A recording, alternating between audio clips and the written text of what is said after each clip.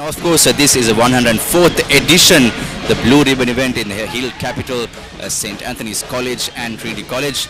A long tradition and history behind this encounter, Eric. Right, so boundary after quite some time, in fact, the left-hander.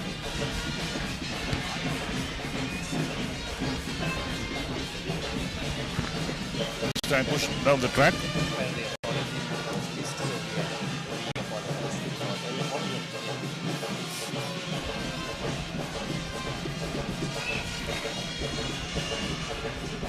The first 2 wickets are taken by the medium pace bowlers. And thereafter the spinners have come into the fray.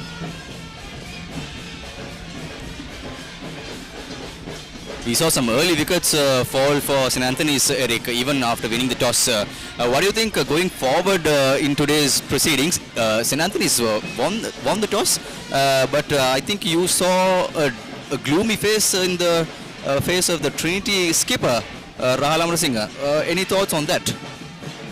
Well, I think he was very disappointed, there's no doubt about it, because I spoke to him after the toss and he was disappointed that he lost the toss because there was no two words that if he won the toss, he was going to bat. And the side win the toss was certainly going to bat first. When you look at the track itself, the track will give you every indication it's a bat first wicket. The 104th edition here in the Hill country. Trinity College lead the tally with 23 wins, whereas the Antonians are lagging behind with 11 wins. Their last win came back in 1992, whereas Trinity scored a 25, broke a 25-year hoodoo in 2012 under Niroshan Dikwala. So we would love to see, our audience would love to see a result in this encounter. Well, I think this is the ideal track for a result. In the meantime, the over has been completed, another over completed. And it's 35 for the loss of 3 wickets. That's what St. Anthony's score is. Now, game started at 10 o'clock in the morning. Lunch will be taken at 12 o'clock, so we've got about 25 minutes of playing time before lunch. Things have been tough going for the Anthonian batsmen. Don't forget the medium pace bowlers. They bowled well, kept things nice and tight, put the pressure on the batsmen.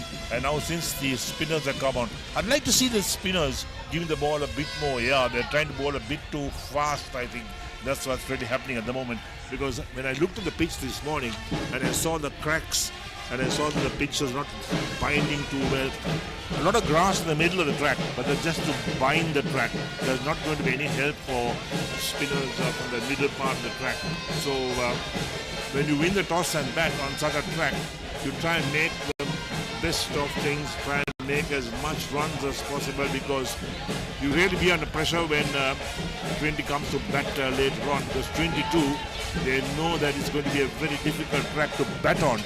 And so that's why they try to restrict the batsmen, try and pick up wickets and not give the Anthonians too many runs. Yes, Eric, like you said, Eric, I think it was there was a sense of rushed urgency by the Trinitians soon as the 2 wickets fell. Like you said, they went a bit of a fast track mode soon after those 2 wickets were down in favour of the Trinity lads. Yes, I think the batsmen also played some very poor shots to throw their wickets away. The first wicket that fell when the left-hander was out, the opening batsman, good catch taken at backward point.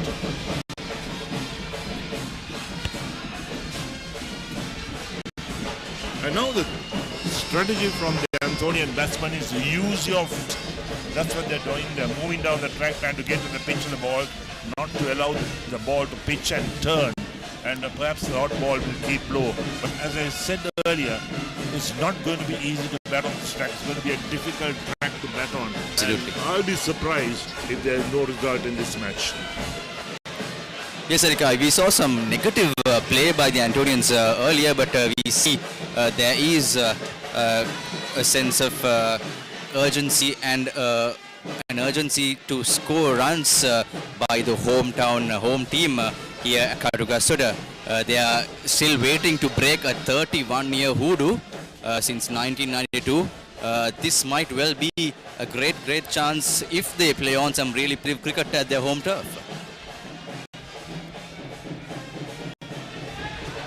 In the arm, but set down towards the extra cover boundary. that's 4 runs, or 6 in fact. He's cleared that boundary. The first Good 6, shot. yes. The first 6 of the 104th Hill Country Battle of the Boos in favor of the St. Anthony's College lads. You see some the gorgeous ground at Katugasthota, the picturesque grounds alongside the clock tower building, the quadrangle building here at St. Anthony's College grounds, flanked by the Trinity and St. Anthony's College schoolboys on either side, the pavilions. Great crowds here, especially the schoolboys after many years flocking here into the grounds. Of course, we have parents, old boys, present boys, and the well-wishers as well flocking into the Katugasthota grounds here at St. Anthony's College. Right, so we got a slip or 2 slips and a D in place for the left arm spinner, bowling to the right-handed batsman. They obviously want that edge.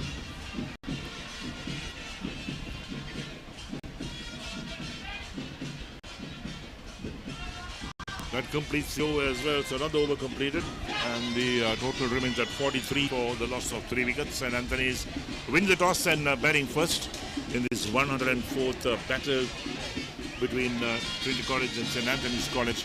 And something that really struck me, and I must make a note of it and mention to all our viewers wherever in the world are watching us, is that of all the big matches that are being played around in Sri Lanka, I raise my hat to the Indians and the Antonians, because this seems to be the one game that is played on their home grounds.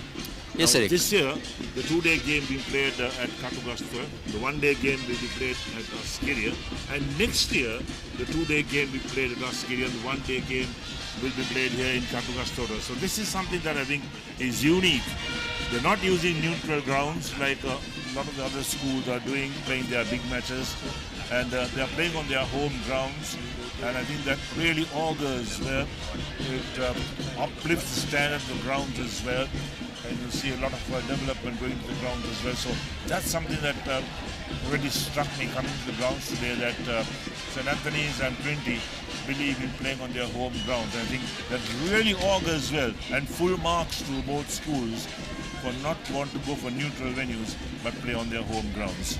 Of course, Eric, it's a brilliant atmosphere with all the schoolboys, spectators, and the general public here in Kandy flocking here into the grounds. And also, Eric, we just received news regarding the lunch timings. The lunch will be at 12:30. So that is the latest news coming for us here at the commentary box. Right, so perhaps change the time because at a late start. The game was scheduled to start at 9:40 in the morning, but started at 10 because the opening ceremony that took place earlier this morning.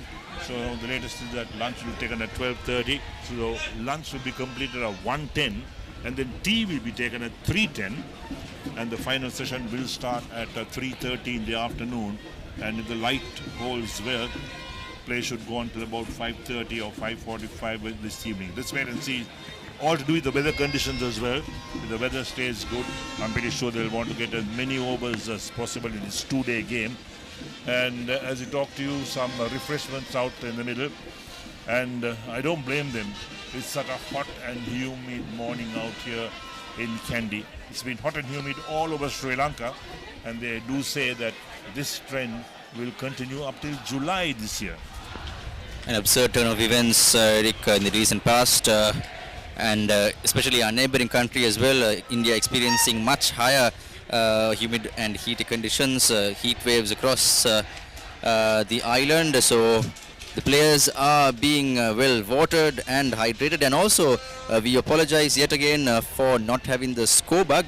We received news from the technical team that the score bug will be displayed soon after lunch, so please bear with us as the current score is 43 runs for the loss of 3 wickets for St. Anthony's College. The Trinitians might well hope and see to prey on a few other wickets, a couple of more wickets just before lunch, whereas the Antonians might want to stay longer and safeguard their wickets before lunch.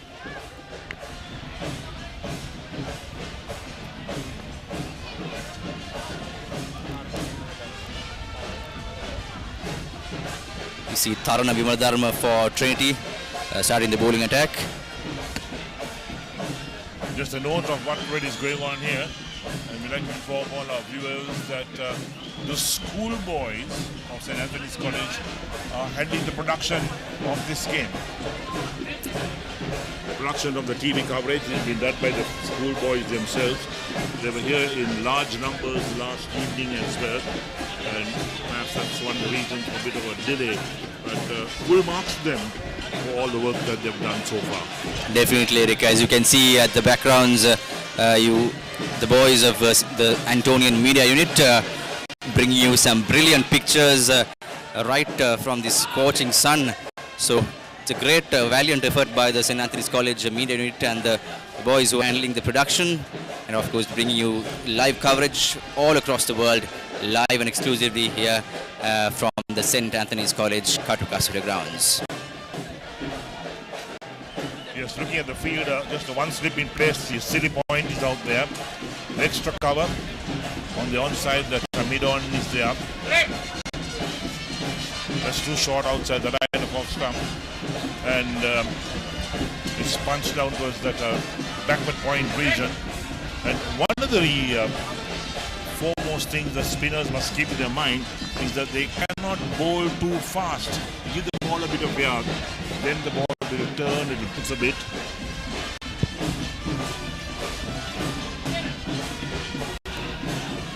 That's well bowled. That's what we're talking about. Give the ball a bit of air. Let it do the rest of the pitch. The pitch is certainly help the bowlers itself. The spinners will help by this pitch. This is a used pitch. In fact, this morning when I asked the groundsman how many times this pitch has been used, he didn't give me an answer. Interesting note for all our viewers, Eric. These two teams have been playing quite a lot of amount of matches in their home turf. So interesting note how many matches have been played. It's a very twist of events here at Katugasthota. Yes, now that we're completed. Well, what happens is when you are playing all your home matches on your ground, naturally, because St. Anthony's Katugasthota, they have 5 wickets, 5 tracks. You can see the tracks at the moment. There's a matting wicket also, which you use perhaps for the under-13s, under-17s and under-15s use the matting wickets. So when you have 5 tracks, it's very difficult to maintain these tracks when you play so much cricket. Each school is playing at least 10 to 12 matches per season, and half those games will be played on your home ground. And naturally, for a pitch to recover, it's going to take at least 3 to 4 weeks. 2 slips and a gully. Down the track, lofted, using his feet once again. He's got the idea. Another 6, in fact, to the right-hander. He seems to be taking the attack to the bowlers. He wants to hit the spinners out of their length. He doesn't want them to settle down. The second 6 coming of the innings.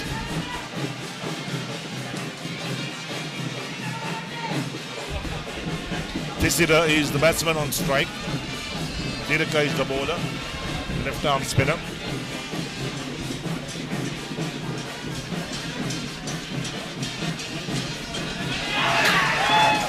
Well, that's well bowled. Well bowled indeed. He was hit for 6. And next ball made sure he picked up a wicket. And that's another big wicket that Trinity College have picked up. Because picking up wickets is the name of the game. You don't give away too many runs. It's 50 for the loss of 5 wickets at the moment. Yes. Heels Crest Naimeris sausages, the bite that bites back. අතේ ඇති මුදලට ඇංක Newdale yoghurt. Yoghurt එකක් විතරක්ම නෙවෙයි. DR20 probiotic සමග දෙගුණයක යහගුණෙන් ඔබේ පෝෂණයටත් වැළක්. ඇංක Newdale yoghurt. Between St. Anthony's and Trinity was played way back in 1914, and surprisingly the much fancied Trinitians were beaten by St. Anthony's in 1914, whereas their first unofficial encounter was played in 1910, and soon after that Trinitians have been dominating this series. So celebrations in the middle, and the new man in is the captain, Lairu Abesinghe. St. Anthony's captain, also a former under-19 Sri Lanka player. So a lot of experience coming to the middle. And what will his strategy be? Will he want to use his feet to the spinners? Will he want to protect his wicket? Well, lots must be going through his mind at the moment. In fact, 4 wickets are down at the moment. It's not 5, it's 4 wickets, 51 for 4. And so the skipper coming to the middle is going to bring in a lot of experience to the Anthonian batting. Like we said, Eric, Antonian skipper, a well-seasoned campaigner, donning his the national helmet with the lion logo. Must be wearing it with a sense of pride and honor. It's a great privilege to don the national emblem during your school times and playing a big match. I don't think going back memory lane during your times, Eric, how was Sri Lanka schools cricket and comparatively during these days and the late 60s and 70s? I'll come to that in a moment after the next delivery is bowled.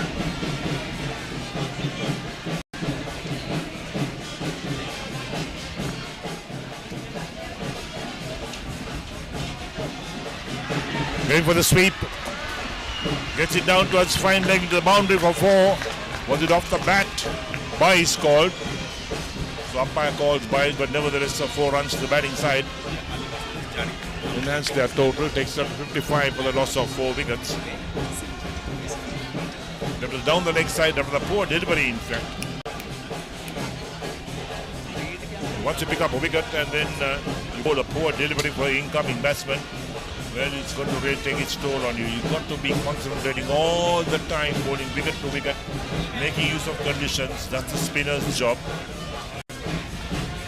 Eric, St. Anthony's, the home side seem to be having some rushed attacking soon before lunch. They are showing some guts of scoring runs in a massive, in a faster scale right before lunch. What is your thoughts on that? That's a big hit. That's a huge hit that clears the boundary by a long way. Out of the park And that's on the road, in fact. Will the ball be lost there?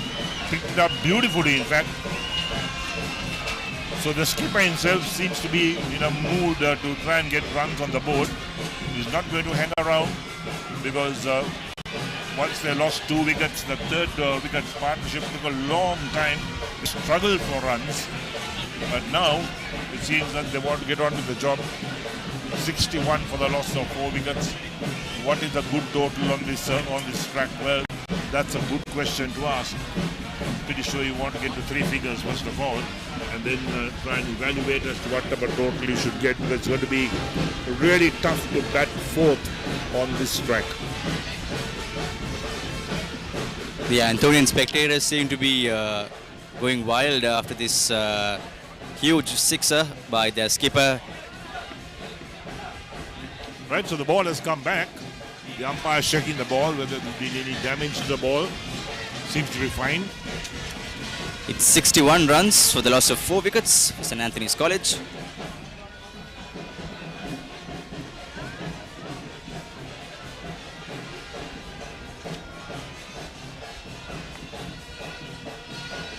So straight away change the field. The deep mid wicket comes into place. There's a long on as well. The field has spread out. Again going for the sweep shot. Makes contact. Ball picked up inside the boundary at deep mid wicket. They come back for 2. This is excellent batting from the captain. He's trying to put the pressure on the bowlers, and the bowlers have really succumbed to the pressure exerted by the Anthonian captain. A sense of relief for the Antonian camp, I must say, Eric. They were struggling at one point, like you said. Now it's a turn of events for Trinity's, and now they are feeling the pressure.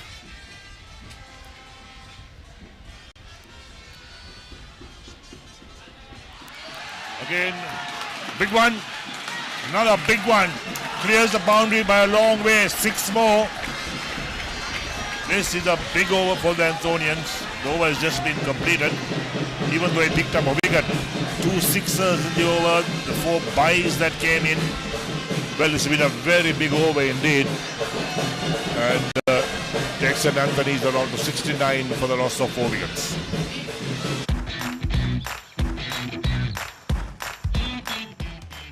Heels Crest Naimeris sausages, the bite that bites back. Anchor Newdale yoghurt yoghurt එකක් විතරක්ම නෙමෙයි. Very high indeed. We've had quite a few of the boys who played with me. They walked in that the Sri Lankan team straight from school. Some were playing even for school when they got into the team. And the standard was so high. And don't forget that very few schools had turf wickets at that time. I think of Royals and Thomases and Peters had turf wickets. And most of the other schools did not have turf wickets. And don't forget that schools like Ananda and Nalanda, they shared the same ground. So that's how difficult it was in the good old days.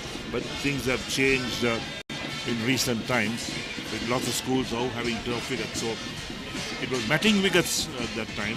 I think you come from the matting wicket era, right. Eric.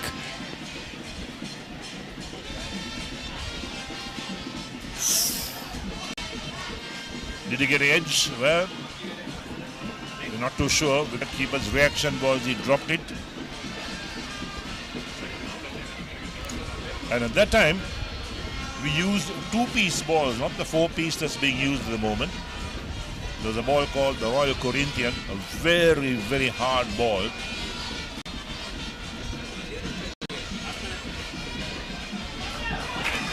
Wicketkeeper beaten by that. Licked by, called out. Yes, so it was really tough because the 2-piece ball was much harder than the 4-piece you use now. Now the 4-piece is standard, the 2-piece is banned in being used some matches. But that time, the ball made in England called the Royal Corinthian was an absolutely hard ball.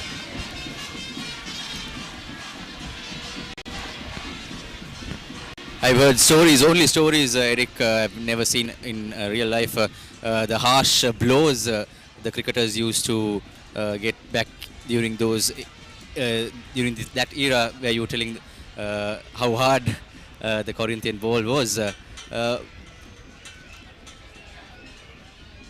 These pictures are brought to you in courtesy of the Antonian Media Unit, and also on the #1 sports hub in Sri Lanka, www.thepapare.com. You can catch live action on Dialog Channel 144 and Dialog ViU, and of course on the Antonian Media Unit page, as well as the Papare.com pages on all social media platforms. So quite a bit of coverage of this game taking place. Wherever you're watching this game from any part of the world. Of course, there are multiple choices of live coverages, so it's a pretty interesting affair here at Katugasthota. When we talked about the ball, then let's talk about the equipment that was used. There was no helmets, there was no arm guards, there was no chest pads, no thigh pads. A very pretty rough affair back in those days. Big appeal on the wicketkeeper. Seemed to be sliding down the leg side in any case. Yeah, and there was only a pair of gloves, a guard that you wore, and a pair of pads. That was the equipment. And those bowlers were really, really quick with those 2-piece balls. I heard most of the equipment was shared amongst the players, so such was times back then. Yes, that's right. A school could afford to buy, I think, maybe 2 or 3 bats a season. Right, completes the over as well. Another over completed. And St. Anthony's win the toss and batting for 71 for the loss of 4 wickets. Hot and spicy rasada creama kottu mee kanatuta papare beat taking a nat way set එක තාලට ගස්සල boundary උඩින් කප්පක උස්සමුදේ තීචියරක් කරමාද tin creama kottu mee big match fun creama kottu mee තියනකම්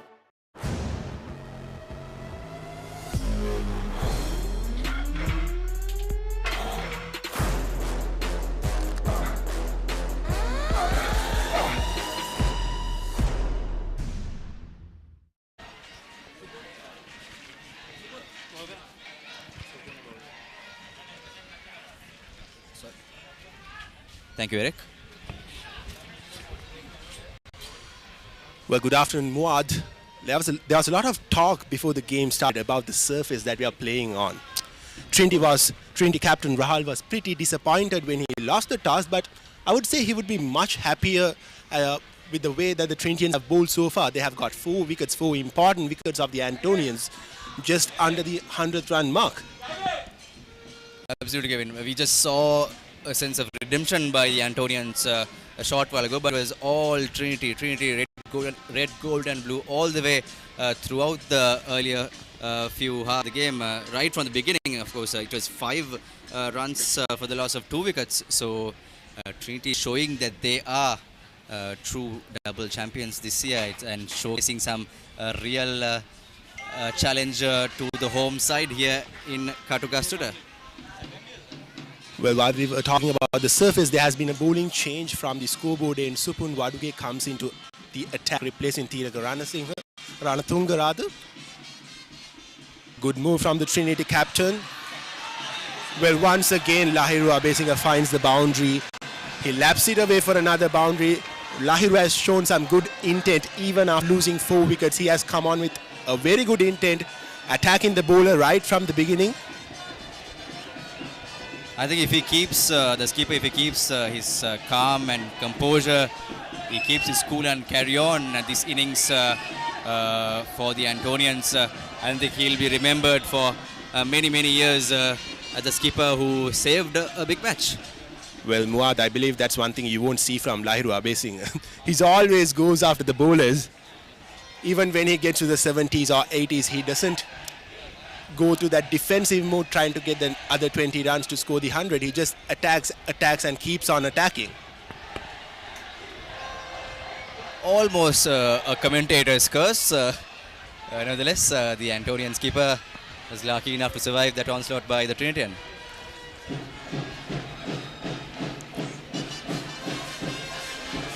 Well, once Yes, sorry.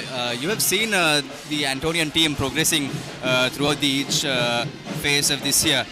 In fact, they recorded quite a number of outright wins against a strong Wesley side here at home.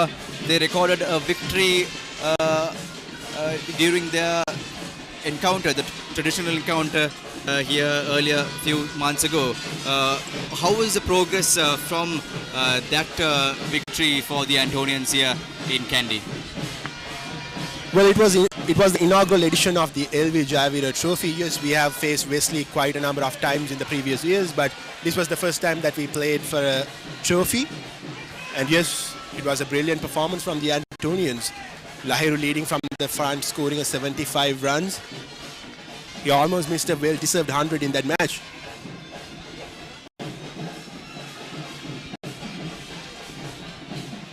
Also, Kevin, like Eric noted previously, it's great to see big matches being played at your school grounds, being shared between the two schools, either in Askiria or here in Katugasthota.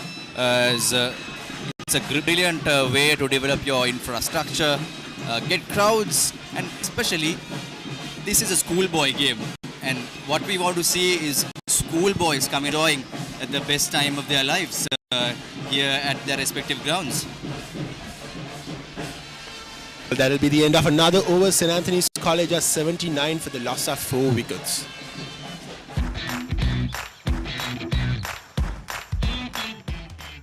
Heels Crest Naimere sausages, the bite that bites back.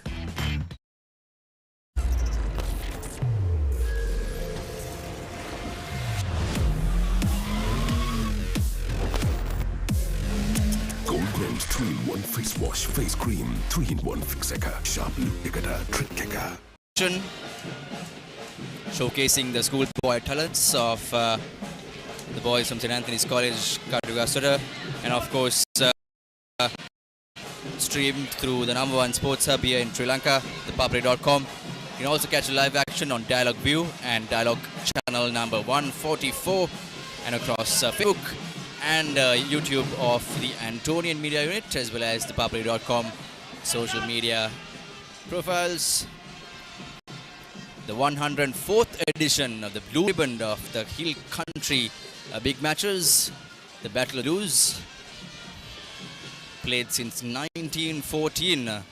Trinity lead in the tally with 23 wins. Their last win coming in 2012.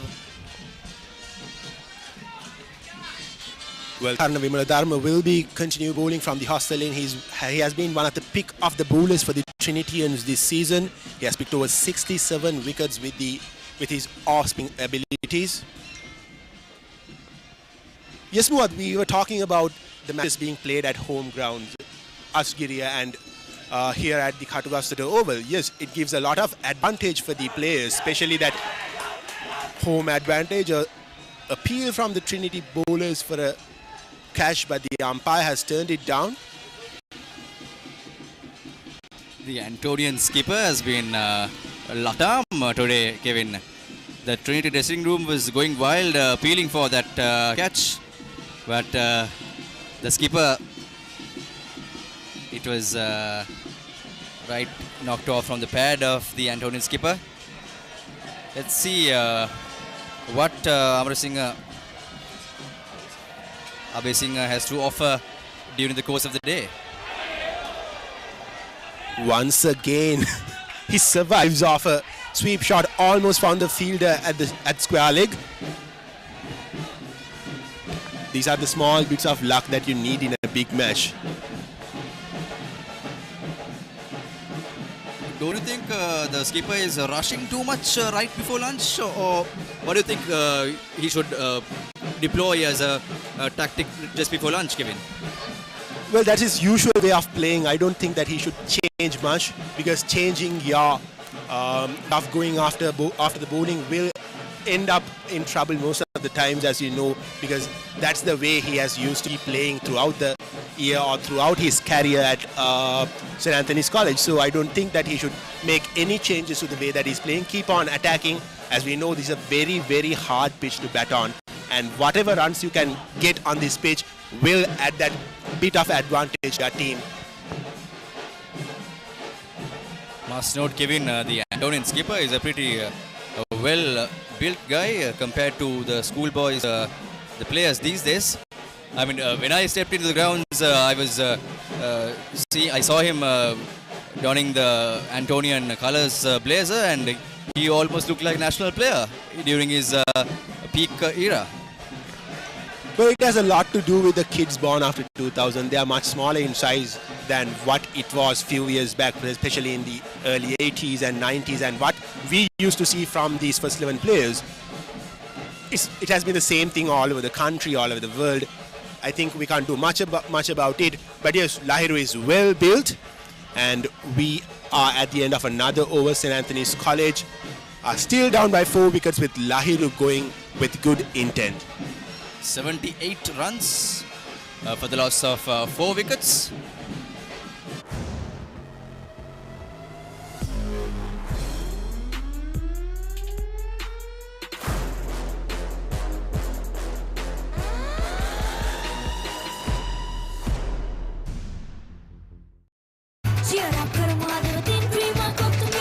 Big match fun, Prima Kottumi Tiyanaka.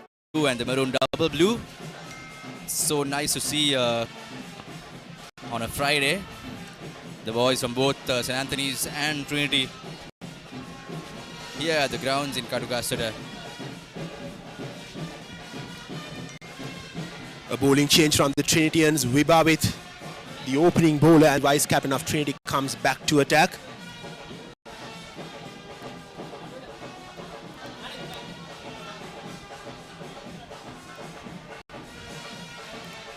An interesting move from the Trinity skipper, bringing back a fast bowler right back into attack.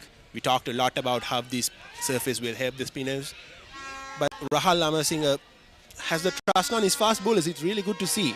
And they have actual form. They got that 2 early breakthroughs that Trinity badly needed.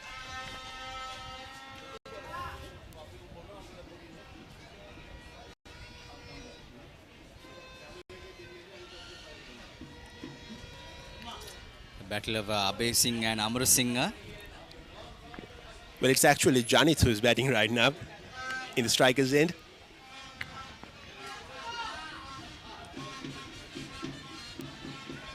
So So the thing with the Antonian batting lineup has been throughout this season is that their top four, if they don't fire, they find themselves in a lot of trouble, especially when Lahiru, the likes of Kavindu Shehan, who was the opener, Akil, and Indura Galapitagate doesn't fire.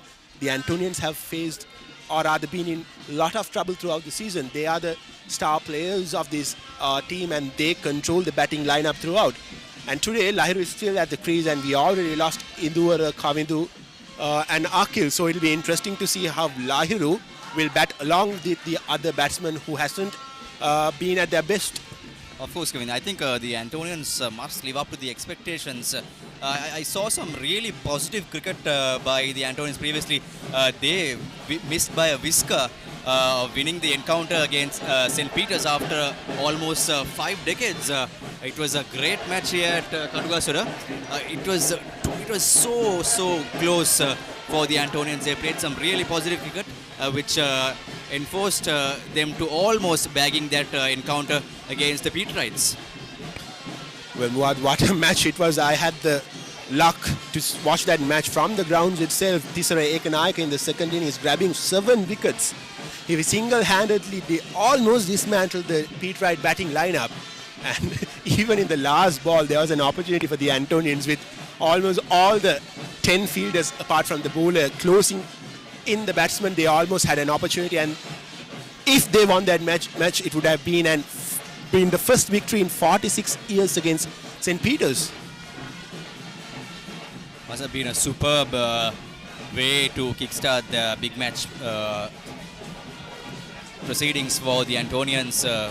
A 5-decade-long wait to win against Peterites. Nonetheless, they showed some real grit to prove that they are a team to be reckoned with here in Kandy. Well, talking about records, Trinity College beat Royal College at the Reed Avenue for the first time in 130 years. What a match that was. Absolutely, Kevin. The third oldest running match here in Sri Lanka. The first being the Royal Tomino, of course, then followed by the Royal Wesley and the Royal Trinity encounter. Just a matter of months between the Royal Wesley and the Royal Trinity encounter. Trinity, of course, beat Royal twice this year, Kevin. A full outright win for Trinity, one in Reed Avenue for the first time, and again in their tournament encounter in Askiria. A momentous occasion for the Trinity lads. I mean, it at the end turned out to be in favour of Royal. They went on to win the Royal Thomian encounter outright victory over them. Maybe that was the lucky charm that they needed. Trinity beating Royal and Royal beating St. Thomas's. My God, yes. Trinity's factor played a big role for the Royalists in their encounter at the 140th Battle of the Blues. Here we are at the 104th Battle of the Blues, the blue ribbon encounter here in the Hill capital. St. Anthony's a 150-plus-year-old school, whereas Trinity College just celebrated their sesquicentennial of the 150th anniversary last year with much pomp and pageantry. Last year, they have been showing some real class this year, winning the double championship after 11 years. The 2-day and the 1-day encounters. They had the joint championship alongside St. Joseph's in the 2-day Division 1 Tier A tournament. Antonians yet to break a 31-year hoodoo since 1992 under Umesh Dialvis. But they have been winning quite a number of first innings wins in the John Halangoda Trophy Series here in the big match. Well, we should not forget that these two teams faced each other in the semi-finals of the Division 1 segment Asia 50-over tournament, and it was a thriller of a match. Trinity winning, taking it home in the final over. They needed 9 runs and Vibhavit was the hero for them, and Anthony's almost pulled it off. And not only cricket, even in rugby, Trinity and Anthony's have enjoyed some close encounters in the previous years. If we talk about the previous rugby season, they had a match where Trinity College won by just 1 point. It's a long-lasting affair between these two schools, Kevin, dating back to centuries. And Trinity dominating the rugby encounters as well. But I remember there was one time where St. Anthony's were winning 7 matches in a row against Trinity. No other school has matched that record in the rugby field. Well, the Antonians will love to replicate that field here today, or rather at the end of tomorrow. If they can find a win here, it will be really great for them, winning after 31 long years. See the current scores, 81 runs for the loss of 4 wickets. St. Anthony's were at one time, they were 2 wickets down for the loss of 5 wickets. Swept away for a boundary by Janit. That's brilliant counter-attacking play from Janit, sweeping the left-arm spinner. These are the runs that the Antonians will need before going to lunch break. We are just 13 minutes away from the lunch break, and if these two pair in the middle can survive the rest of the overs, it will be a good show by the Antonians at the end of the session. Kevin, just a reminder, when was the where was the 50-over encounter between St. Anthony's and Trinity played, if I may know? Yeah, it was played at the Thurston College grounds up in Colombo. A very, very hot day, similar to what it is today. Yes, St. Anthony's College opted to bat first after winning the toss, and they got around 210 runs, and Trinity chasing the score at one point were 87 for 5. 87 for 5, and then a brilliant partnership brought them close to winning the game, and they eventually won the game. And as I told before, Vibhavit was one of the heroes who made that dream for Trinity going into the finals and winning the championship made possible. It's always really nice to see close encounters between these two schools. I mean, that's what all the spectators are coming for, and that's what the players are also looking for, a very close tussle rather than a one-sided affair.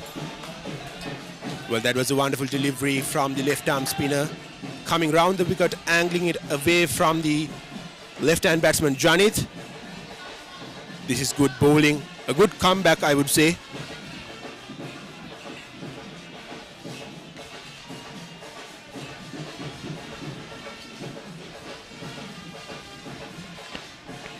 Well, the spinner does have a packed offside field, and that ends the over. St. Anthony's College are 83 for the loss of 4 wickets. Hot and spicy රසට cream kottu mee කනකොට පපරේ beat එකකින් නැට වෙයි set එක තාලෙට ගස්සලා boundary උඩින් කප් එක උස්සමුද ඉතින් cheer up කරමු හදවතින් ක්‍රීම කොත්තු මී big match fun cream kottu මී තියනකම්.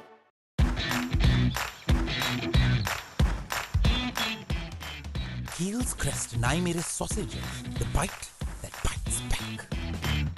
අතේ ඇති මුදලට ඇංක නිවඩෙල් යෝගට්. යෝගට් එකක් විතරක්ම නෙවෙයි. DR20 probiotics සමග දෙගුණයක යහගුණෙන් ඔබේ පෝෂණයටත් වැළක්. ඇංක නිවඩෙල් yoghurt. Game that we talked about before. Yes, they have been a bit unfortunate when it comes to the Division 1 two-day tournament. They weren't able to make it out of the team, out of the group, I would say. They came really close towards the St. Benedict's match as well, if I'm not mistaken. Yeah, they certainly did. And yes, talking about the two-day tournament, I don't know what went wrong with the Antonians. Lot was expected from them.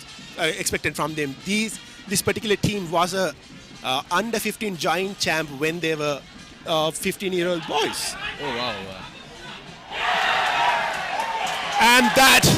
And that was the wicket Trinitians were looking for. Silly running between the wicket from the Antonians. Janit didn't respond to the call of Lahiru, and he eventually has to get out. Trinity on top right before lunch. Massive blow for the Antonians, the home side.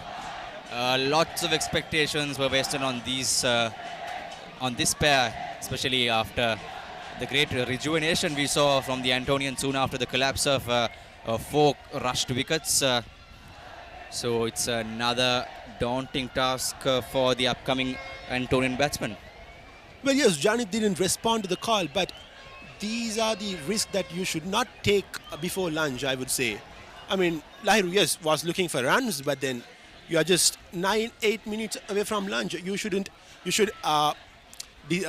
not lose wickets before going into lunch because that will give you a lot of confidence going into the second session of the game. Absolutely, Kevin. We saw this coming. We sensed it right from when things were rushed by the Antonians. They were rushing way too much, in my opinion. Of course, right before lunch, they could have composed and calmed it down just before lunch and put on a few singles and kept that wicket safe and secured to go on for a marauding run after lunch. So we see the repercussions now. 5 wickets down.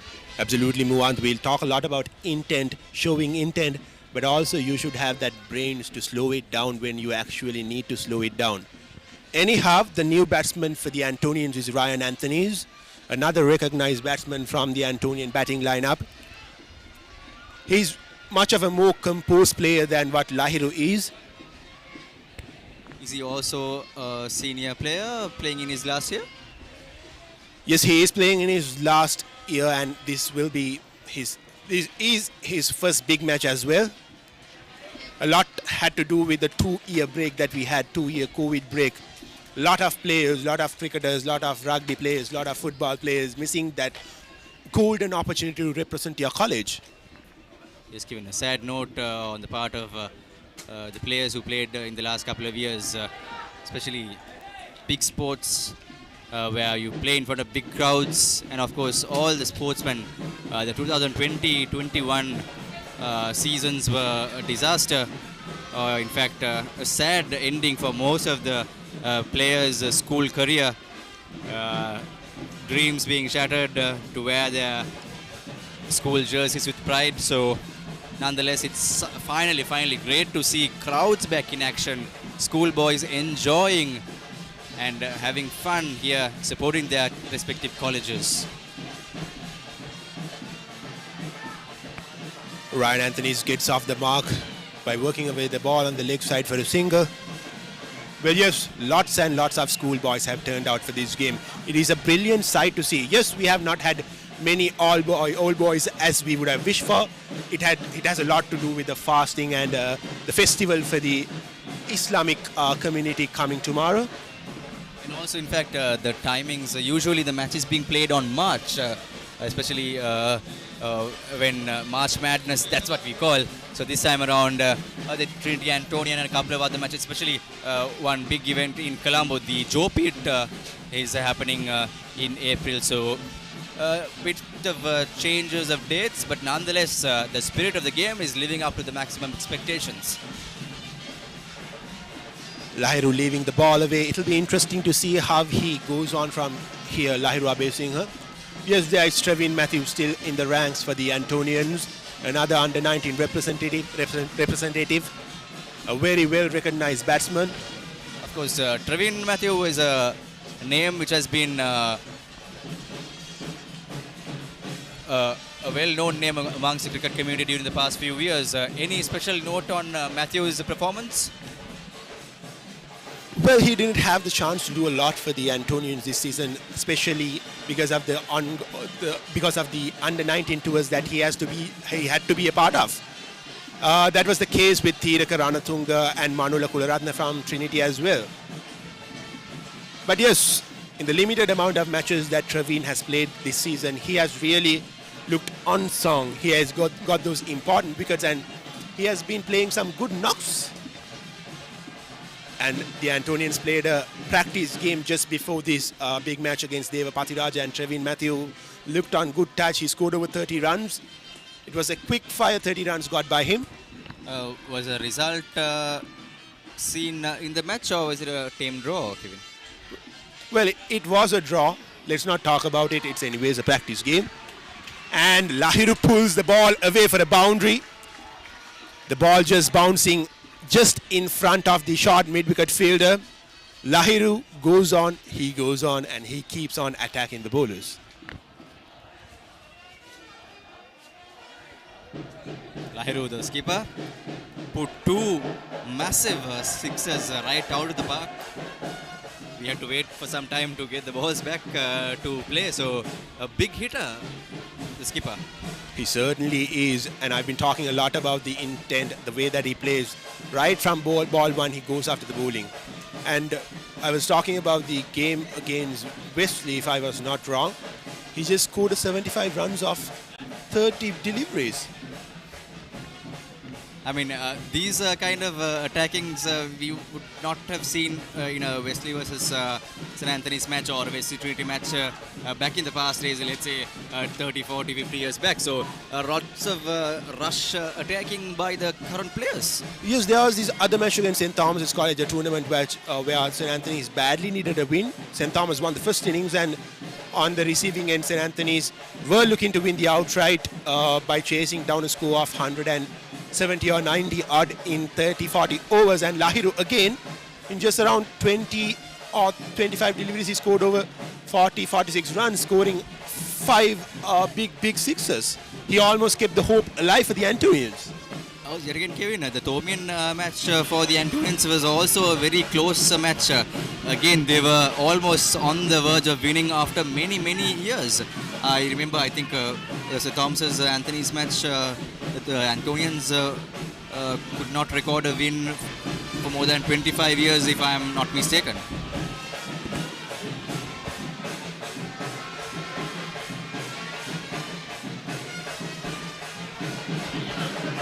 Ryan Anthony is trying to paddle it. A bit of mix-up between the two batsmen.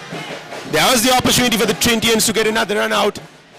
These are the silly mistakes that you as a batsman should avoid before lunch, Muad. As we have been notifying again and again, too much of a rush shown by the Antonians. They have to calm down, compose it down, and also we see the scorching sun going away and clouds covering the Katugasthota sky. Kevin, any thoughts? I've heard this. I mean, it's a satire. On a satirical way. It's a funny note that a friend of mine told that the Trinity Antonian big match is not a big match unless we see a bit of rain in Askiria or Katugasthota. What's that story be? Let's not talk about it. Let's not jinx it. Let's hope that these clouds stay away and the rain gods stay away, and we will be able to have a full day of good cricket.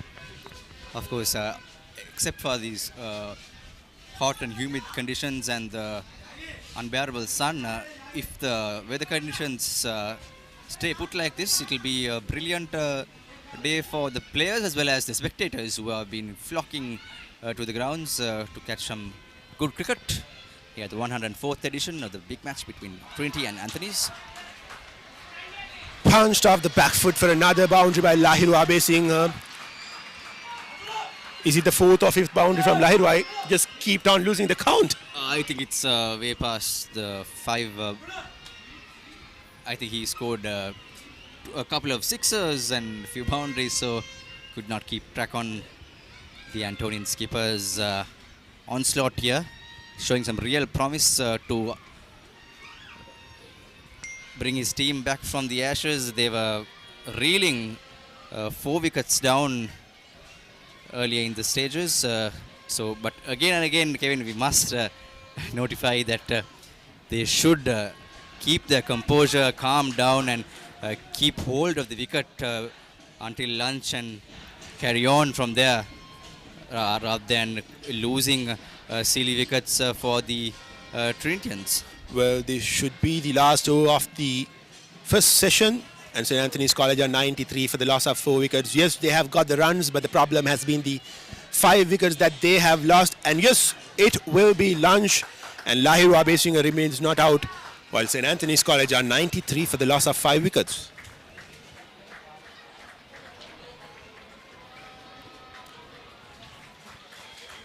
Once again, we apologize all our viewers for the late broadcast brought to you by the Antonian Media Unit. Due to some technical difficulties, yes, there has been a bug with the score card as well, but we will make sure that we will come back with a a wonderful production right after the lunch break, sorting out every mistakes that we made in the previous session. Of course, Kevin, live and exclusive pictures brought to you live from the St. Anthony's College Katugasthota grounds. Pictures are brought to you by a complete schoolboy production by the Antonian Media Unit, as well as you can catch the live action on the number one sports hub in Sri Lanka, www.thepapare.com, Dialog channel number 144 and the Dialog ViU app as well. Catch the action on Facebook and YouTube platforms of the Antonian Media Unit and the Papare.com pages as well. Well, we will now be going on for a short break, a break of 40 minutes, and we will catch you right after the lunch break with the second session of this all-important 104th Hill Country Battle of the Blues.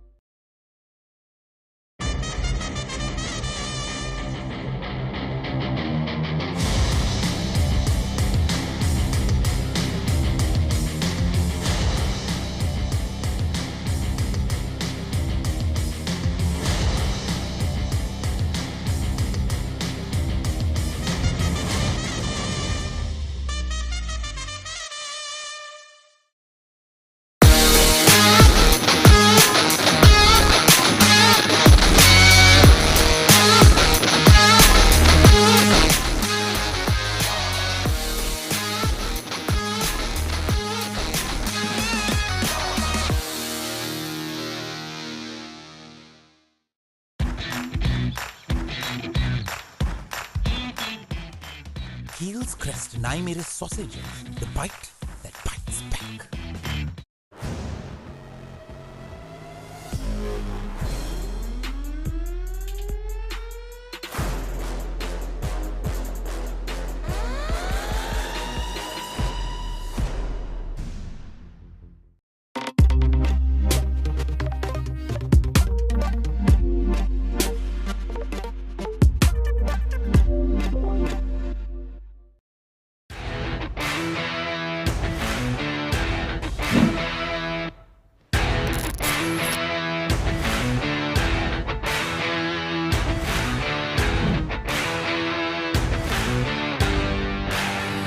මගේ ගම කුරුණෑගල මම මුලින්ම cricket පටන් ගන්නේ Kurunegala prince college එකෙන් ඒකේ මුලින්ම division 3 cricket එකක් තිබ්බේ මම 3 වසරේ තමයි ක්‍රිකට් වලට ක්‍රිකට් ගහන්න පටන් ගන්නේ ඒකත් පටන් ගන්නේ ගොඩක්ම මගේ අප්පච්චිගේ සීයාගේ තිබ්බ උනන්දුව නිසා තමයි ඒ දෙන්න තමයි මුලින්ම මට ක්‍රිකට් වලට මාව යොමු කරේ එතන ඉඳන් තමයි ක්‍රිකට් ගහන්න පටන් ගත්තේ එතකොට ඒ ස්කෝලේ මම අන්ඩර් 13 අවුරුදු 3ක් නැත්නම් 4ක් ගැහුවා. ඒක ගැහුවේ මැටන් වල තමයි ගැහුවේ ඩිවිෂන් 3 පොඩි ස්කෝලත් ඒක ගැහුවේ. හැබැයි මම ඒ වගේ හොඳට පර්ෆෝම් කරා. මම මුලින්ම ප්‍රැක්ටිස් යද්දි මම ප්‍රැක්ටිස් කී ස්කූල් යුනිෆෝම් එක පිටි. ඒ කියන්නේ මට වැඩිමල් අයියලා සෙල්ලම් කරනවා බලන් ඉඳලා තමයි මම කෝච් ළඟට ගිහිල්ලා කතා කරේ මටත් ක්‍රිකට් ගහන්න පුළුවන් මමත් ආසයි ක්‍රිකට් ගන්න ඊට පස්සේ මගේ පළවෙනි කෝච් මහින්ද සර් එයා තමයි කිව්වා හරි එහෙනම් ඔයා එන්න මේ කියලා ඊට පස්සේ මං කිව්වා මං ගාව ඇඳුන්නේ නැහැ සර් අද එන්න කිව්වට පස්සේ කිව්වා කමක් නැහැ එහෙනම් ඕක පිටින් ප්‍රැක්ටිස් කරන්න ඊට පස්සේ මොනවද කරන්න පුළුවන් කියලා මම ඇහුවා මං කිව්වා සර් මට හයියෙන් බෝල් ගන්න පුළුවන් කියලා ඊට පස්සේ මට බෝලයක් අතට දීලා මේ කිව්වා එහෙනම් බෝල් ගන්න මේ සර් බැට් කරන්නම් කියලා කොහොම හරි මම දාව පළවෙනි බෝලේ සර්ගේ කකුලේ වැදුනා. ඒ කියන්නේ එන හයියෙන් මම දැම්මා බෝලේ. ඊට පස්සේ ප්‍රැක්ටිස් වෙලා අවස කෝච් කිව්වා මේ හෙට ඉඳන් ප්‍රැක්ටිස් වෙන්න ආව ටීම් එකට ගන්නම් කියලා. එහෙම තමයි පළවෙනියටම ක්‍රිකට් වලට එන්න පටන් ගත්තේ. ඊට පස්සේ කොහොම හරි මම ග්‍රේඩ් 8 වෙද්දී ඒ ඉස්කෝලේ ක්‍රිකට් නවතිනවා අයියෝ. ඒ කියන්නේ ටීම් එකක් නැතුව O level ඉවර වෙලා ගොඩක් කට්ටිය වෙන ඉස්කෝල වලට යන්න ගියා. එතකොට ඒකෙන් ටීම් එකක් නැති වෙනවා. ඊට පස්සේ මම කොහොම හරි එක අවුරුද්දක් ක්‍රිකට් වලින් පොඩ්ඩක් බ්‍රේක් එකක් කියන්නේ ක්‍රිකට් ගහන්න හම්බෙන්නේ නැහැ. හැබැයි මම ඇත්ලටික් කරා. ඒ ටික මම කරගෙන හිටියා. ඊට පස්සේ අපේ අම්මගේ මල්ලි කෙනෙක් ක්‍රිකට් කෝච් කරනවා. ඒ කියන්නේ ඇකඩමි එක කෝච් කරන නුවර. ඊට පස්සේ එයා අපේ මාමා කිව්වා එන්න මේ ප්‍රැක්ටිස් කරන්න ඔයා ක්‍රිකට් නවත්තන්න එපා කියලා. මම නුවර ප්‍රැක්ටිස් ගියා කුරුණෑගල ඉඳන් මම හැමදාම සෙන්සුරාදා ඉරිදා නුවර ප්‍රැක්ටිස් ගිහිල්ලා ප්‍රැක්ටිස් කරනවා. ඒ නෙට් එකේ ඇකඩමි එකේ අයිති හිටපු සර් කෝච් කරේ සෙන්ට් ඇන්තනිස් එකේ. ඊට පස්සේ අපේ මාමා කොහොම හරි ඒ කෝස්ට මාව අඳුන්වලා දීලා මම ඒකේ ටික දවසක් ප්‍රැක්ටිස් කර ඇකඩමියේ. ඊට පස්සේ ඒ සර් කිව්වා මේ සර්ගේ නම බර්ග් සර් සැම්සන් බර්ග්. එයා කිව්වා මේ එන්න අපි ඔයාව ඉස්කෝලේ දාලා බලමු. මේ කිව්වට පස්සේ මම කොහොම හරි සෙන්ට් ඇන්තනිස් එකේ ට්‍රයල් වලට යනවා. එතකොට මම 9 වසරේ under 15 වලට යන්නේ. එතකොට ඒකේ 15 කෝච් කරේ දිමුත් සර් මිහිරන් සර් කියලා. ෆස්ට් 11 කෝච් කරේ සම්පත් පෙරේරා සර්. ආය සුසන්ත බස්නායක කියලා සර් කෙනෙක් හිටියා ෆස්ට් 11 ඇසිස්ටන්ට් කෝච්. ඊට පස්සේ කොහොම හරි මම ගියාට පස්සේ සම්පත් සර්ුයි කෝචස්ලා ටිකම හිටියා. ඉඳලා මට බැට්ස් දාගන්න කියලා මම සම්පත් සර් තමයි බෝල් කරේ. සම්පත් බෝල් කරාට පස්සේ මම හොඳට හයි එන්ඩ් ෂොට්ස් දෙක තුනක් ගැහුවාට පස්සේ කිව්වා මේ ඔයා හොඳයි ඔයාව ඉස්කෝලේට ගන්නවා කියලා. එහෙම තමයි සෙන්ට් ඇන්තනිස් එකට ගියේ. ඊට පස්සේ සෙන්ට් ඇන්තනිස් එකට ගියාට පස්සේ මම 15 ෆස්ට් ඉයර් තමයි සෙන්ට් ඇන්තනිස් එකට ගියේ. ගියාට පස්සේ එතකොටත් මැටන් ගැහුවේ මොකද 15 ටර්ෆ් විකට් තිබ්බේ නැති නිසා. අපි ඉස්කෝලේ ටර්ෆ් විකට් තිබ්බා ටූර්නමන්ට් එකේ මැටන් එකේ නිසා. ඒ අවුරුද්දෙන් මම හොඳට පර්ෆෝම් කරා. මේ කියන්නේ ටීම් එකේ ඇතුලේ මම වැඩිම ලකුණු ගැහුවා. එතකොට අවුරුද්දයක් 15 සෙල්ලම් කරලා under 17 වල තමයි පළවෙනිට ටර්ෆ් ක්‍රිකට් එකක් ගහන්න හම්බුනේ. වැඩි දැනන් හිටියේ නෑ අර මැට්ටට වැඩිය ගොඩක් වෙනස් ටර්ෆ් එකක් කියන්නේ. ඊට පස්සේ සෙන්ට් ඇන්තනිස් එකේ ඒත් අවුරුද්දයක් under 17 සෙල්ලම් කරා. 17 සෙල්ලම් කරාට පස්සේ 2018 තමයි මම පළවෙනියට ෆස්ට් 11 සෙල්ලම් කරන්නේ. ඩෙබියු මැච් එක. ඩෙබියු මැච් එකේ මම ලකුණු 100ක් ගහනවා. ඒ අවුරුද්දේ ෆස්ට් 11 ඩෙබියු මැච් එකේ මම ලකුණු 100ක් ගහනවා. පළවෙනියට මම ෆස්ට් 11 මගේ පළවෙනි මැච් එකේ සෙන්ට් පීටර්ස් නිගම්බෝ. එතකොට අපි ඩිවිෂන් 2 හිටියේ අවුරුද්දේ. පළවෙනි මැච් එකේ මම ලකුණු 100ක් ගහනවා. ඊට පස්සේ කියන්නේ මැච් එක ගියා අපි ඉස්කෝලේමයි හෝම් ග්‍රවුන්ඩ් එකේ. ලකුණු 100ක් ගාවට පස්සේ එදා ඉඳන් මම ෆස්ට් 11 ගැව්වා. අවුරුදු 4ක් මේනක. මම මුලින්ම ෆාස්ට් බෝලින් ඕල් රවුන්ඩ් ඒ කියන්නේ ඕපනින් බෝල් කරලා මැදින් තමයි බැට් කරේ. පස්සේ මම under 13 ගහද්දි මම එහෙම තමයි කරේ. කියන්නේ මම ඕපනින් බෝල් කරලා මම නම්බර් 5 6 එකේ තමයි බැට් කරේ. පස්සේ මම සෙන්ට් ඇන්තනිස් එකට ගියාට පස්සේ එහෙ ඕපනර් කෙනෙක් හිටියේ නෑ under 15 වලට. මොකද මම බෝල්ට හයියෙන් ගහනවා. ඊට පස්සේ තමයි කිව්වේ ඔයා ඕපන් කරලා බලන්න කිව්වට පස්සේ තමයි එදා ඉඳන් තමයි ඕපන් කරන්න ගත්තේ. under 50 සෙන්ට් ඇන්තනිස් එකට ගියාට පස්සේ තමයි මම ඕපන් කරන්න ගත්තේ. පළවෙනියට දැන් මම සෙන්ට් ඇන්තනිස් ආවට පස්සේ මම ෆස්ට් එතකොට 2017 සම්පත් සයිඩේ මම ඒ අවුරුද්දේ ෆස්ට් 11 ගැව්වේ නෑ. ඊට පස්සේ මම ඒ අවුරුද්දේ සෙකන්ඩ් 11 මැච් දෙක තුනක් ගැව්වා. ඊට පස්සේ සම්පත් ඉස්කෝලෙන් අයින් වුණා. අයින් වුණාට පස්සේ සුනෙත් ගුණතිලක ආවා. සුනෙත් සර් එක්ක ඉද්දි තමයි මම පළවෙනියට ෆස්ට් 11 ඒ කියන්නේ ඩෙබියු මැච් එක ගහන්නේ. සර් තමයි මාව ගේන්නේ. මොකද මම සෙකන්ඩ් 11 මැච් එක ලකුණු 100ක් ගහලා තමයි ෆස්ට් 11 එකට එන්නේ. අමතක නොවන සිදුවීමකට කියන්නේ ඒක තමයි. කියන්නේ සාමාන්‍යයෙන් ඒක මං හිතන්නේ අපි ස්කෝර් රෙකෝඩ් එකක්. ඩෙබියු ෆස්ට් 11 මැච් එක ලකුණු 100ක් ගහපු එකම එක්කෙනා මම. අපි සෙන්ට් ඇන්තනිස් රෙකෝඩ් එකක්. ඒක තමයි අමතක නොවන සිදුවීම. අනිත් එක තමයි ඒ අවුරුද්දේම අපි ෆස්ට් ඩිවිෂන් 2 ඉඳලා ඩිවිෂන් 1 එනවා. ඒ දෙක තමයි අමතක නොවන සිදුවීමකට තියෙන ස්කූල් ක්‍රිකට් වල. ඇත්තටම ඒක කිව්වත් මගේ පළවෙනි බිග් මැච් එක කියන්නේ ප්‍රින්ස් කොලෙජ් බිග් මැච් තිබ්බේ නෑ. පොඩි ස්කෝලයක් ඩිවිෂන් 3 ක්‍රිකට් එක සෙන්ට් ඇන්තනිස් එකට ආවට පස්සේ මම බිග් මැච් කියලා දෙයක් තියෙනවා කියලා මෙහෙම දෙයක් තියෙනවා කියලා දැනගත්තේ සෙන්ට් ඇන්තනිස් එකට ආවට පස්සේ. පළවෙනි බිග් මැච් එක දන්නේ නෑ මොකක්ද වෙන්නේ කියලා. මොකුත් කිව්වේ නෑ. අනික සීනියර් ප්ලේයර්ස් ඒතොර කැප්ටන් කරේ තීක්ෂ ගුණසිංහ. තීක්ෂ අයියත් කිව්වේ වැඩි කලබල වෙන්න එපා. ඔයා නෝමල් ගහන විදියට ප්ලේ කරන විදියට ප්ලේ කරන්න කියලා. ඒත් පොඩි ප්‍රෙෂර් එක පොඩි නෙමෙයි ලොකු ප්‍රෙෂර් එකක් තිබ්බා. මොකද පළවෙනි බිග් මැච් එක ක්‍රවුඩ් එක ගොඩක් ඉන්නවා. පිරෙන්න ක්‍රවුඩ් එක හැම පැත්තෙම පපර ඇහෙනවා. පළවෙනියට උදේ බැට් ගන්න යද්දී හිතාගත්තේ කොහොම හරි ලකුණු 30ක් ගහනවා කියලා. අර ක්‍රවුඩ් එකත් එක්ක මන්දේ කෝල් කරන මුකුත් ඇහෙන්නේ නැහැ.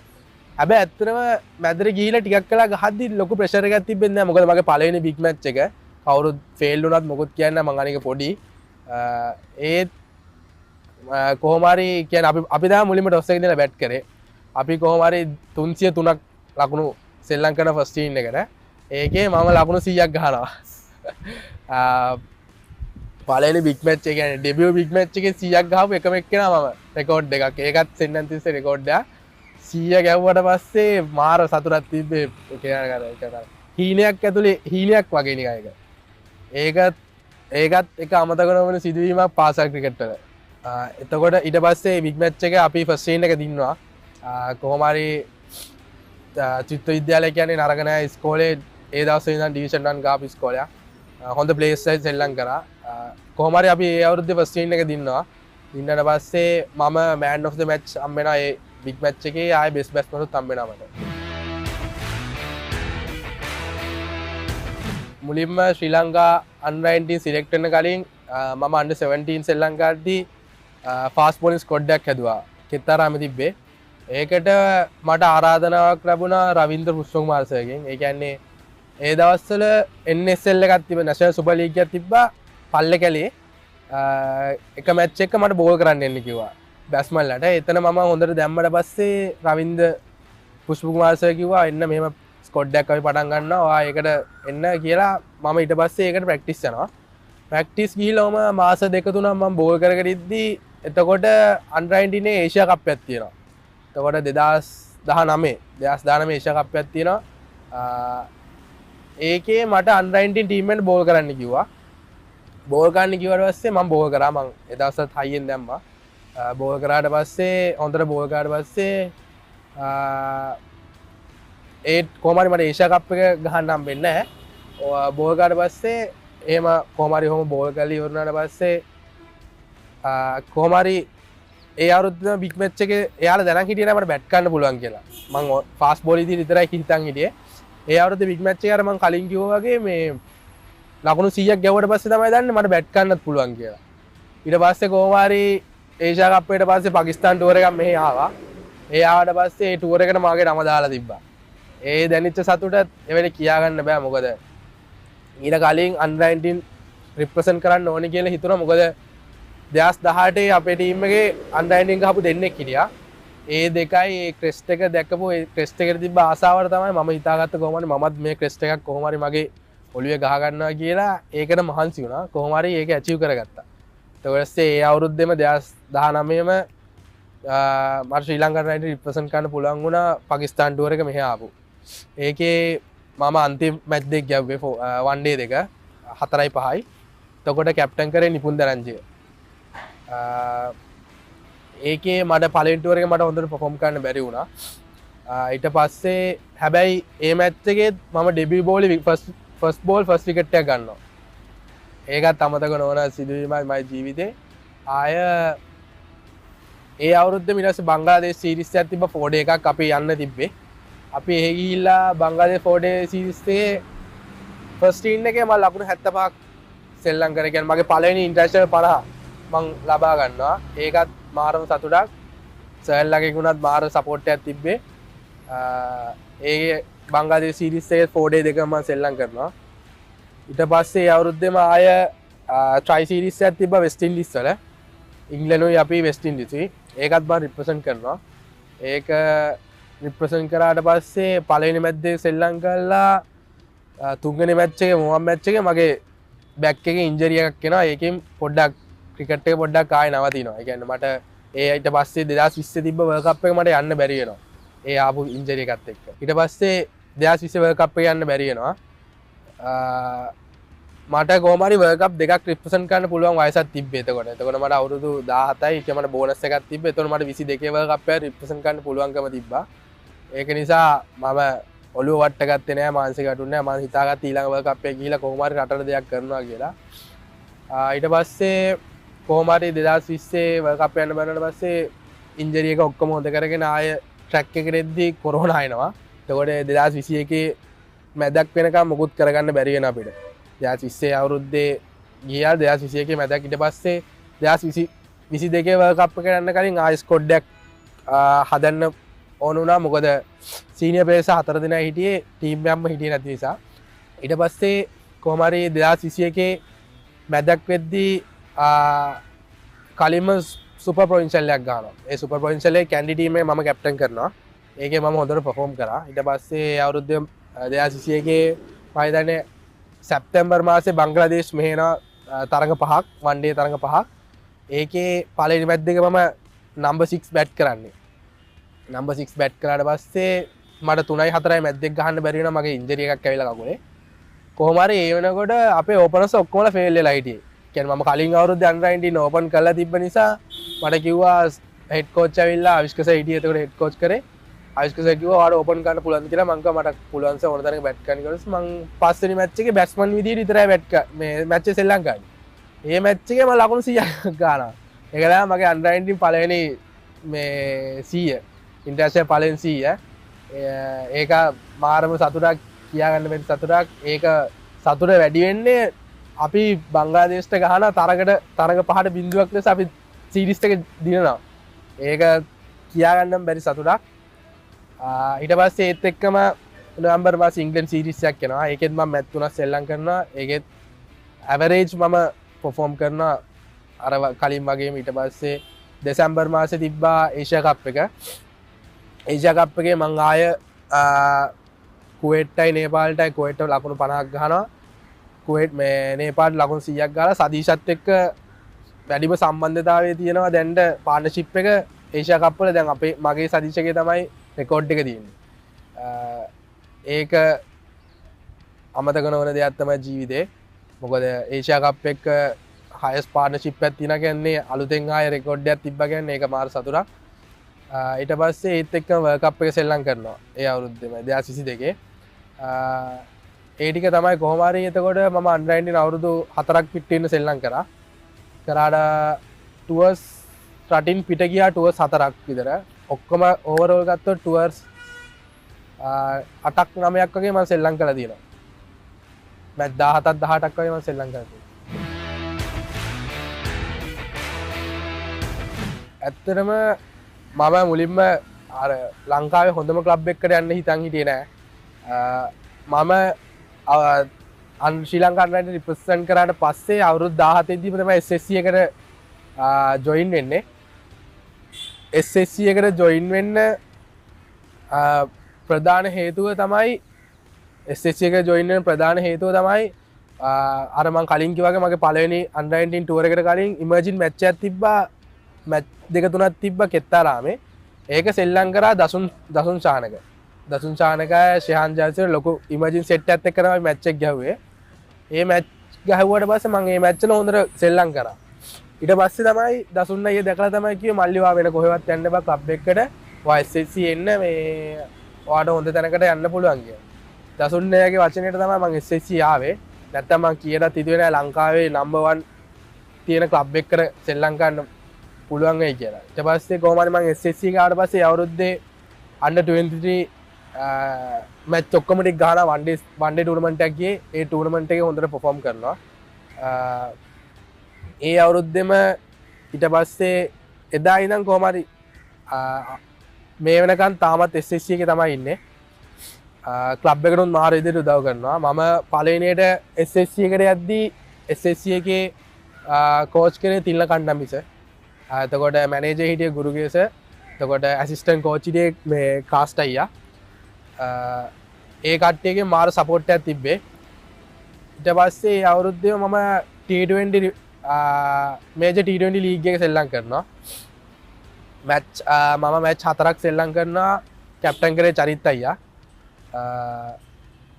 ඒකේ මම හිතන්නේ මට පුළුවන් විදිහට මම perform කරා. කියන්නේ මට දුන්න chance එකෙන් මම ගත්ත කියලා හිතනවා උපරිම. ඊට පස්සේ ක්ලබ් සීසන් එකත් ගොඩක්ම ගහන්න බැරි වුණා. මොකද අර under 19 එකත් එක්ක දෙකම එකට ගිය ටුවර්ස්. එතකොට ෆස්ට් ප්‍රයොරිටි එක තිබ්බේ. එතකොට මට ස්කූල් මැචස් උත් තිබ්බා. under 19 එකක් තිබ්බා. එතකොට අර ස්කූල් වලට ගොඩක්ම ප්‍රයොරිටි එක දෙන්න ඕන නිසා මට ගොඩක්ම 3 days ගොඩක්ම ක්ලබ් ලෙවල් එකේ ගහන්න බැරි වුණා. කොහොම හරි 2021 මං ආයේ SSC එකේ one day match 8ක් සෙල්ලම් කරනවා. one day match 8ක් සෙල්ලම් කළා. ඒකෙත් හොඳට perform කරනවා. ආයේ ඒ අවුරුද්දේම T20 match 4ක් ආයේ සෙල්ලම් කරනවා. එතකොට ක්ලබ් එකේනොත් මාර සපෝට් එකක් තිබ්බේ. එතකොට දැන් අපිට ක්ලබ් එකේ කෝච් කරන සමන් ජයන්ත සර්, හෙඩ් කෝච් ඉන්නේ සමන් ජයන්ත සර්. එතකොට සර් කෙනොත් කාස්ට් අයියා කෙනොත් මැනේජර් ඉන්නේ ගුරුගේ සර් කෙනොත් මාර සපෝට් එකක් තියෙන්නේ. ක්ලබ් එකේනොත් මාර සපෝට් එකක් තියෙනවා. මොකද අපිට හැම ෆැසිලිටි එකක්ම අපිට යූස් කරන්න පුළුවන්. ඒ වගේ ක්ලබ් එකක් එකට ජොයින් වෙලා සෙල්ලම් කරන්න තියනවා කියන්නේ මට මාර සතුටක්. ඇත්තටම ඒක ලැබුණේ මම අර කලින් ක්ලබ් සීසන් එකේ හොඳට perform කරලා තිබ්බා one day එකේ. ඒ ටිකේ මම under 18 එකෙත් perform කරලා තිබ්බා. ගියාට පස්සේ කොහොම හරි මේ තිබ්බ LPL එකට මාව අරන් තිබ්බා නම පික් කරලා තිබ්බා. ඒතකොට මාර සතුටක් තිබ්බේ. මොකද මේ වගේ වයසකින් ලංකා ප්‍රීමියර් ලීග් එක ශ්‍රී ලංකාවේ නැති මාර එක්ස්පීරියන්ස් එකක්. මොකද ලොකු ප්ලේයර්ස්ලා ගොඩක් ඉන්න නැෂනල් ප්ලේයර්ස්ලා ඉන්නවා. වෙන රටවල් වල නැෂනල් ප්ලේයර්ස්ලා ඉන්නවා. එතකොට එයාලගේ මාර එක්ස්පීරියන්ස් එකක් ගන්න පුළුවන්. මැච් දෙකක් මම සෙල්ලම් කරා. මැච් දෙකේ පොඩ්ඩක් ඩවුට් කියන්නේ හොඳ හරියට මට පර්ෆෝම් කරන්න බැරි වුණා. හැබැයි මම ඒකෙන් මාර ලොකු එක්ස්පීරියන්ස් එකක් ගත්තා. මොකද මම දැන් දන්නවා ඒ වැරද්ද ආයේ මං වෙන්න තියන්නේ නැහැ කියලා. ඒ එක්ස්පීරියන්ස් එක කියා ගන්න බැරි එක්ස්පීරියන්ස් එකක් මාර සතුටුයි. ඒ වගේ ලීග් එක ශ්‍රී ලංකාවේ ලැබිච්ච එක. මම ක්‍රිකට් පටන් ගත්ත විදිහත් එක්ක මම මේ තැන ඉන්නවා කියන්නේ මම මාර සතුටුයි. මම මාර විදිහට සතුටු වෙනවා ඒ තැන මේ තැනට එන්න පුළුවන් වෙච්ච එකට. ඒ වගේම ඉදිරි සැලසුම් කියන්නේ මගේ අනාගත බලාපොරොත්තු කොහොමත් ජාතික කණ්ඩායම නියෝජනය කරන්න තමයි. නියෝජනය කළා රටට දෙයක් රටට මගේ මාතෘභූමියට ලොකු සේවයක් කරන්න. ඉස්සරහට තියෙන A team emerging tours සෙල්ලම් කළා. ඒ වගේ හොඳට perform කළා. ඉක්මනටම ජාතික කණ්ඩායමට නියෝජනය කරන්න තමයි මගේ බලාපොරොත්තුව. ගීත නම් ගොඩක් තියෙන ලිස්ට් එකේ. ලිස්ට් එකේ උඩින්ම තියෙන්නේ 50 cents ලගේ Kandy Shop, Chris Hemsworth, Farrah Allen, Mumbai Indians, Dambullora, හරිත් බලන්න උනා. Vicky, Nobert sir. මම එක දවසක් ප්‍රැක්ටිස් යන්න පරක් වුණා. ගියාට පස්සේ මට ක්‍රිකට් බෑග් එකත් උස්සගෙන මට වට පහක් දුවන්න කිව්වා. ගණිතේ history Vicky Warriors one day මම national represent කරොත් කරන පළවෙනි මැච් එකේම ඩෙබියු ලකුණු 100ක් 50ක් ගහන්න වෙනවා.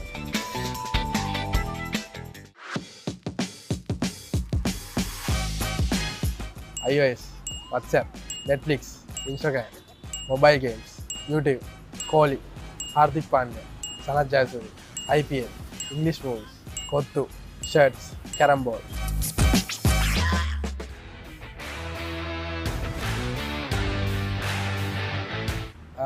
ඇත්තටම මම මුලින්ම ස්තුතිවන්ත වෙන්නේ මගේ අප්පච්චි. ඒ කියන්නේ මගේ අප්පච්චිගේ කැපවීම නිසා තමයි මම මේ තැනට එන්නේ. ඒ වගේම අප්පච්චි ඇතුළු මගේ පවුලේ කට්ටියට පවුලේ හැම දෙනාටම ගොඩක් ස්තුතියි. ඒ වගේම මගේ පළවෙනි කෝච් මහින්ද සර්. එයා තමයි පළවෙනි මට අයන්න කියලා දුන්නේ ක්‍රිකට් වල. එයාටත් මම ගොඩක් ස්තුතිවන්ත වෙනවා. ඒ වගේම මම ඇන්තනි ස්ටේට් ගියාට පස්සේ මගේ හිටපු කෝචස්ලා Dimuth sir, Meeran sir, Basnayake sir, එතකොට සම්පත් පෙරේරා සර්, එයාලටත් මම ස්තුතිවන්ත වෙනවා. ඒ වගේම සුනෙත් ගුණතිලක සර්, මම අපේ ඉස්කෝලේ ට්‍රේනර් ප්‍රියන්ත අයියා, අනිකුත් ඉස්කෝලේ හිටපු හැම කෝචස්ලාම මට වචනයක් හරි කියලා දීලා මම මේ තැනට එන්න මට වචනකින් හරි උදව් කරපු ඉස්කෝලේ ඉන්න හැමෝටමත් මම ස්තුතිවන්ත වෙනවා. ඒ වගේම ඉස්කෝලේ ෆාදර් ක්‍රිකට් පින් එක ඕල් බොයිස්ලා ඔක්කොමලා උදව් කරනවා මාර විදියට උදව් කරා.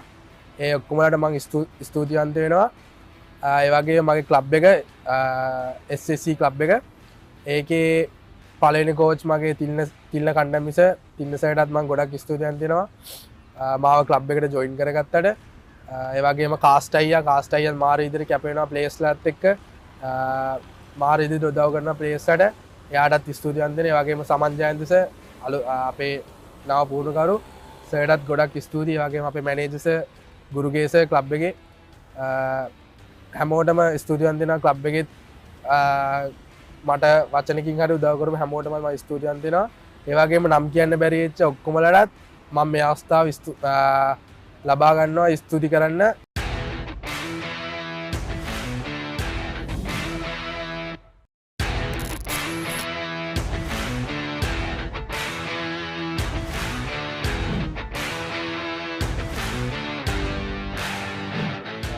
මගේ ගෙවල් පස්සයාලේ මගේ ඉස්සලම ඉස්කෝලේ ගියේ මම ලයිසියම් ගම්පහ. දැන් ඉස්කෝලේ යන්නේ සෙන්ට් පීටර්ස් කොලෙජ් කොළඹ. ඉතින් මම ක්‍රිකට් පටන් ගත්තේ ඉස්සලම 2 වසරේදී ලයිසියම් එකේදී 2 වසරේ ප්‍රැක්ටිස් ගියාම ඒ ඉස්කෝලේ 3ෙන් තමයි ක්‍රිකට් වලට ගන්න ඇකඩමි එකට. ඒ වුණාට දැන් අපේ තාත්තා කෝච් කියලා තිබ්බා මේ මෙයාව බලන්න බැලුලා හොඳ නම් දෙකේදීම ගන්න කියලා. ඊපස්සේ කෝච් මාක දවසක් ගෙන්නලා බැලුවා බලලා කිව්වා මෙයා හොඳයි දෙකේදීම ගන්නම් මෙයාව කියලා මාව ඇකඩමි එකට 3 වසරේදී ගත්තා. ඊට පස්සේ 3 වසරේදී තමයි පටන් ගත්තේ ක්‍රිකට් ගහන්න. ඉතින් 3ේදී ඉස්සලම් පටන් ගත්තේ පොඩි ටෙක්නික් අපිට කියලා දෙනවා බැට් එක අල්ලන විදිය බෝල අල්ලන විදිය. ඒ වෙනකොට මම හැබැයි ගොඩක් දේවල් දන්නවා අනිත් කට්ටියට වඩා ඒ 3 වසරේ පටන් ගන්න කට්ටියට වඩා. ඉතින් 3 වසරේ අන්තිමේදී වගේ ඒගොල්ලෝ මං හොඳට සෙල්ලම් කරනවා දැකලා මාව ඇකඩමි එකකින් 13 ටීම් එකට දානවා. ඉතින් 13 ටීම් එකට මම 3 වසරේ අන්තිමේදී 4 මුල වගේ තමයි එන්නේ. එතනදී මම ඉන්ටර්නැෂනල් සෙල්ලම් කරනවා. තව ගොඩක් මැචස් සෙල්ලම් කරනවා. ඉතින් එතකොට එහෙමම අවුරුදු දෙක තුනක් 13 සෙල්ලම් කරද්දී 6 වසරේදී මම මේ ලයිසියම් කැප්ටන් කරනවා. ලයිසියම් කැප්ටන් කරනවා 6 වසරේදී. එතකොට මම ඉන්ටර්නැෂනල් මැචස් වලට යනවා. ඒ අවුරුද්දේ මම ක්වාටර් ෆයිනල් එකක් ආවා අපි මම කැප්ටන් කරපු අවුරුද්දේ. ඊට පස්සේ 7 වසරේ අන්තිමේදී වගේ Gampaha district coach කෙනෙකුයි provincial coach කෙනෙකුයි මාව දැකලා මට ප්‍රැක්ටිසස් එන්න කියනවා. එතනදී මැචස් අපි සෙල්ලම් කරනවා. දිස්ත්‍රික් මැචස් සෙල්ලම් කරනවා. තව හෝම් ඇන්ඩ් හෝම් ශ්‍රී ලංකාවේදී මගේ ටැලන්ට්ස් දැකලා මට මේ කිව්වා එක දවසක් බෝඩ් එකට යන්න කියලා. අනුස් සමන්නායක සර්ව හම්බෙන්න. ඊට පස්සේ මම බෝඩ් එකට ගියාම එතනදී අනුස් සමන්නායක සර්ව මට කිව්වා දනල් මේ ඔයා හොඳට බෝල් කරනවා. ලයිසියම් එකෙන් අපි එළියට ඇවිල්ලා කොළඹ ඉස්කෝලේකට එමු කියලා. ඉතින් ඒ වෙලේ මම තාත්තාත් අපේ පවුල කට්ටියත් එක්ක කැමති වෙලා සර් කිව්වා දනල් මං ඉස්කෝලේ දෙයක් විතර බලන්නම් කියලා මේ තමයි සෙන්ට් පීටර්ස් එකකිනුයි රොයල් එකටයි කතා කරේ. එතකොට රොයල් එකකිනුත් මට ඇප්‍රූවල් එක දීලා තිබ්බේ. හැබැයි සෙන්ට් පීටර්ස් එකෙන් කලින්ම ඒගොල්ලෝ මාව ගත්තා. ඉතින් මම සෙන්ට් පීටර්ස් එකට ඉස්සෙල්ලම ගියා 7 වසරේ අන්තිමේදී. මම පොඩි කාලේ ගොඩක්ම බැට්ස්මන් වගේ තමයි බෝල් කරන්න පුළුවන්. හැබැයි ලොකුවටම බැට් කරලා තමයි මැච් ලයිසියම් එක ගැහුවේ. ඉතින් එතකොට මම නම්බර් 4 5 නම්බර් 3 ගහන වෙලාවුත් තියෙනවා. ඉතින් බෝලිං වැඩියෙම හම්බුන්නේ නැහැ. ඒතකොට ලොකු අයියලා තමයි බෝල් කරේ. මම අnder 13 ගැව්වේ 4 වසරේ ඉඳන් වගේනේ. එතකොට ඊට පස්සේ ටිකක් ලොකු වෙද්දි මම කැප්ටන් කාට පටන් ගත්තම මම බෝල් කරා ලයිසියම් එකේ. මොකද ඒතකොට එක්ස්පීරියන්ස් එක තියෙනවා කියලා. ඉතින් අවුරුදු 4ක් 13 ගහපු නිසා දැන් මේ වෙනකොට ඕල් රවුන්ඩර් කෙනෙක් තමයි. ඉතින් සෙන්ට් පීටර්ස් එකේ මම ඕල් රවුන්ඩර් හැටියට තමයි ගහන්නේ. උයි අnder 9 ශ්‍රී ලංකාවට ඕල් රවුන්ඩර් හැටියට තමයි. සෙන්ට් පීටර්ස් එකට මම එන්නේ 7 වසර අන්තිමේ. එතකොට අnder 13 මම අවුරුදු 2ක් සෙල්ලම් කරනවා. ෆස්ට් ඉයර් එකේ ලොකුවට පර්ෆෝම් කරේ නැහැ මම. එහෙම මැචස් ගැහුවා ලොකුවට පර්ෆෝම් කරේ නැහැ. මොකද ඩිවිෂන් 3 ගහලා ඇවිල්ලා ඩිවිෂන් 1 එකේ පොඩි කම්පිටිෂන් එකක් තිබ්බ කියලා මට දැනෙනවා. මොකද මම එහෙම ලොකු ක්‍රිකට් එකක් ගහලා තිබ්බේ නැහැ. ටැලන්ට් එක තිබ්බට. ඉතින් ඊට පස්සේ අවුරුද්දේ තමයි මම පර්ෆෝම් කරන්න පටන් ගත්තේ 13 ලාස්ට් ඉයර්. ඉතින් 13 ලාස්ට් ඉයර් මම පර්ෆෝම් කරා. ඊට පස්සේ 15 අවුරුදු දෙකම ගැහුවා. ඒ ගහනකොට 15 ෆස්ට් ඉයර් එකේ මම හොඳට පර්ෆෝම් කරා. ඒ වගේම 15 සෙකන්ඩ් ඉයර් එකෙත් මම හොඳට පර්ෆෝම් කළා. මැලේසියා ටුවර් කියලා අnder 15 මැලේසියා ටුවර් කියලා ස්ක්වොඩ් එකක් හදනවා 25ක. ඒකෙත් මම සමාජිකයෙක් වුණා අnder 15 ශ්‍රී ලංකා එකේ. තව ප්‍රොවින්ෂල් මැචස් ගැහුවා. දිස්ත්‍රික් මැචස් ඔක්කොම සෙල්ලම් කරා. ඊට පස්සේ එතනින් අnder 17 එකට එනවා. අnder 17 එකේ මම ෆස්ට් ඉයර් ගහද්දී මම ෆස්ට් 11 ඩෙබියු කරෙව්වා රොජර් විජේසූරිය සර්. මම ඉස්කෝලේට එද්දි මගේ කෝච් අපි ඉස්කෝලේ හෙඩ් කෝච් හිටියේ මලින්ත වර්ණපුර සර්. යාව විශේෂයෙන් මතක් කරන්න ඕනේ. යා තමයි ගොඩක්ම මට උදව් කරේ සෙන්ට් පීටර්ස් එකට එන්න. ඊට පස්සේ අnder 17 ගහන රොජර් සර් ආවා. රොජර් සර්ත් එක්ක මම ගොඩක් වැඩ කරා. ඒ අවුරුදු 3 වගේ 2-3 රොජර් සර්ත් වැඩ කරා අnder 17 ගහන කාලේ. සෙන්ට් පීටර්ස් එකට මම එද්දී ඒගොල්ලොන්ගේ ෆාස්ට් බෝලර්ස් ලගේ අඩුවක් තිබ්බා කියලා තමයි කිව්වේ. මමයි තව ලයිසියම් එකේ ලයිසියම් වත්තල එක්කෙනෙකුයි තමයි ඉස්කෝලේට ආවේ. අපි දෙන්නම ආවේ ෆාස්ට් බෝලර්ස්ලා හැටියට. එතකොට ඒ කාලේ මම බැට් කරේ යටින් මිඩ් ලෝඩත් නෙමෙයි යටින් බැට් කරේ. බැට් කරලා අලුත් බෝලෙන් බෝල් කරේ. ඊට පස්සේ ඔහොම අnder 13 අnder 15 අnder 13 අnder 15 ගහද්දී ඒ කාලේ මම බෝලර් කෙනෙක් හැටියට ගැහුවේ. අnder 17 එකේ තමයි මගේ චේන්ජින් තැන ආවේ. මොකද රොජර්ස් ඇවිල්ලා මගේ ටැලන්ට් එක දැක්ක බැට් කරන්න පුළුවන් මට ඕන තැනක කියලා. ඉතින් ඒ වෙලේ තමයි මගේ චේන්ජ් එක මම හිතන්නේ ඕල් රවුන්ඩර් කෙනෙක්ට මම මාරු වුණේ. මොකද මම කලින් බැට් කරා ලයිසියම් එකේ උනට මෙතෙන්ට ආවට පස්සේ පොඩ බැටිං වල ෆේල් වෙච්ච නිසා මම යටට ගියා අnder 13 15 කාලේ. ආයෙ රොජර්ස් එක මේ හදලා ගත්තා කියලා මම අnder 17 මගේ ෆස්ට් ඉයර් එකේ මම මැචස් 4ට විකට් 23ක් ගන්නවා. 5 ෆර්ස්ට් 3ක් ගන්නවා. ඒ අවුරුද්දේ ඇත්තටම කිව්වොත් ඇත්තටම රොජර්ස් එන්න කලින් අවුරුද්ද. ඒ අවුරුද්දේ අපේ කෝච් කරේ ශානක ෆර්නැන්ඩෝසයි ක්‍රිෂාන්ත පීරිස්සයි කෝච් කරේ අපිට. ඉතින් ඒ අවුරුද්දේ තමයි ගොඩක්ම මගේ පර්ෆෝමන්ස් එළියට ආවේ. මොකද මැචස් 5කට විකට් 20 ගණන් ගත්තාම මගේ නම පොඩ්ඩක් හයිලයිට් වෙන්න පටන් ගත්තා. එතනින් ඊට පස්සේ රොජර්ස් ආව මගේ 70 අන්තිම අවුරුද්දට. ඒ අවුරුද්දේ අපිට ක්‍රිකට් ගහන්න බැරි වුණා. මොකද කොවිඩ් තත්ත්වය සහ හැමදේත් එක්කම සාර බෝම් බ්ලාස්ට් එකත් එක්ක. ඉතින් ඒ අවුරුද්දේ 17 එකක් ගැහුන්නේ නැහැ. ෆස්ට් 11 මම ඒ වෙනකොට ෆස්ට් 11 මම ඩෙබියු කරන්න පටන් ගත්තා. මම ෆස්ට් 11 අවුරුදු 3ක් ගැහුවා. ෆස්ට් 11 අවුරුදු 3 මතක් කරොත් පළවෙනි අවුරුද්දේ මම මැචස් 9ක් 10ක් වගේ තමයි සෙල්ලම් කරේ. ඊට පස්සේ දෙවෙනි අවුරුද්දේ සහ තුන්වෙනි අවුරුද්දේ හැම මැච් එකම සෙල්ලම් කරා පර්මනන්ට් ප්ලේයර් හැටියට ගැහුවා ස්කෝර්. අන්ඩර් 17 පළවෙනි අවුරුද්දේ මගේ අපිට ගෲප් ස්ටේජ් එකට විතරයි එන්න පුළුවන් වුණේ. අපේ ටීම් එක හැටියට අපේ ගෲප් ස්ටේජ් එකට විතරයි එන්න පුළුවන් වුණේ. ඊට පස්සේ අවුරුද්දේ ෆස්ට් 11 මම අවුරුදු 3ක් ගැහුවා. ඒ තුන ඇතුළත මම අපේ ටීම් එක ලිමිටඩ් ඕවර් චැම්පියන්ෂිප් එකකට ආවා ගිය අවුරුද්දේ. TAB චැම්පියන්ස් එක තමයි අපි වුණේ ඒ අවුරුද්දේ.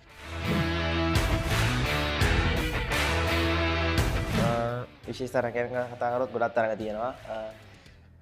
ගොඩක්ම අන්ඩර් 19 සිස්ටම් එකට එන්න උදව් වුණේ ට්‍රිනිටි එක්ක මැච් එකක් තිබ්බා. ඒක ටෙලිකාස්ට් වුණා papare.com එකෙන්. ඉතින් ඒ මැච් එකේ මම විකට් 7ක් ගන්නවා. මම හිතන්නේ ගොඩක් සිලෙක්ටර්ස්ලා මැච් එක දිහා බැලුවා. මම බෝල් කරපු විදිය, ඒරියාස් ඔක්කොම බලලා එතනින් තමයි මගේ චේන්ජින් පොයින්ට් එක කියලා මම හිතනවා. තව ෆයිනල් එකේ මම බෝල් කරලා විකට් දෙකක් ගන්නවා. ඊට පස්සේ බැට් කරලා බෝල් අඩු ගන්නට ලකුණු 40ක් විතර රැස් කරනවා. ඒකෙන් ඒ වගේ තව බිග් මැචස් තුනේම ගොඩක් හොඳ දේවල් කරා. ෆස්ට් බිග් මැච් එකේ බෙස්ට් ඕල් රවුන්ඩ් වුණා. සෙකන්ඩ් බිග් මැච් එකේ බෙස්ට් බෝලර් වුණා. අන්තිම බිග් මැච් එකේ බෙස්ට් බැට්ස්මන් වුණා.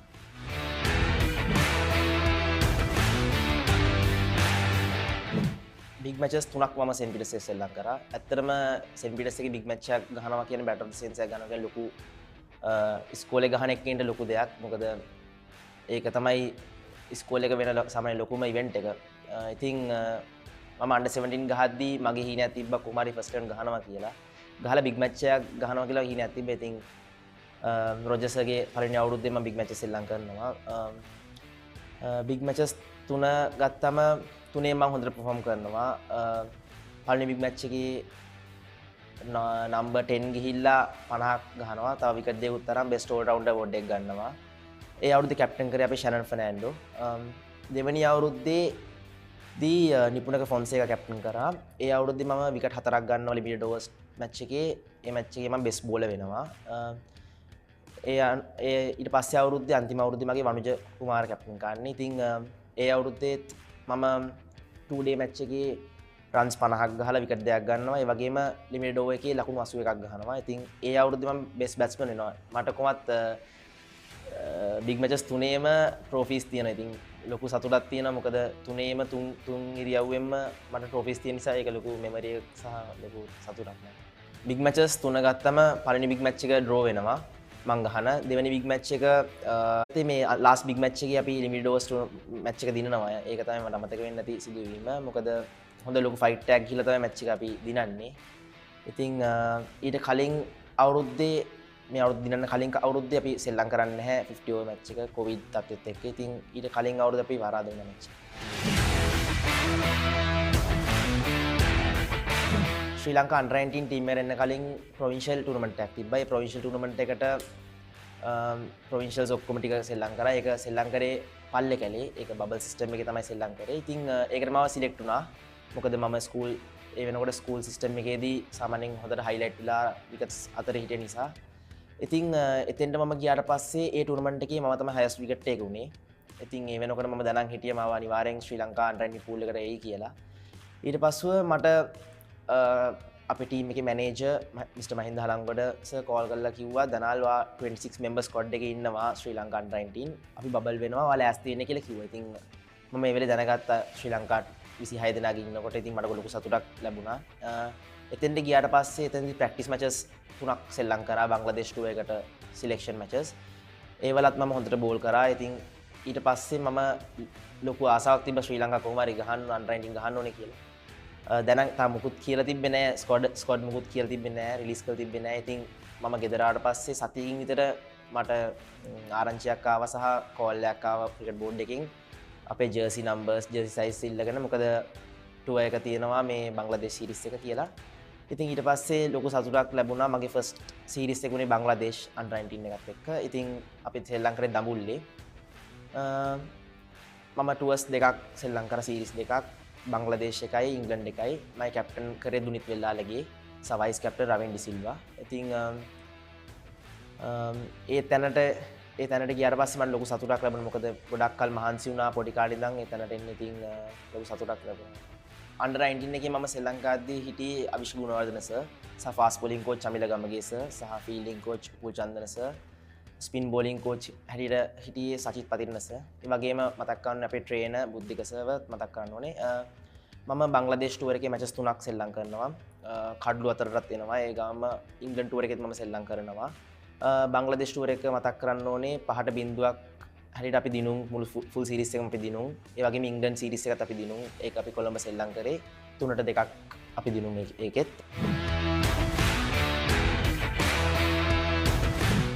මම ඉස්සෙල්ලම ක්‍රීඩා සමාජ වලට එන්නේ පොලිස් ක්‍රීඩා සමාජයෙන්. ඒතකොට මට අවුරුදු 17යි මම ඒ අවුරුද්දේ ඉස්කෝලේ මැච් එක ගොඩක් ක්ලෑෂ් වුණා. මට T20 තරඟ දෙකයි සෙල්ලම් කරන්න පුළුවන් වුණේ.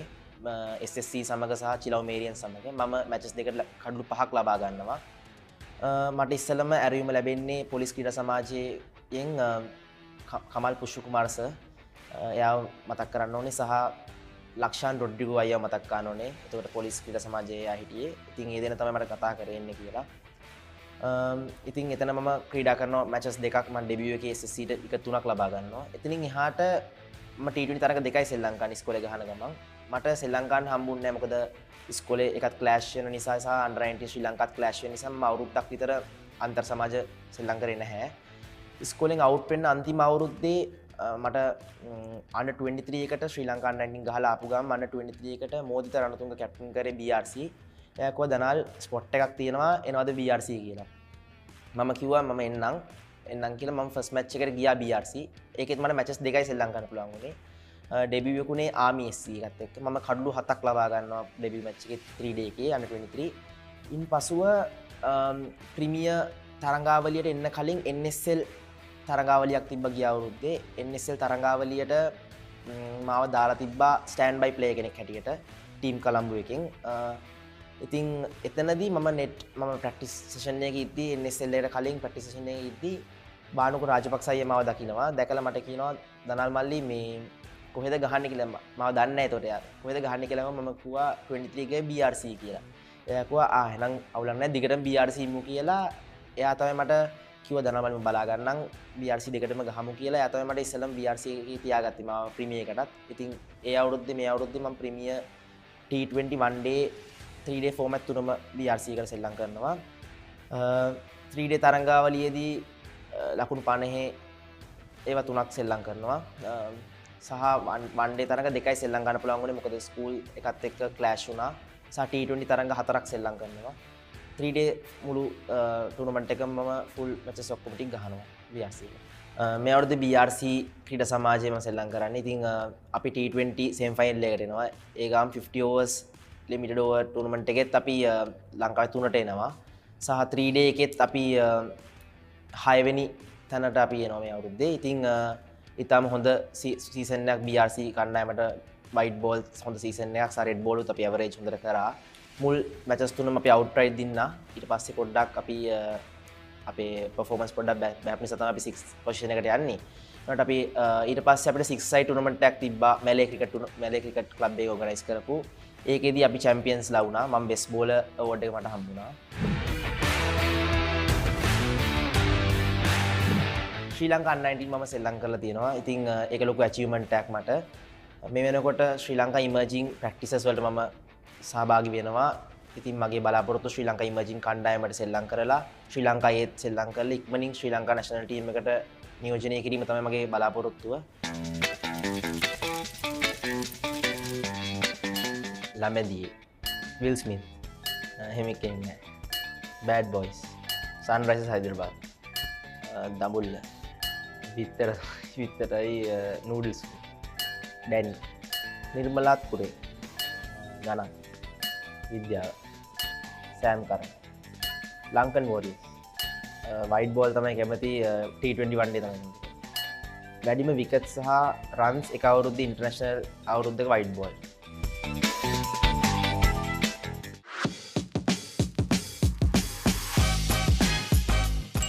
iOS, WhatsApp, Instagram, mobile games, Netflix, YouTube, AB, Sanat, Cover Drive, IPL, 300 runs, English movies, T-shirt.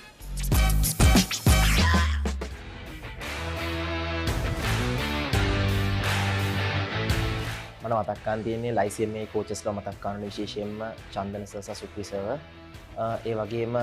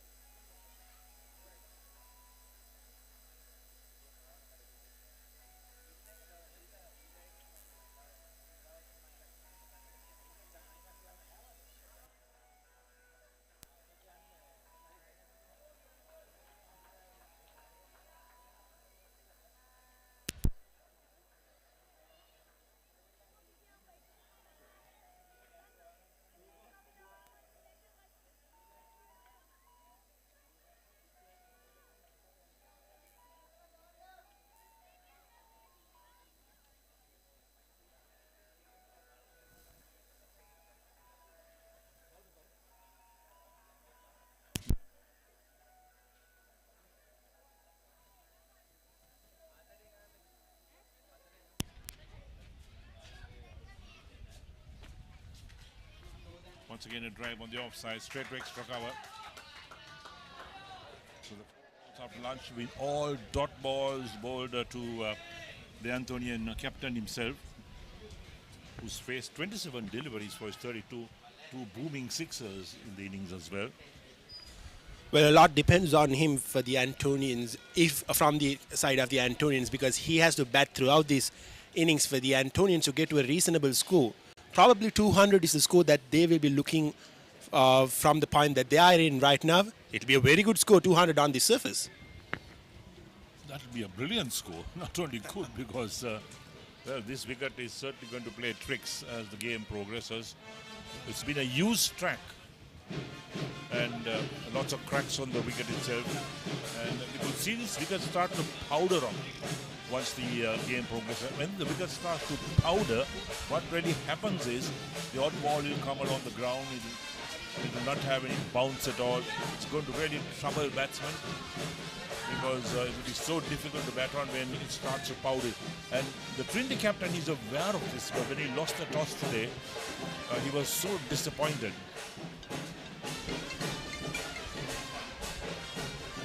Spin. Well, that's a full toss. Should have made full use of that and put it away. Well, Eric, I believe this is your first Trinity Antonian big match. How have you made of the atmosphere? What have you made out of the cricket that has been played here? Well, I'm really impressed. I must tell you that I'm really impressed because, as I said in the morning session, we'll come to that in a moment after the next delivery.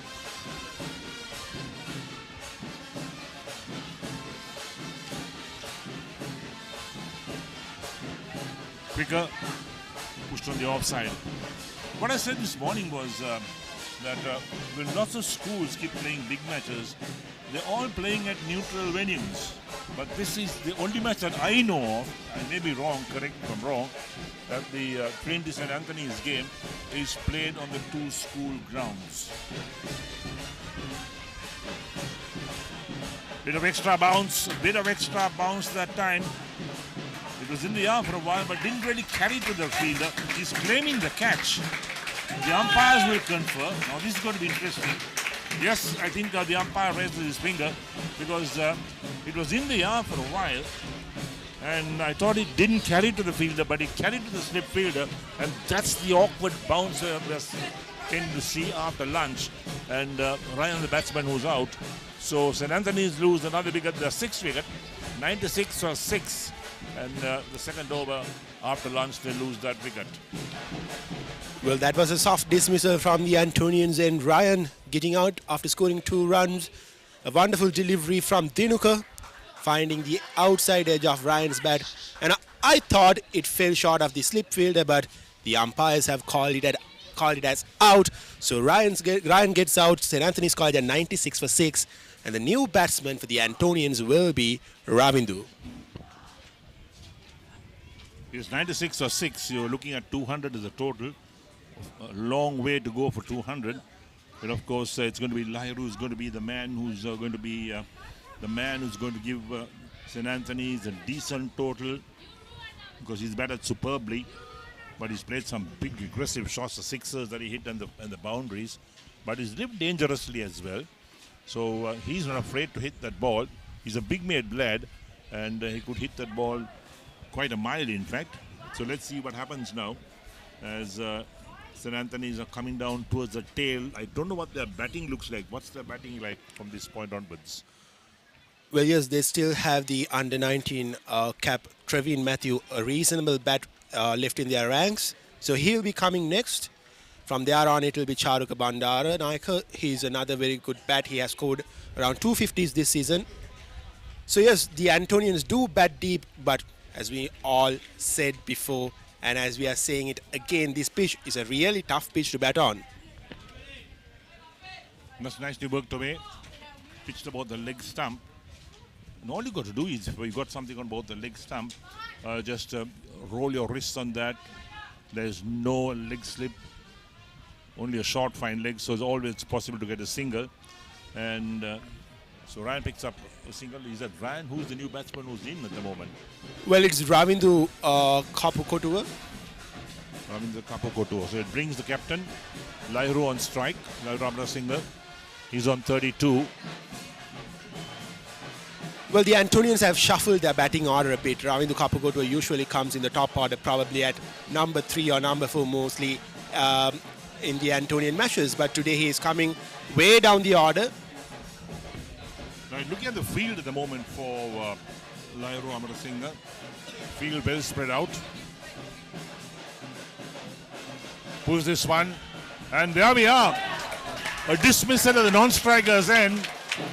The bowler got a finger to the ball. The non-striker out of the crease and hit the stumps. And what a way to get out. Run out at the non-striker's end because it is looking for the single, I think.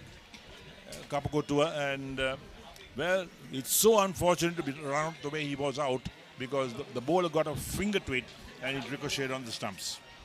Well, yes, an unfortunate end to Ravindu Kapukotua's innings. The Antonians are in deep trouble at 97 for 7.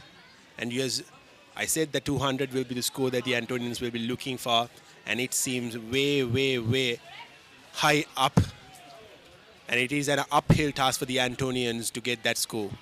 Right, you talked about Matthews. So Matthews comes in, the fall of the 7th wicket. He's walking into the middle to join his captain as well. And could this be the partnership that could really take St. Anthony's to a decent total? We'll have to wait and see, because Matthews also experienced campaigner, played for Sri Lanka under 19. And when you got such experience, I think you've got to use all that experience now when your team needs your support. Well, both these players have a similar batting style. They keep on attacking the bowlers, but I believe one should slow down the innings a bit while the other goes. So it'll help the Antonians to build a more prominent partnership. Right, so Matthews as non-strikers in. Rai Singh as the captain on strike, the left-hander. Dinuka the bowler. He will not be credited with that wicket, with that was a run-out in fact, but he got a wicket on that previous delivery. Now they got their tails up, Trinity College. 2 quick wickets after lunch.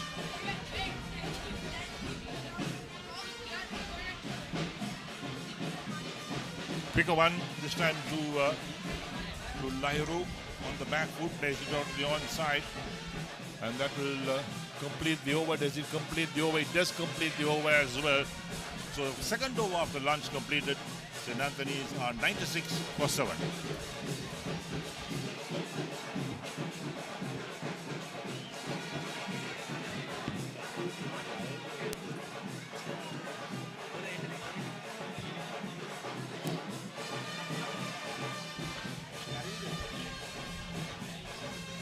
Talked about dark clouds looming over the grounds before lunch. Those clouds are blown away.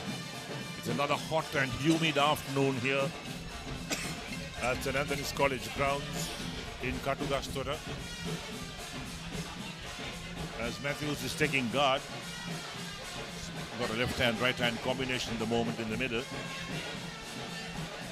And now this partnership is going to be really crucial for St. Anthony's to see how far they can go. But this partnership is going to tell us to what type of total St. Anthony's could get. The skipper wants Matthews to play sensible cricket. And what are we having? We're having a medium pace at the moment. The third over after lunch, where the first over was also medium pace. The second over was spin. And now down to the third over after lunch. So we had a 40-minute break for lunch. Here's the first ball. Well, we should not forget that we are only done one session and we are few overs in the second session. So there is a long way to go for the Antonians. So it is important that they keep their composure and bat sensibly and add as much as runs they can so that they have a good total to defend when they come on to bowl. On the other hand, the Trinitians, they wouldn't want to give too many runs away. They know they have to bat last on this track. And this track is really deteriorating. There's no two words about that.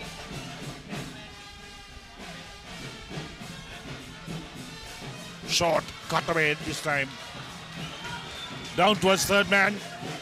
That'll reach the boundary. No problems at all. 100 comes up for the Antonians in quick time. But then, yes, they have lost 7 wickets. So that has been the case throughout the Antonian innings. They have scored runs on a rapid pace while losing wickets. That was a poor delivery. It was short, set up to be hit. When you give so much width to the batsman as well, you're asking for trouble. No two words about that. So that is in fact Matthews who had that boundary. There's the short delivery, the bouncer.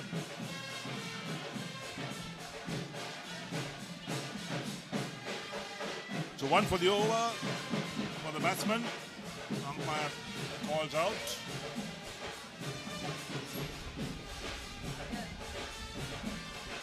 In fact, Ryan Matthews should be on 4 in fact with that boundary.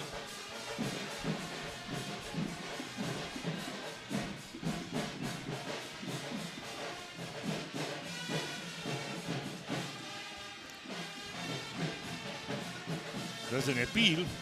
what it's all about, I really wouldn't know, because Matthews shouldered arms. The bat was way over his head.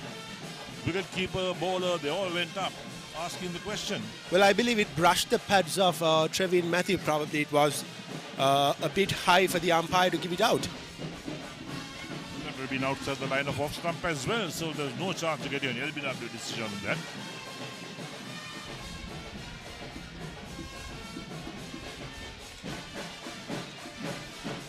Trevin Matthew and Lahiru Abesinghe has really got to really do a great, brilliant job for the Antonians from here on if they have to post a reasonable score.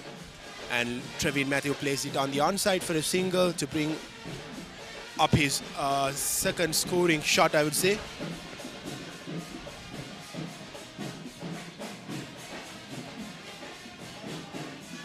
Right, so one more run to the total. That will take Matthews on to 5, in fact. And the total up to 102 for the loss of 7 wickets.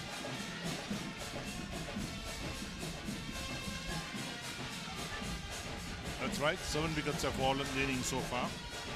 Well, Eric, do you believe that Lahiru should keep on playing the way that he has been playing throughout the innings so far? He has showed plenty of intent. He has attacked those loose deliveries and he has cleared the boundary whenever the opportunity has arisen.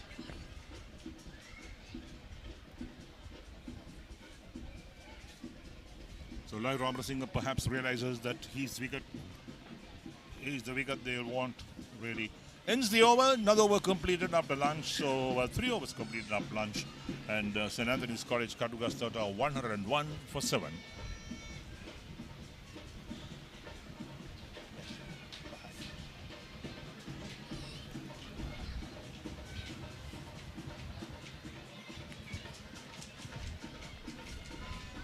So schoolboys are here in their large numbers, in fact, watching the action, enjoying themselves. This is what it's all about. These big matches are for the boys themselves, present day schoolboys, also the old boys. Well, Tiraka Ranatunga comes back into the attack from the hostile end. Well, we should mention that he is one of the close relations of the legendary Arjuna Ranatunga. Another left arm spinner in action. I'd like to see the spinners give the ball a little more yard. Purchase wickets. Let the ball spin a bit, because definitely the surface is helping the spinners. No two words about it. We got a right-hander Matthews on strike. So slip and gully in place with the backward point.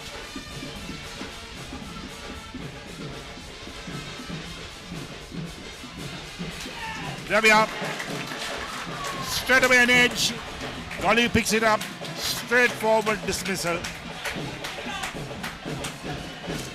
And well, St. Anthony's lose their 8th wicket. Very soft dismissal in the end. Just came forward, was Matthews. Got the edge, but well bowled. So the experienced Matthews has to leave the centre. But his turn will come to bowl later on. Well, the Antonians should not put their heads down. We've been telling it over and over again. This is a really hard pitch to bat on. So whatever score that the Antonians could add from here on will prove out to be valuable for them then when they come out to ball. A lot relies on Lahiru Abesinghe, and Charuka comes in to bat at number 9. So 3 wickets have fallen after lunch. We've had 3 overs and 1 ball bowled after lunch, and 3 wickets have fallen.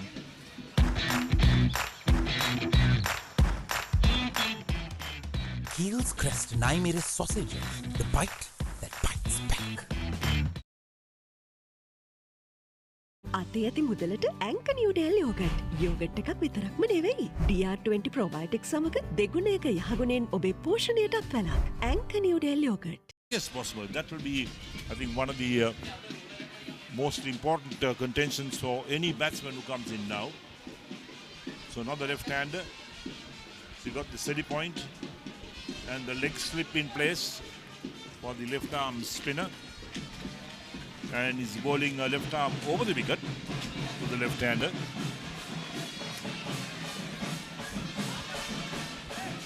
Very short, going for the pull shot, doesn't get hold of it. You can't bowl short on this track. You bowl short, And if you bowl to somebody like Lahiru, such a short delivery, he'll just pulverize it.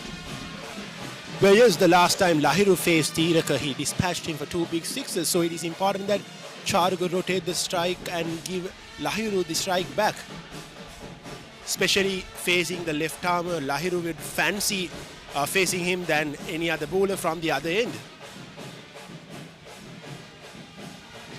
So a slip in place also now. Slip, silly point and the leg slip. It will change the field.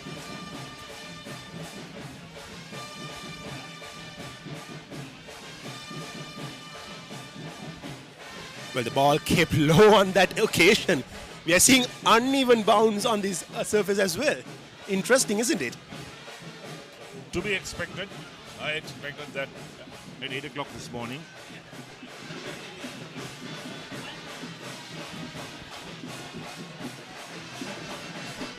You have to be an outstanding player of spin to survive on these type of tracks, you know.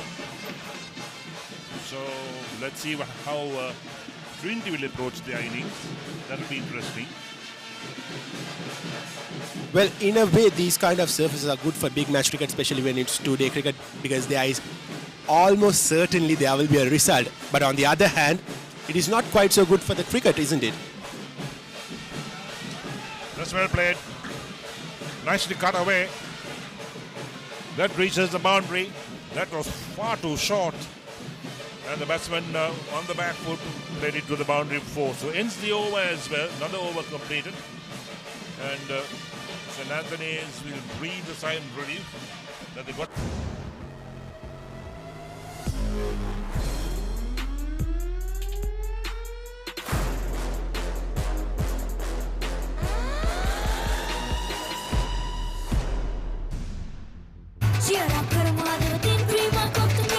Big match fun, Prima Kottumi Tiyanaka. අතේ ඇති මුදලට ඇංක නිවඩෑල් yoghurt. Yoghurt එකක් විතරක්ම නෙවෙයි. DR20 ප්‍රෝබයොටික් සමග දෙගුණයක යහගුණෙන් ඔබේ පෝෂණයටත් වලක්. ඇංක නිවඩෑල් yoghurt. Well, Lahiru has been more watchful against Vibhav, especially all the other fast bowlers. He has gone after the spin bowlers, but when fast bowlers have come into the attack, he has been more watchful.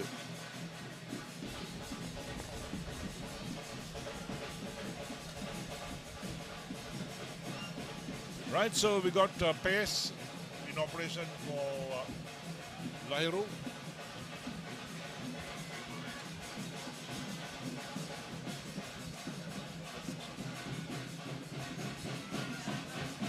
Picks up a single first ball of the over. Seems like he's got tremendous confidence in the ability of Charuka as well with that single.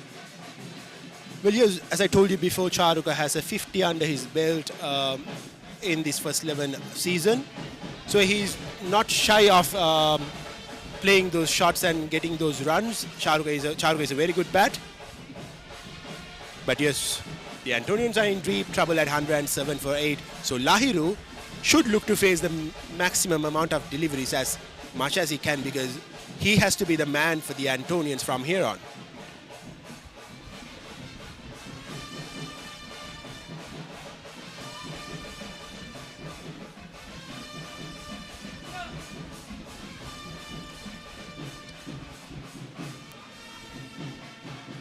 Plenty of bands in the grounds. Lots of the schoolboys here with flags. So it's a carnival atmosphere. But it has always been the case whenever you play a match at the St. Anthony's College grounds, because the ground is much smaller in size. And even with a crowd of 1,000, it feels like there are 2,000 or 3,000 people joining in the ground, because it's so small that the atmosphere is loud as it gets. That's okay. I have no problem about that, about the number of people. It's that these games are played on the school grounds. That's the most important thing. Well, perhaps Trinity and St. Anthony's are the only colleges with good number of pavilions in their college grounds. At least in Kandy, Right, no ball called. Overstepping this time. It's got to be rebowled. Oh yes, I think you get quite a few schools who have quite a few pavilions near their grounds. They use some of them for classrooms as well. I can't put a name of a school right now, but I will work my memory pads around and see if we can get there.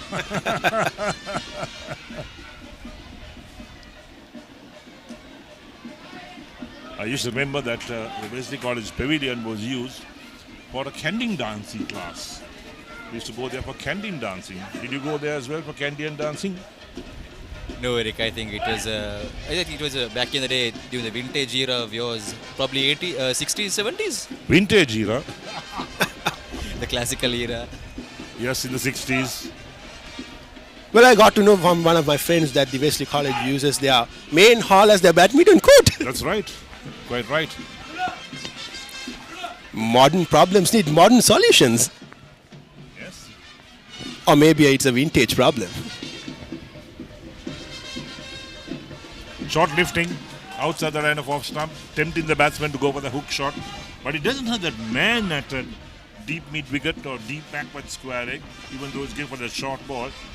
Umpire calls one short ball to the batsman for the over. You've got to have a feel for that type of delivery. If you're tempting the batsman.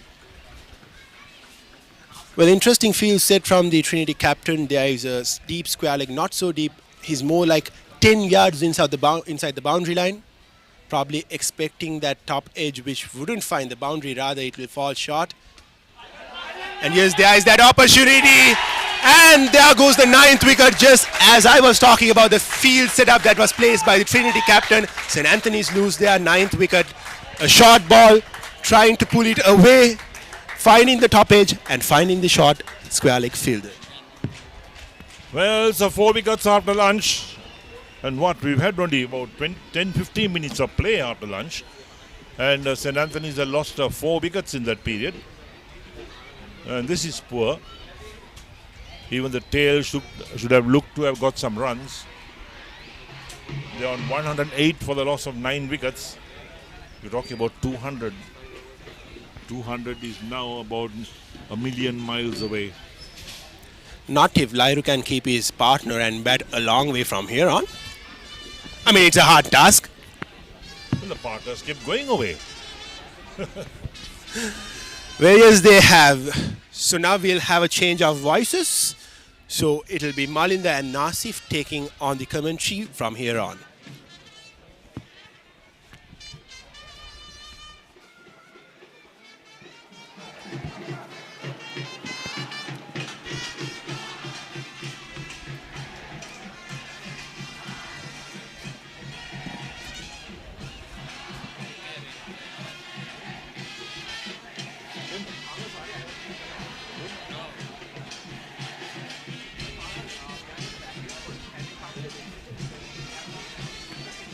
Good afternoon, Malinda. So, just after 4 years, bringing back the 104th Trinity Antonian Battle of the Blues back home to St. Anthony's College, Kandy, the defending champions, who of course won the first innings by a good margin last year back at Asgiri, and today playing at the home with the home pitch advantage. Still the Antonians are struggling with this session, losing 8 wickets already just after a score of 108, which is really considered to be poor from the Antonians playing at home. Good afternoon, Nasir. This is a really tough cricket they played today at the Katugasthota grounds. This is and Trinity College after the lunch break. They're looking for finish things off in quick time now. Just 1 wicket away.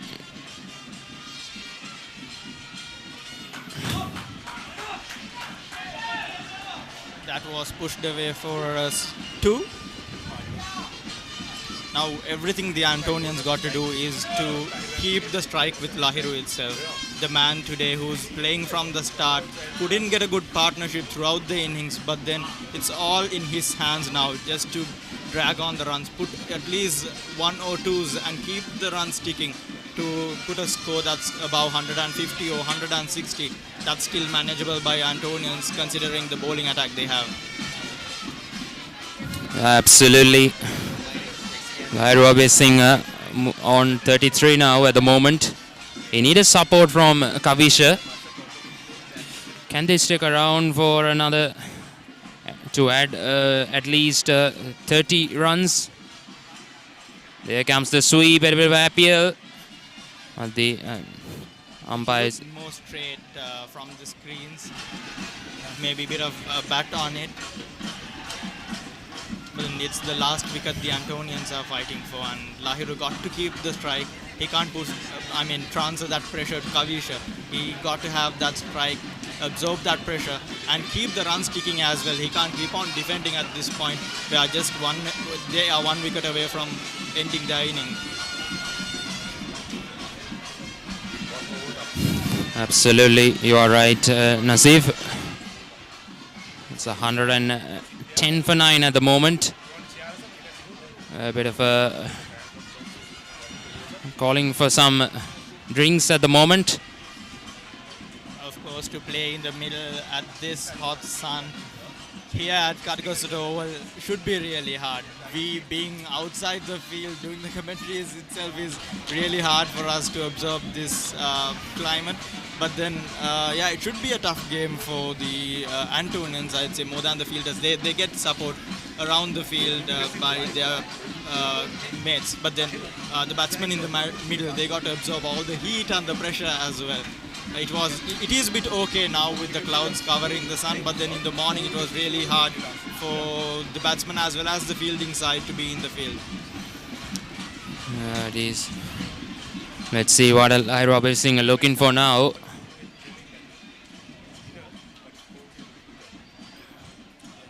After Lahiro just came into bat, when the skipper came and he just put away 2 balls out of the park totally.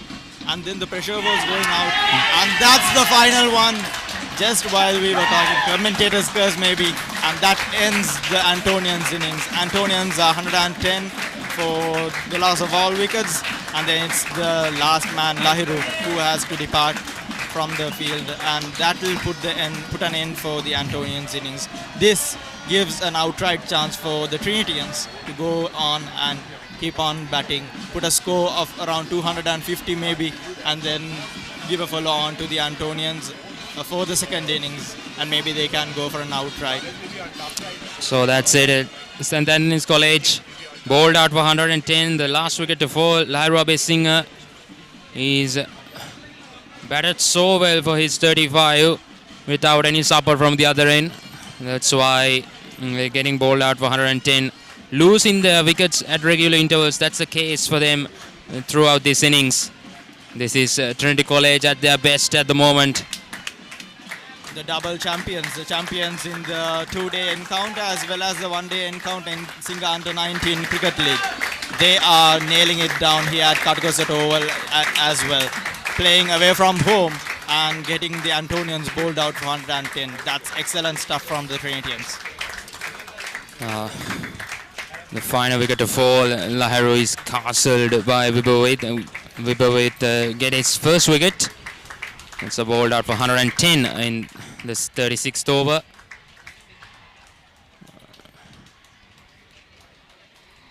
Nazif, what about the St. Anthony's bowling attack? Yeah, considering the bowling attack, we of course got the national cap man, Travin Matthews, the vice captain of St. Anthony's College, Kandy. And he's obviously great with his bowling. Even last time he managed to get 9 wickets, if I'm not mistaken. A total of 9 wickets in the 103rd Trinity Antonian big match, as well as he managed to get 4 wickets in the ODI encounter as well. So he is known for his bowling, not only in the school league, but also internationally. He represented Kolkata Knight Riders for net bowling. And then he also played in multiple number of international T20 leagues. To be specific, but then this is a different style of game, and I'm sure with the experience that he carry, he can lead the Antonian bowling lineup and try his best possible to defend the Trinitians. But then it's not a hard score. Like looking at the score, Trinitians can patiently go on and batting, picking up that loose deliveries, putting into those boundaries, maybe twos and ones, but then still it's manageable for the Trinity. The upper hand is on Trinity's side, and let's see how the Antonian bowlers are going to come up with. Absolutely, you are right. Let's looking for St. Anthony's response with the ball. What gonna be against informed Trinity batters? So this pitch offers the bowlers more of the occasions. So far we've seen with a bit of a grass layer on this pitch, but bit of a patches and cracks underneath that grass that will help the cause for the bowlers to make some damage against the batsmen. That's what exactly did by Trinity College bowlers. And also I should mention Kavisha Pumal from the Antonian lineup, who batted last with Lahiru. So he's also one to watch because he has completed his 100 wickets in this season, and partnering up with Trevin, those spin duo. I mean, that spin duo can contribute a lot for Anthony's, and that is what St. Anthony's will hope for from them as well, to get those wickets. It's not the dot balls or anything, the pressure or anything, it's the number of wickets that matters for the Antonians at this moment. So I believe that pair of bowlers, Kavisha Pumal along with Trevin Matthews, would contribute a lot for St. Anthony's. They should contribute. Yes, it is. Trevin Matthew, though, he's in a fine form. I thought he's done really well in the Under-19 Cricket World Cup, you say.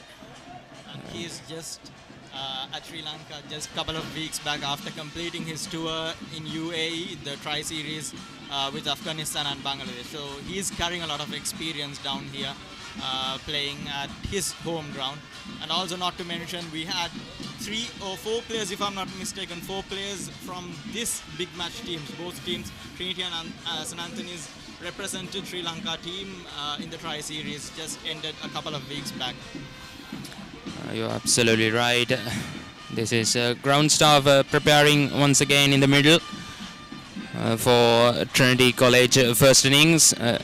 Will begin in few moments away.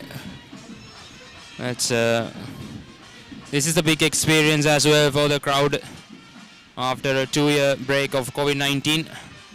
Now it's 4 years they are back at home at St. Anthony's, because last year the Antonians couldn't have a match at their home ground because it was Trinity's 150th anniversary. So we played both the innings as well as the ODI encounter at the Askeria.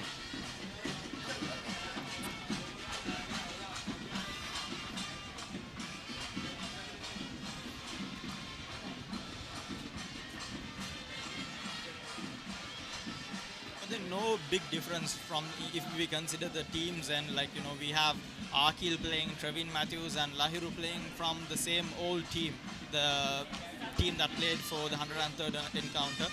So if we look on to that season, except for Asita Andinayaka and Shamidu, Akil and both Trevin Matthews and Lahiru did a lot with their bat, and they did score well to bag the first innings winning for the college, and they were almost nearing for an outright win in the 103rd encounter. And it is really disappointing for all the Antonians right here to see how the Antonians have put up with the bat in the first session of the day. Hope they bounce back with the bowling, with the line of attack that they have with ball. They might not have very good pace, but then of course St. Anthony's is rich for their spinning lineup. Always it has been always a school that's creating history with spin. That's why we're looking for, and if they're able to get some early breakthroughs with the new ball, taking the advantage of this grass, and with the new ball they can put some pressure on Trinitians as well. They does earlier in this morning. Yeah, I also looking at this pitch. I believe that it's more friendlier with the spinners, as we can see a bit of grass, and I guess it's favorable for the spinners. Even Trinity did well with the spinners, so I hope that advantage will be taken use by the Antonians as well, considering that they got 2 top spinners coming from Kandy, who represented Sri Lanka as well. Both Kavisha Pumal and Travin Matthews, they have represented Sri Lanka. They were in the selection pool for the Tri-Series as well, and Travin Matthews got the chance to fly for the Tri-Series. Now the Anthony's players getting some warm-ups at the mid ground so far, getting ready to take the field of at the moment.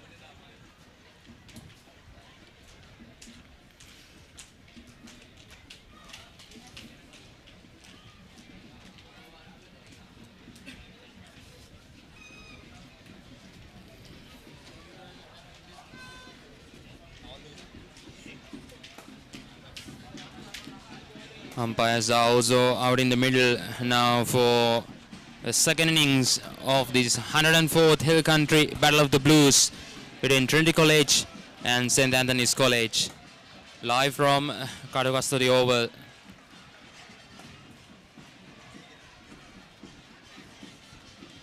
The teams are getting into the field to play the first inning, the second part of the first inning of the match. Trinitians are really in form with their bat. We saw how they performed throughout the series, both in the ODI encounter as well as innings. Now it's time for the Antonian bowlers to get that home advantage with the ball. We have Lahiro doing his pep talk for the team, a senior mate, and he also have represented Sri Lanka. So we have 4 colorsmen within the team for St. Anthony's, as well as 3 or 4, if I'm not mistaken, in Trinity as well. Which is why this is called, you know, the best rivalry. I mean, across all the rivals that we play in Sri Lanka. Because what's special about this specific team is, like, you know, even when I was at Papare for this Royal Thomian encounter, and when we saw the praises coming for Royal all across the country, still, like, I was thinking within, like, myself, like, Royal was defeated by St. Anthony's and Trinity, both schools in the league as well as their friendly matches. So that's the kind of teams these two are playing in the middle. So that's the quality of cricket that we are witnessing today here back at the Katugasthota Oval after 4 years. And like myself, Nasif, I'm really proud to be here, to be at my home back and with the microphone doing the commentaries, representing the Antonian Media Unit. And huge credits for the Antonian Media Unit for their production, as well as we are partnered with the Papare doing this job. So huge thanks for all of them who are giving this live stream and making all the old boys from both schools watch this match wherever they are in the world. Well, that's such a memorable thing that you say about the cricket. Let's see, all things getting up now for Trinitians' first innings. Let's see what can happen. Lyra Bessinger with the final word with the players. Let's see now. It's Lahiro Abesinghe again, the Antonian captain, to open the ball for the Antonians. He has absorbed the entire pressure of this game to his hands as a captain. So it is really with his captainship to do his part for his team.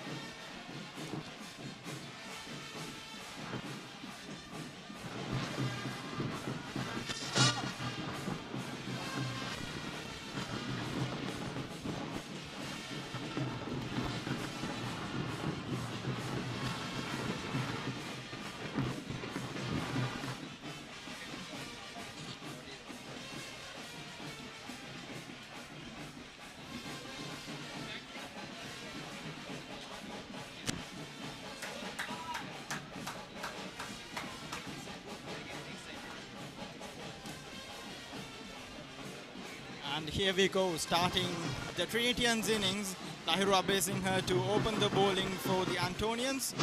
Here we go, the first ball. Oh, that's not the ideal start for them. Not the start that the Antonians expected. With the advantage of the ball swinging and having this grassy pitch, we want the Antonians to go for those wickets, to have that line and length consistently without giving any loose delivery, so that, you know, the Trinitians also can absorb that pressure and have that pressure throughout the innings. So maybe at least Antonians could control the Trinitians without going for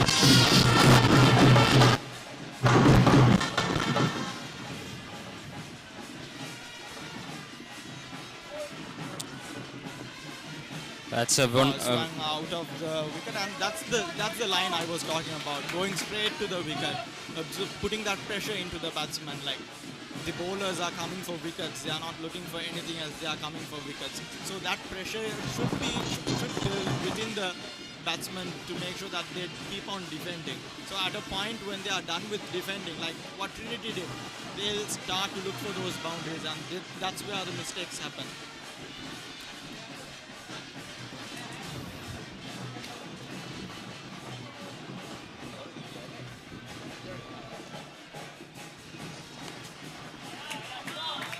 Yes, this time found the middle of the bat. Oh, very good effort in the deep. Bit of a slight mix-up, but is no damage done in the end. 2 runs for the Trinitians to open up their innings.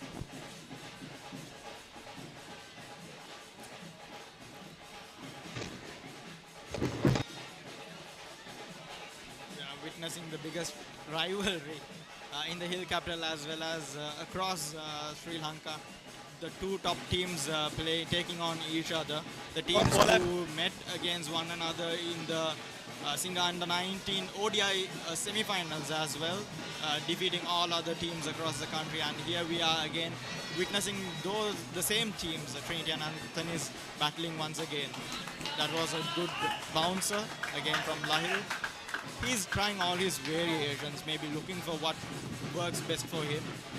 We saw one ball really wide to start with, and then one on, just on the slot, directly straight to the wicket, and then now a bouncer. So he's trying a couple of variations. Yeah, he's looking for some maximum advantage with this new ball. That's why he's trying for something, looking to get some early wickets. Let's see. Short and put away. That's beautifully punched off the back foot. That races away to the boundary. That's the first boundary of Trinitian's first innings. That's absolutely wonderfully timed by the left-hander. That adds 6 runs. Totally that puts the score to 6 runs for the Trinitians. Now Trinitians are 6 for the loss of no wickets.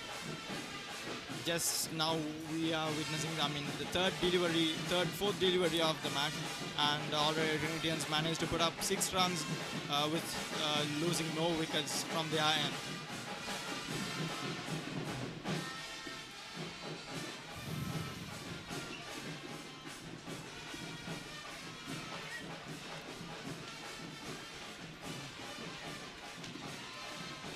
Lahiru Abhisinghe tried 2 short deliveries. First one is left it long, but then it's a very good response from the left-hander. Sliding down leg this time. It is nice that he's trying his variations. He's looking to bluff the batsman and, to allow him make mistakes. But then in case if it is not a mistake, if it is timed well and comes from the middle of the bat, of course it's going to find the boundaries. But if not, if it manages to get an edge, then with this field setup, Antonians are going to get their first breakthrough. So that is what exactly Lahiru wants from his end also. Also being a bowler who bowled for Sri Lanka Under-19 in the World Cup.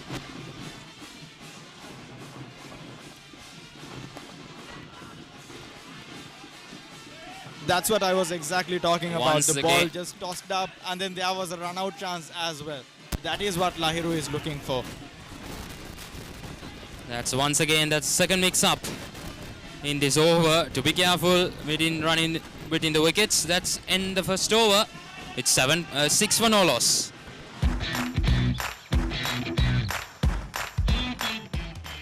Keel's Crest Naimeris sausages, the bite that bites back. අතේ ඇති මුදලට ඇංකනියුඩෙල් yoghurt. Yoghurt එකක් විතරක්ම නෙවෙයි. DR20 ප්‍රොබයොටික් සමග දෙගුණයක යහගුණෙන් ඔබේ පෝෂණයටත් වැලක්. ඇංකනියුඩෙල් යෝගට්. ඇංකනියුඩෙල් යෝගට්. යෝගට් එකක් විතරක්ම නෙවෙයි. Lahiru was from the other end looking for a partner who will support him, who will get at least 1 or 2s and give the strike to Lahiru. But then that didn't work well with the Antonians today.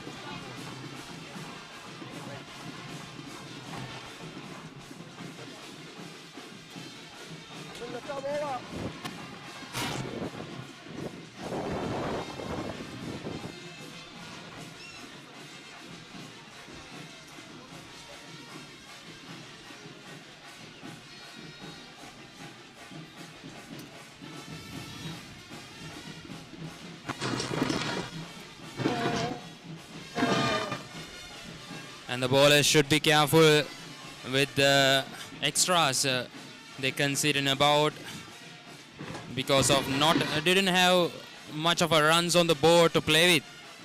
So should be careful with that as well. They should be really aware of how they are bowling today. Not just the runs or the wickets. At any point of the game, they shouldn't allow Trinitians feel comfortable. They should keep on putting that pressure on the Trinitians. Maybe create lots of dot balls and then going for those opportunities somehow to keep that pressure throughout the innings. At least manage to have a good score with a number of wickets for the Antonians at the end of the day when they are ending today's session.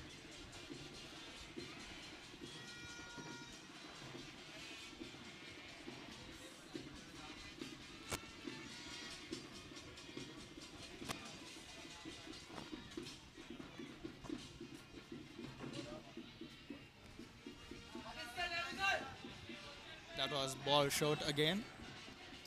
We didn't see any full length balls until now from the Antonians, but then Trinitians were putting a lot of pressure with those balls with a fuller length. But then Antonians, both Lahiru and now the new bowler, both are trying with those short lengths for the batsmen. Maybe they are looking for opportunities, chances of catches.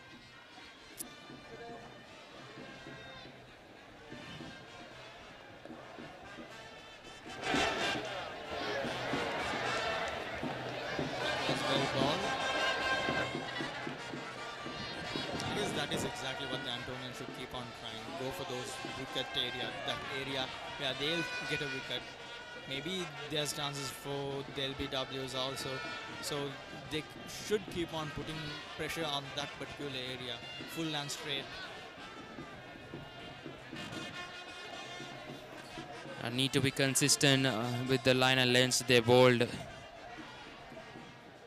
So then they can get the maximum result.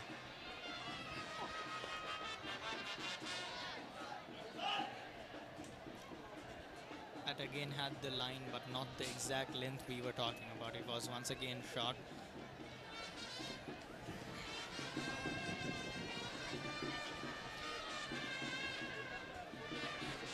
I hope the Antonians will come up with their spinners as soon as this first 4 or 5 at the end of the first 4 or 6 overs.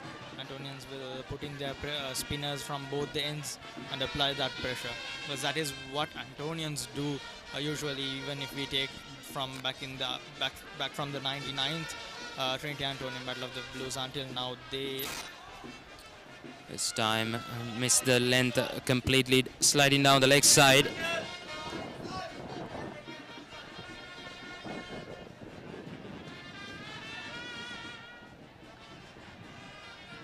So yeah, as I was talking about the spinner, so that's what Antonians used to do with the spin. So before we had Nimnaka Jayatilaka, once again, who represented Sri Lanka and who is playing for SSC now. And as a pacist, we had Chamidu Wickramasinghe, who's again a representative of the Sri Lankan under-19 cricket and also SSC. And we had Asitha Wanninayaka, Praveen Matthews, and all those big names. They were all good spinners for the Antonians.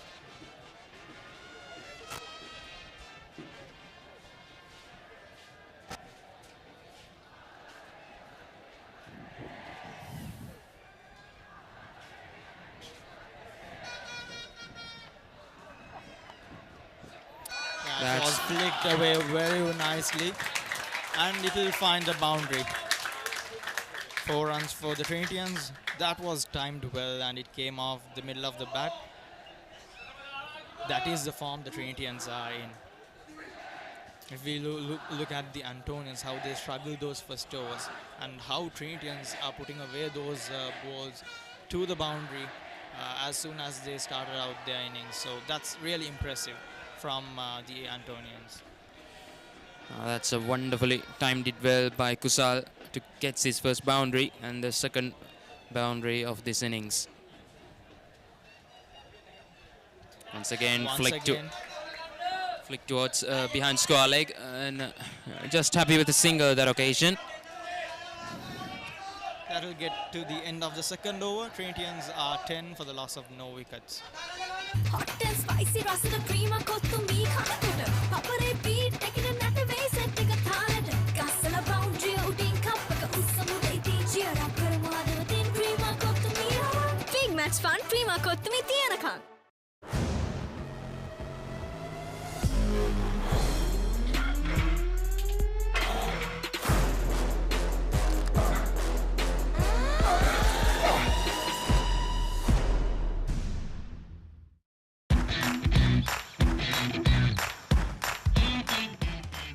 Heels Crest Naimeris sausages, the bite that bites back.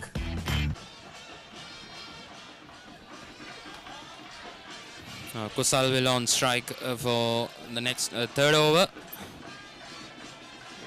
So Lahiru Abhay will continues from the other end.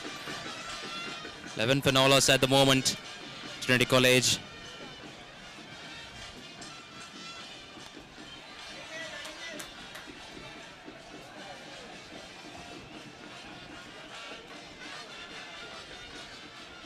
Having those senior names, Praveen Matthews, Lahiru Abhay, who also was in the part of like Sri Lankan under-19, who led the bowling attack. Let's say like Praveen Matthews was one of the main leaders of the bowling attack the Sri Lanka under-19 had, along with the under-19 captain. So having that experience, they should put it here, and they should keep applying that pressure on the Trinitians.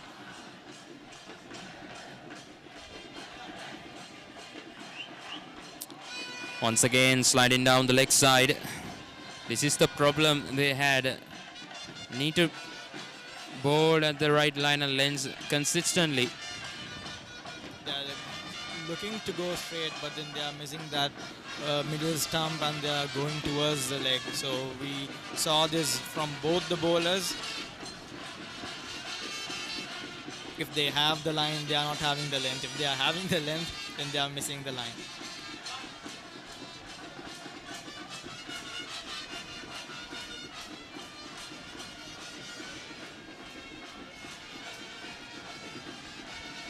That was a short ball once again, and it will find the fielder. That will be just 1 run for the Trinitians.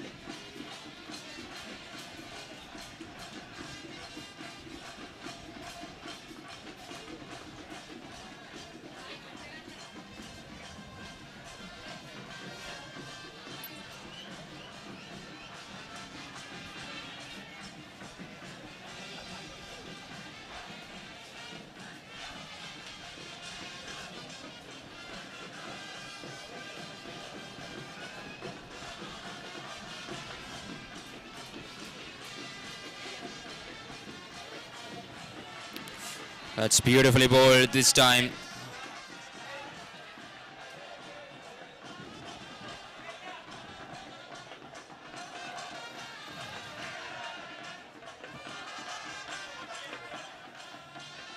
That's what exactly we expect from Lahiru to do, right? So we want him to bowl to that middle stump or the off stump, keep that line and length consistently, and make a variation all of a sudden, and then there you go. There will rise an opportunity for the Antonians for a breakthrough.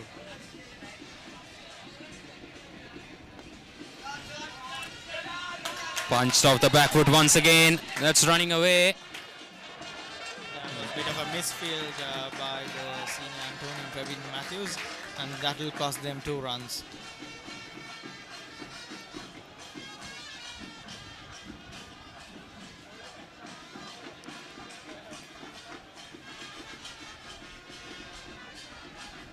Runs are coming quite easily at the moment for Trinity College openers. So Anthony's bowlers will be keen on to put pressure back on the batters.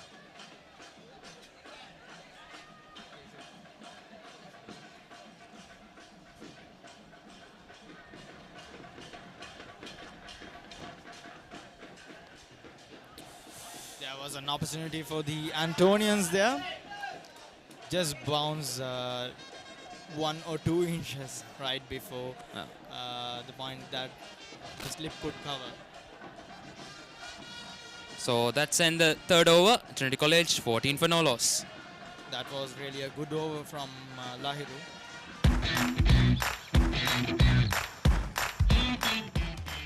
Heels Crest Naimeris sausages, the bite that bites back.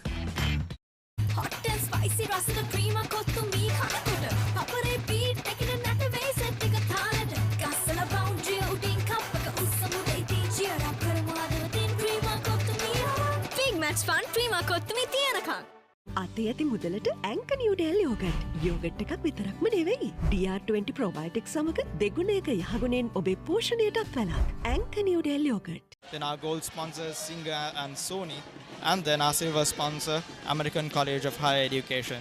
Without their support, it wouldn't have been a possibility for us to bring this event live, streaming it across, making sure that everyone from every corner of the world witness this battle that's played in the hill country. That's also one of the biggest in the island. That was cut away really well. That will find the boundary again. 4 more runs for the Trinitians. They have taken the game in their hand. They are playing it easily. Once again, bit of a misfield in the deep. That's why that races away to the boundary. That's a wonderful pickup shot from the left-hander once again. On the back foot cutaway. That's found the fence once again. Not the greatest of efforts in the deep. It looks that Trinitians have no pressure in their end. They are playing it at ease. They are striking it really hard. They are with a motive to go for an outright win. We didn't have it for a long time. Maybe after 2012, when it was Nimnaka Gunatilaka leading the Antonian side, and then Niroshan Dikwal from Trinity. When Niroshan Dikwal managed to get an outright win for Trinity. And since then, we didn't have an outright win in this Hill Country Battle of the Blues. It's been almost 11-year gap, 11 to 12 years. And then this year, Trinitians got the upper hand to go for it. They have taken the game really easy, and they are playing it really well, going for those striking, like they are striking really hard, and getting the scoreboard ticking for them. They are in that type of a form in this season.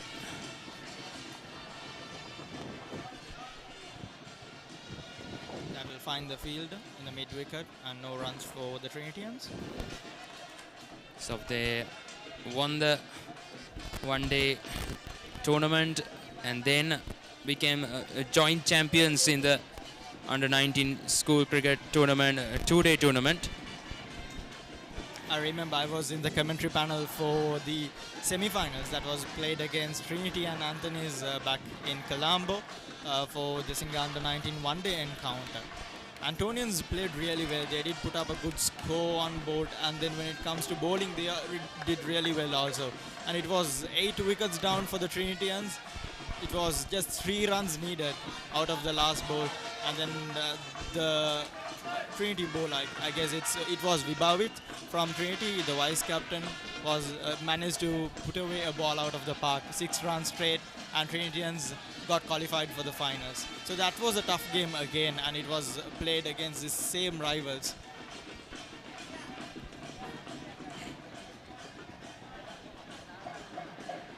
I really expected that kind of a match today, but then it was poor from the Antonians at playing in their home. I expected at least a run that's closest to 200, even if not 200. That was once again put away in the same region, and will find the boundary.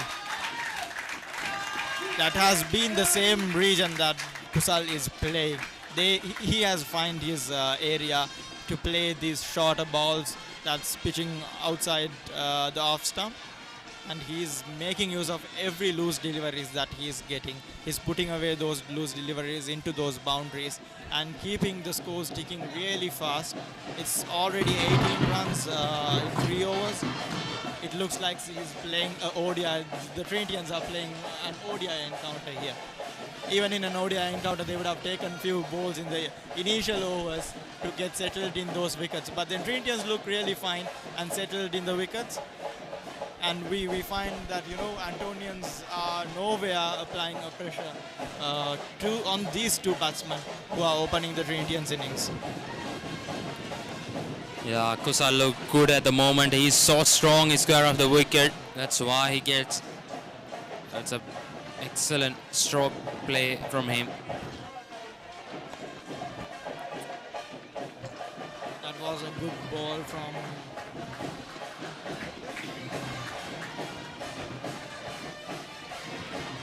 So that ends another over. End of the 4th over. Trinity College 22 without loss.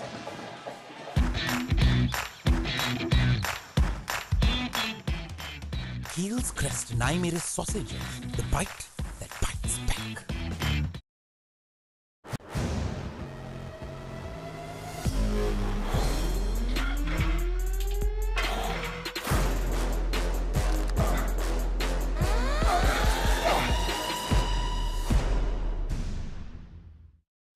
Anchor Noodle Yogurt. Yogurt එකක් විතරක්ම නෙමෙයි. Found that wicket that they are looking for from these two bowlers who opened the Antonians bowling lineup.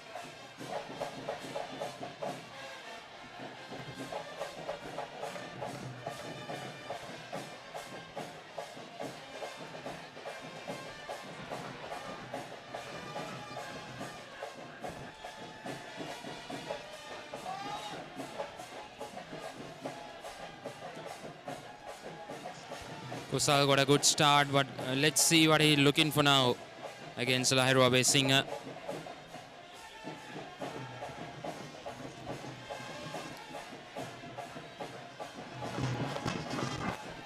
Again, another short delivery. Will find the fielder in the deep area, and they'll manage to get a single.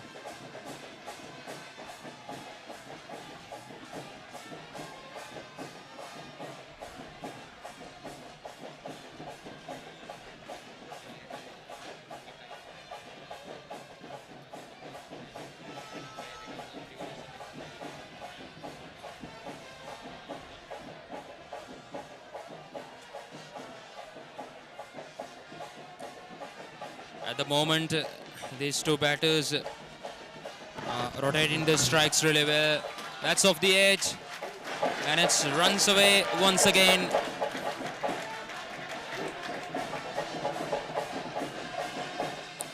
Once again on the backward, looking for that square cut. This time took the edge, runs down to the 3rd man boundary. Lahiru looks really exhausted, trying all his variety that he could, but still Trinitians are really consistent with how they are standing in these wickets, how they are made the pitch into their names. They have turned the pitch into their names, and they are playing those shots.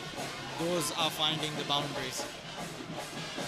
I feel like the Antonians should work with the field and bowl according to the field, like what Trinity did. They didn't allow much of boundaries, but then they kept on bowling those consistent lines.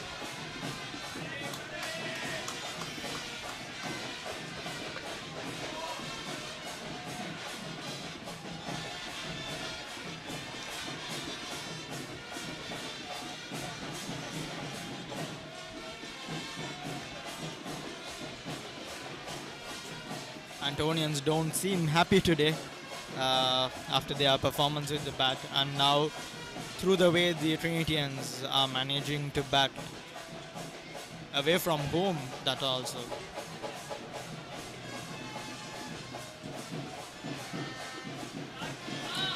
That's flicked towards mid-wicket area. That's running away as well. That's another boundary.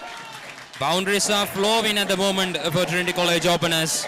Trinitians are making use of every bit of gap that they find. These two batsmen are putting it out of the park, out of the fence, converting every runs into those boundaries that are valuable for them to go for an outright win. So this is what we expect from a champion side, I'd say. The champion side in the entire island. So they're coming as the favorites of this game. This is what we expect from them, the class that they put on here. While also should not forget to mention that Antonians are no second for them as well because of the combination that the Antonians have with their lineup. Plenty of all-rounders playing for both these teams. They are second for none, I'd say. That is why this is one of the best battles that's played in the island. Once again, a short ball there. 2 was the call, but managed to get a single.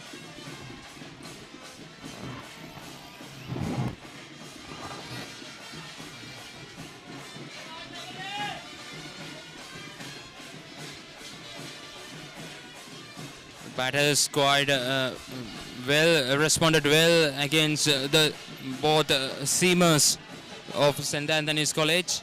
So they are looking for something different now. Will be on the target now. And that will be the first one for the Antonians. The shout was loud, but then the umpire says no. So that's in the 5th over. Trinity College 32 without loss.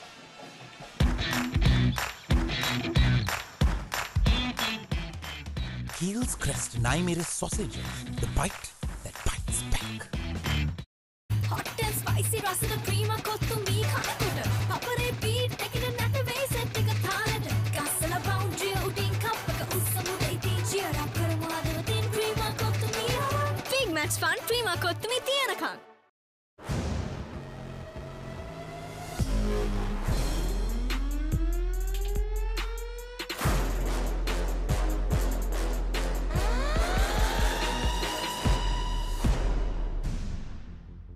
cheer up කරමු හදවතින් cream kottu mee big match fun cream kottu mee තියනකම් අතේ ඇති මුදලට ඇංක Newdale yoghurt. Yoghurt එකක් විතරක්ම නෙවෙයි. DR20 ප්‍රොබයොටික් සමග දෙගුණයක යහගුණෙන් ඔබේ පෝෂණයටත් වැලක්. ඇංක නිව්ඩෙල් යෝගට්. cheer up කරමු හදවතින් cream kottu mee big match fun cream kottu mee තියනකම් ඇංක නිව්ඩෙල් යෝගට්. යෝගට් එකක් විතරක්ම නෙවෙයි. Responded well and started off well at the moment. We have a new guy to this commentary box as the chief guest, Yusuf. Warm welcome. Very warm welcome to you. Good afternoon, all listeners. So I'm now putting on the commentator's hat here. So Trinity has got off a very, very good start after bowling out the Antonians for very, very low, poor 107 runs. So no terrors in the wicket here, that's for sure. The Trinity batsmen batting very freely and very fluent, free-flowing strokes here. And just 32 runs on the board in just the 5th over of the innings. Whereas the Antonians were really struggling throughout the innings to get the score moving.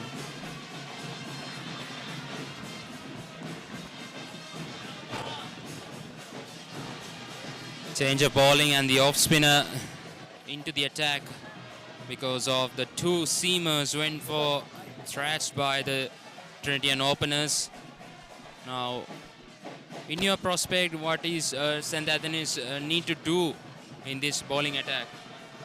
Well, they need to claim wickets. It doesn't matter how it comes. I mean, they got to keep captain had done the right thing. He's brought about a change in the bowling the right arm off spinner against the 2 left-handed batsmen. And the main objective, the main what they should be doing is claiming wickets because the Trinity batsmen they got out a very flying start. And if they keep doing that and if they keep if the scoreboard keeps moving, Antonians will have a lot to a lot of work in the second innings to do. That's took the edge, running down to the third man boundary, but just only for a single this time. The good thing about the Trinity batsmen, Trinity openers, they are keeping the scoreboard ticking, you know. Whereas the Antonians were really bogged down this morning. They couldn't get the scoreboard ticking. They were playing the ball straight to the fielders. They couldn't find the gaps. They couldn't keep the scoreboard rotating. They couldn't work those singles. And they kept on losing wickets at regular intervals. And that didn't help their cause. The only batsman who batted very well in that innings was Lahir Abir Singh, the captain. There was hardly any support for him. And end of the day, they were all shot out of 107 runs. And added to that, there was some silly running between the wickets by some of the Antonian batsmen, resulting in 2 run-outs. And also brilliantly supported by the Trinity fielders. They fielded brilliantly. They got some excellent catches. So they came out with a plan, executed the plan well. And they are very much in the driving seat here, very much in the box seat, Trinity.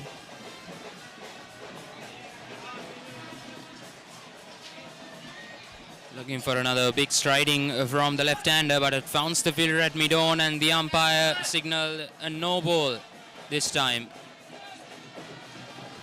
I'm a bit surprised, shocked, an off-spinner bowling no balls. He's not a fast bowler.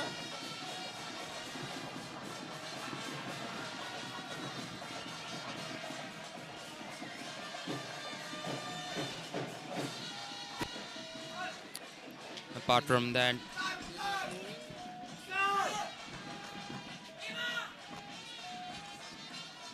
so that ends the over. It's Trinity College 33 without loss.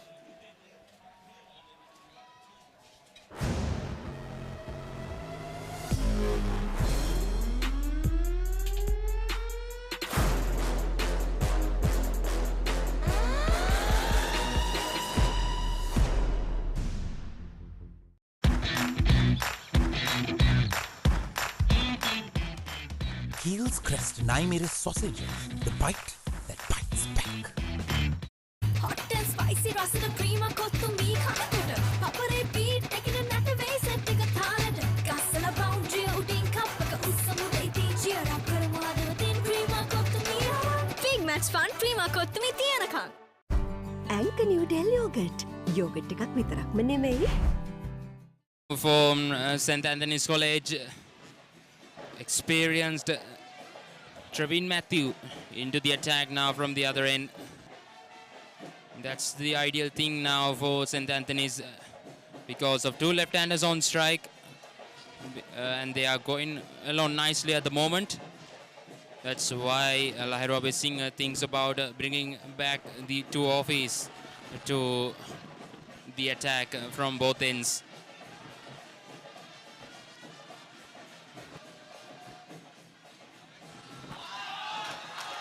That is a wonderful stroke play from the left-hander once again.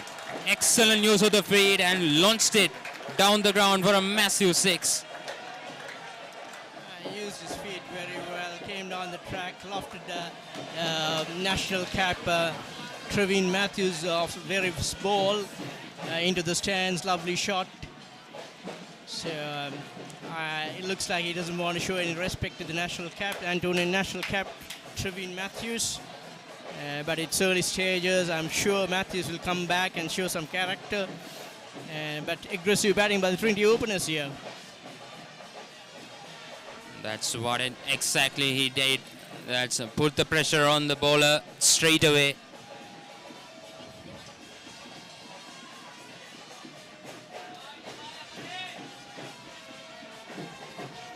So there are no terrors in the pitch here, that's for sure. If viewers from all over the world watching this game have been asking this question, why Antonians folded quite cheaply, poor batting is the answer. As you can see, Trinity is batting on the same track and their openers after a flying start, and they played some really good cricket, played the bowling on its merits. It's quite a placid wicket, it looks green, but there is nothing green about it.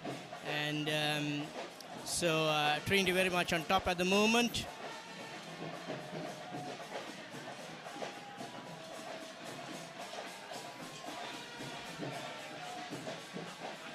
A lovely atmosphere at Katugasthota. Schoolboys having a ball, enjoying themselves. The Antonians on the back foot, but the Antonian old boys tent is just above us. They are playing some lovely music and having a ball here, having a party, even though their side has not come to the party. Bit of a huge appeal from the bowler and the teammates, but clearly that's going down the leg. That was definitely missing leg stump. Worth a shout still. Antonian will do anything to get a wicket because they are very much on the back foot. They need to get back into the game. The only way they can come back into the game is claim a few wickets here. Once again, that's beautifully bowled by Trevin Matthew. Deserved the batter that occasion. So very disappointing performance by Antonian so far. Yeah, absolutely right. They're still get off the mark with the ball. So that's in the over. Trinity College 41 without loss.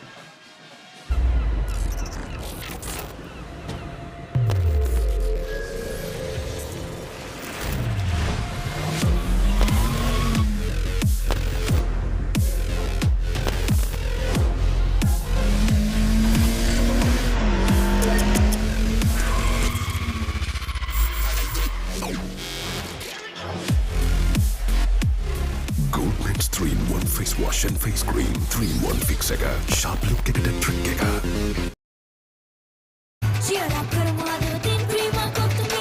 Big match fun, Prima Kottumi Tiyanaka. And once again, it's another change of bowling, and Lahiru Abhisingh thought he came back into the attack now.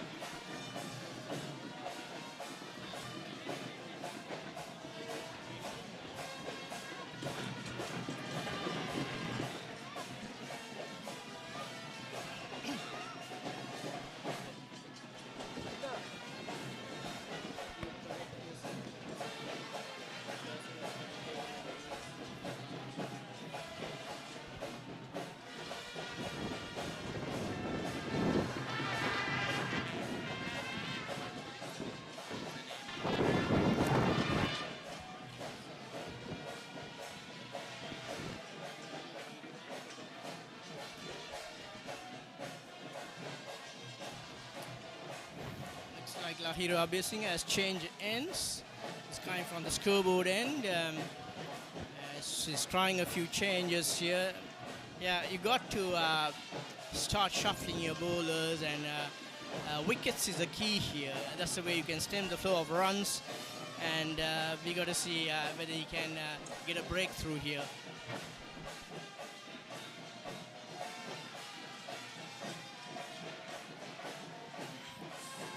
That's beautifully bowled by Lahiru Abhisingh at that occasion.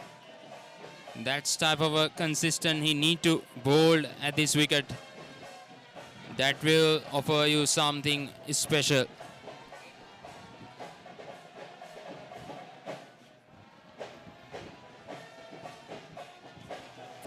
Bit of a correction as well. We have in the com box is Fazil Marij. He's the former Anthony's school cricket captain in the 1981 year.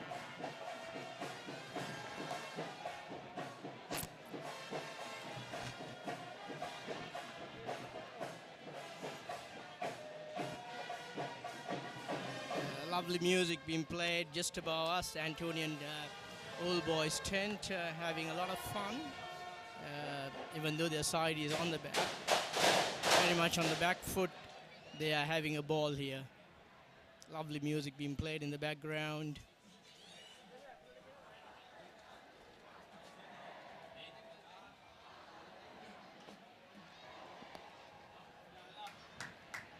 Working on the leg side this time for another easy single.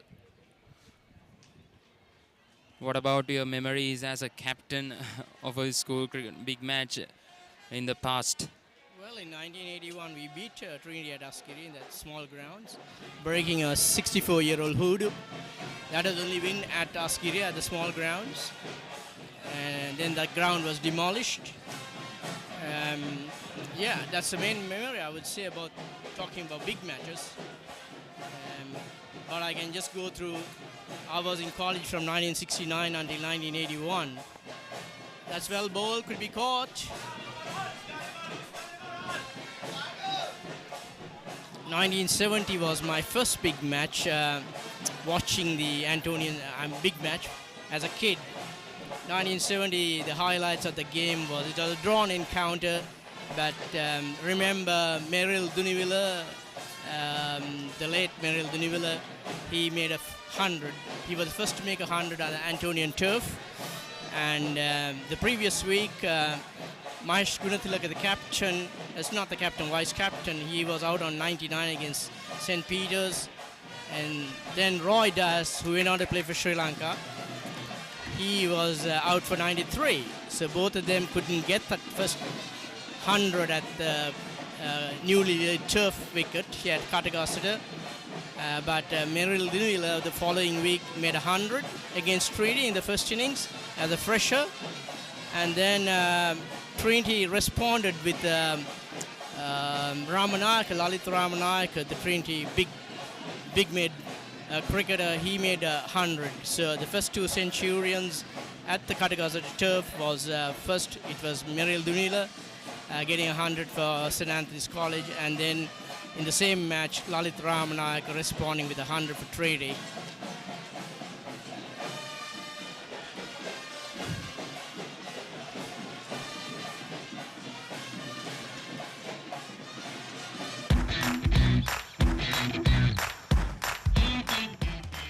Heels Crest and I made a sausage. The bite that bites back.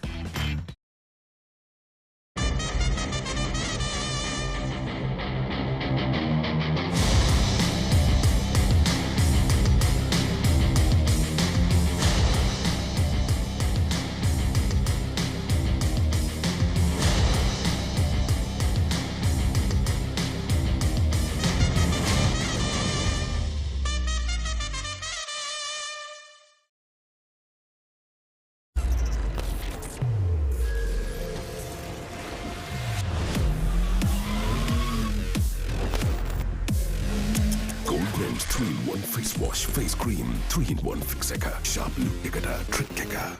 Get with the real Wasi life. Genie Debit MasterCard by Dialog Finance. Download Genie. Enjoy benefits.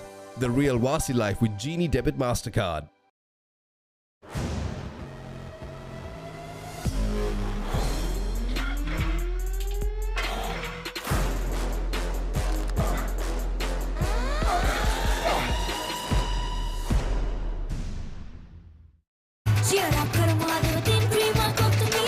Big match fun, prima kottumi tiyanaka.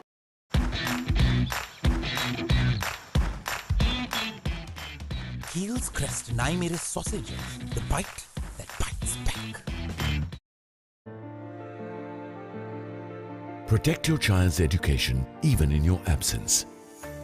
School Fee Protector from Sri Lanka Insurance makes sure your child's education continues uninterrupted by paying their school fees in case of an untimely demise or total permanent disability of the parent. Go ahead, ensure your child gets the future they deserve with School Fee Protector from Sri Lanka Insurance. Sri Lanka Insurance, like a father, like a mother.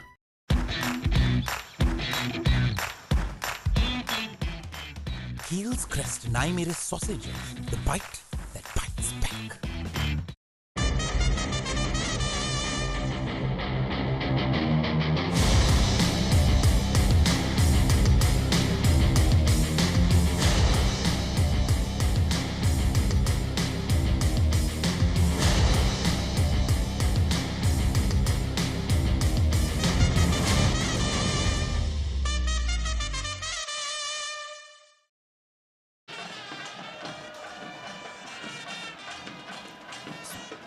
Crowd having a lot of fun here at Katugasthota. Lovely conditions for cricket.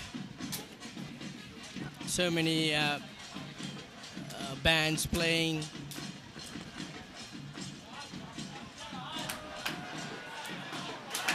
That is a wonderful placement once again from the left-hander. That's a way too short from Trevin Matthew that occasion.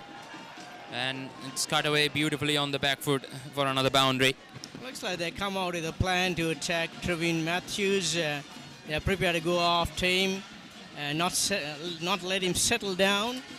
And they are showing hardly any respect to the national cap from St. Anthony's College, Trevin Matthews.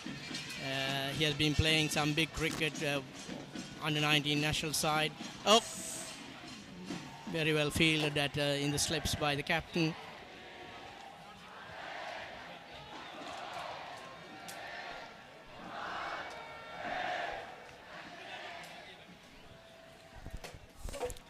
The Antonian bowlers need to get a breakthrough here. It's very, very important at the moment. They break through this partnership down the leg side. That's not going to help their cause. Against the left hand, if you bowl that, luckily he did not get any bat to that. There is hardly any protection towards the fine leg area.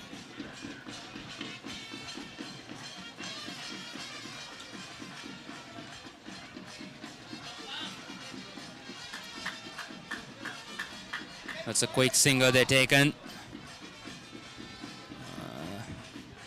Bit of a discomfort for the fielder there.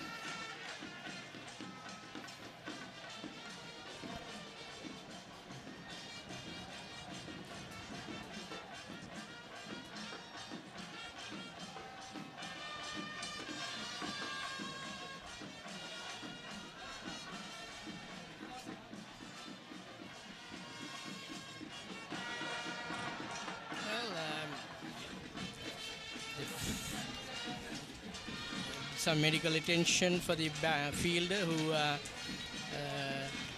maybe threw himself at the ball, slightly hurt, it's like.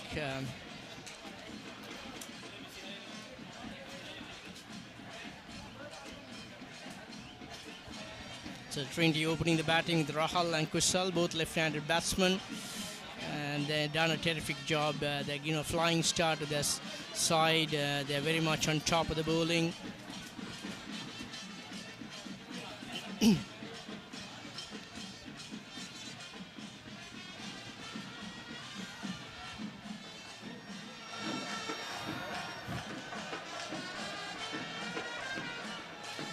Rahal Amar Singh is the captain, I believe. He's the captain of Trinity College for a successful journey in this school cricket season. Again, going down the leg side, you can't win LBW decisions once the ball is pitched on the leg stump and going further down. And you got to attack the off stump. And he's not been very been off target. So much has been spoken about Trevin Matthews. So far he has not bowled. So far he has not found his line and length the way he would want. So that's disappointing for the Antonian side and the Antonian captain, because he's one of the main strike bowlers. Plenty of options in the bowling side, but a small total defend, just 107 runs. It's not a limited overs game, but still, for all, you need to make some breakthroughs and put a hold to the free scoring Trinity batsman.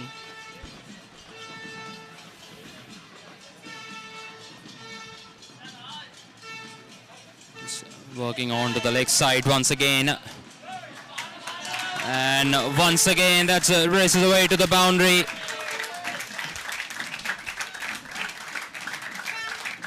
And that brings up the 50-run stand between these two openers. And so that is an excellent bit of a start for them. Kusal and Rahal Amar Singh. So Trinity on the board, 50 runs on the board for no loss, chasing 107. So not very far away from the total with 10 wickets in hand.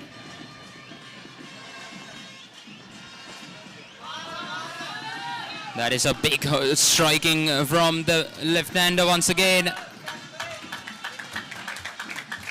And that will be another boundary. Yes, it is. Runs once again beginning to flow here for the two left-handers of Trinity College. Hardly showing any respect to the Antonian bowler. They're just going after it and playing good cricketing strokes, cricketing shots, and they're keeping the scoreboard ticking very much on top. Disappointing performance by the Antonian bowlers. Antonian batters didn't do anything good. The bowlers are struggling here in the afternoon heat at Katugasthota.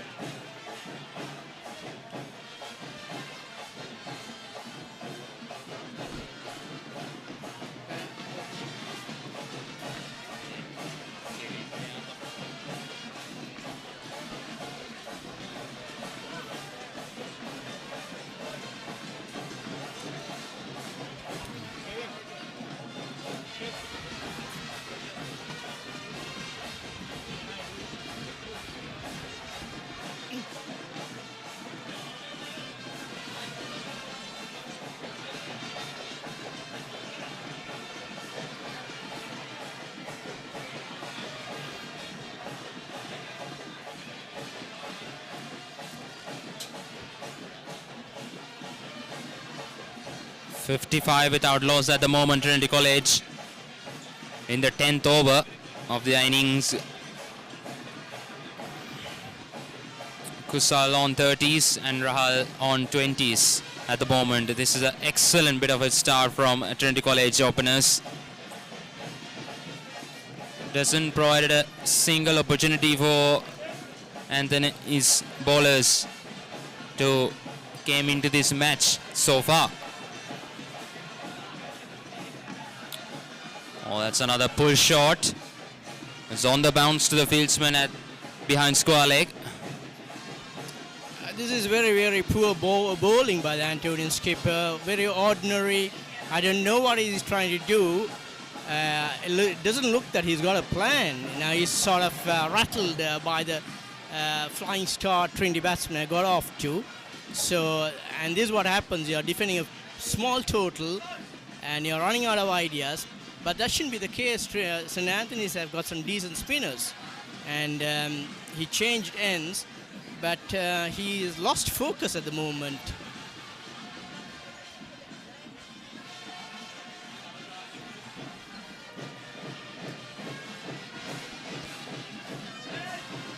Oh, that's an excellent effort in the end, but it's still... That was a good bounce. I don't know whether it went to hand or...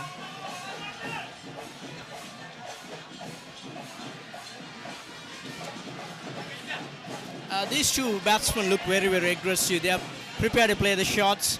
They have understood the wicket quite well. They know there are no cherries in the wicket. And they can just play through the line or the ball coming on nicely on the back foot if they want to pull or cut or whatever. And Antonians will have to do something much, much better than this. Shot again. This time, keeper couldn't hold on to it. That's running down to the boundary. To me, this looks very frustration from the Antonian captain. He's overdoing the bounce. I feel in the umpires will sort of talk to him on the limitation of bounces. He's running out of ideas. He's frustrated. So that's why he's taking these options. Whereas Trinity in the morning, they had a set plan. They came, bowled to a plan, you know, tight, really put the pressure on the Antonian batsman, executed the plan well, the fielders supported. So, and now with the batting, the openers, I got out a flying start here.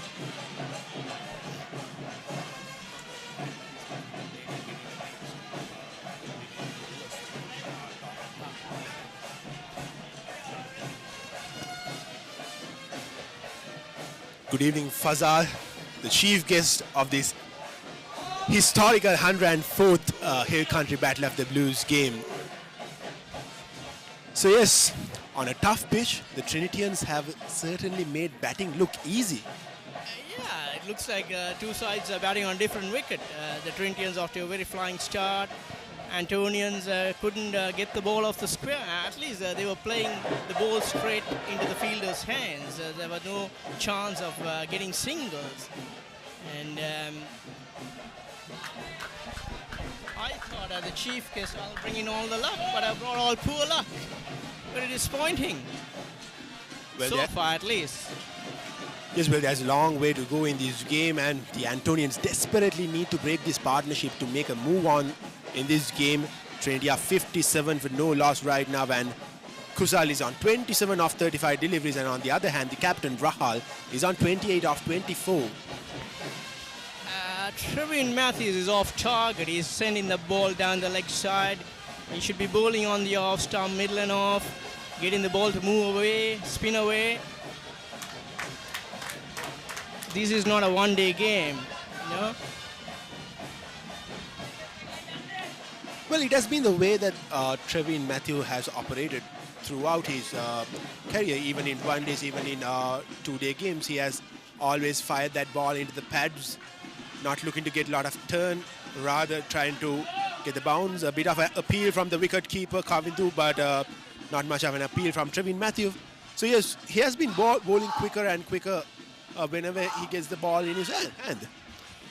Well, it looks like the Trinity batsmen have come out with a plan. They don't want to show much respect for Matthews. But well, for a moment I thought that was going to the fielders at short mid-on, at least silly mid-on.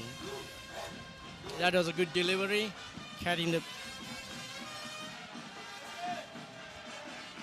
Well, Fazal, so far we haven't seen the leading wicket take a Pumal in attack with maybe with two left-handers in the middle. The captain Lahiru Abesinghe is reluctant to bowl him. Do you think that Pumal should come back into the attack? Yeah, definitely. I think Lahiru Abesinghe changed ends, but he couldn't make any impact. At least the next over he should bring one of the spinners, and also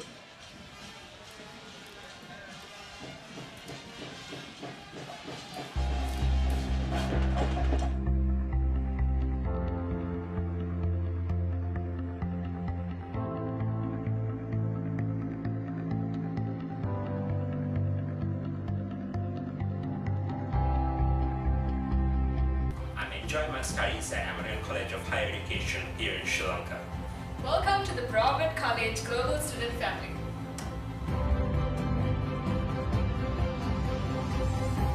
American degrees at American College of Higher Education. Over 500 degrees. Pay only $9,400. Conferred by Broward College, Florida and Excelsior College in New York, USA.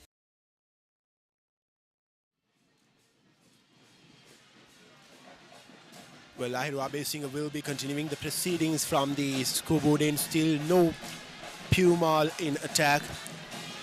I would like to see Tisare Kanaka into the attack, the off spinner, right? He has been a leading wicket taker this season. Well, yes, he bowled a sole over quite a while ago, and he was hammered out of the park by Rahal. So probably that's why Lahiru opted to keep him in the ranks, not bowl him out.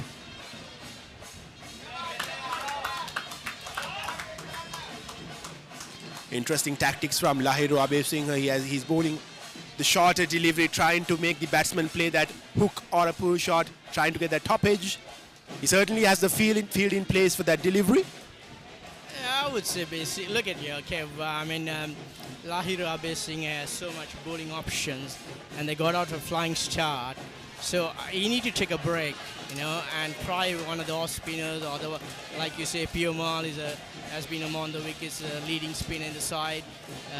Tisare Kanaka, and Charupe Kanaka is another spinner, I believe. This is not helping the Antonian cause. Well, once again, Lahiru not helping the Antonian cause. These boys are very strong on the back foot, on the hook shot, on the pull shot, and he's feeding them in that area.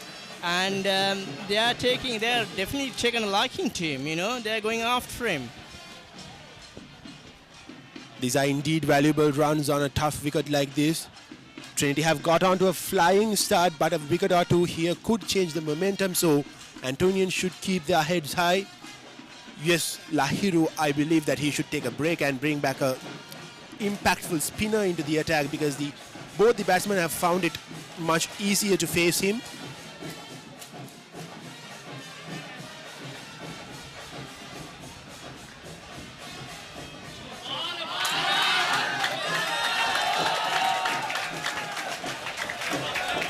I told you, he's just playing to the batsman's strengths. He's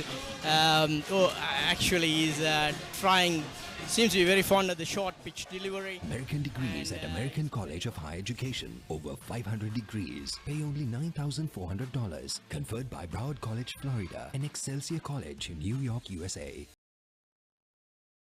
For the batsman.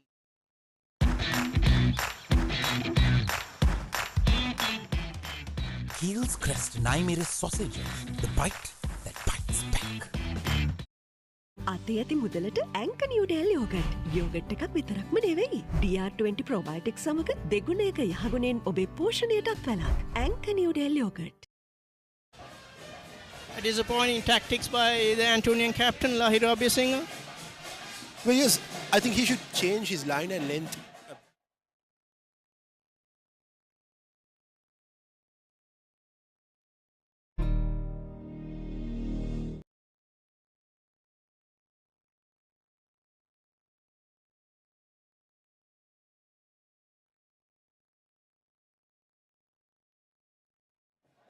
American degrees at American College of Higher Education. Over 500 degrees. Pay only $9,400. Conferred by Broward College, Florida, and Excelsior College in New York, USA.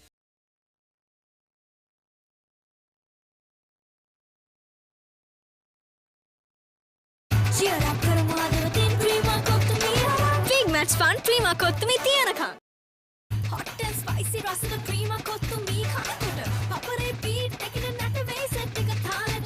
Gassala boundary, udin kapaka usamu deiti, cheera karamadatin Prima Kottumi. Big match fun, Prima Kottumi Tianaka.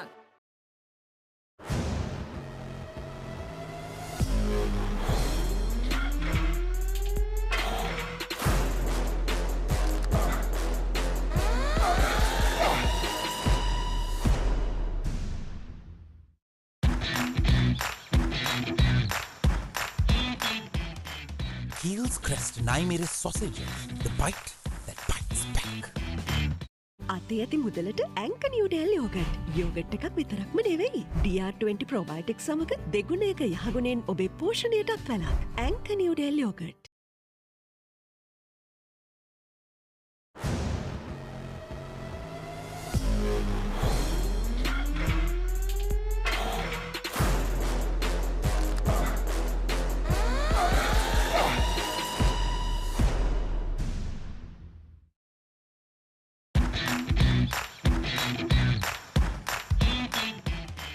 Heels crest Naimeris sausages. The bite that bites back.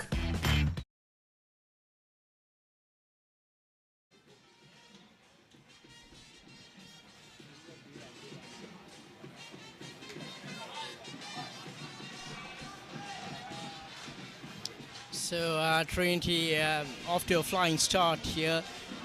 They have got up to 68 runs in the 11th over.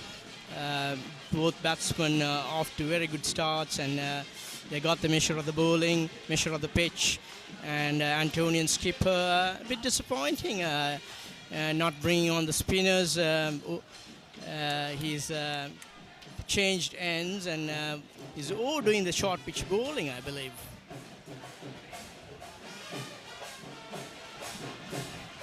Well, yes, he has been a bit too predictable for the batsmen, because all those three deliveries which went to the boundary were short, back-to-back short deliveries. He should mix his pace a bit and mix his line a bit, so that he will create that confusion in the batsman's mind.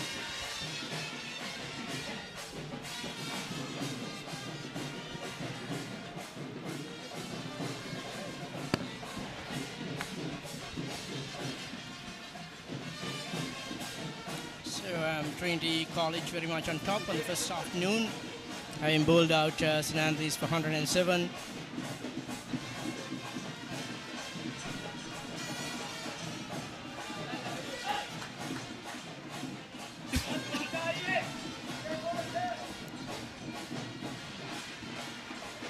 That will be the end of the 12th over. Trinity College are 75 for the loss of no wickets.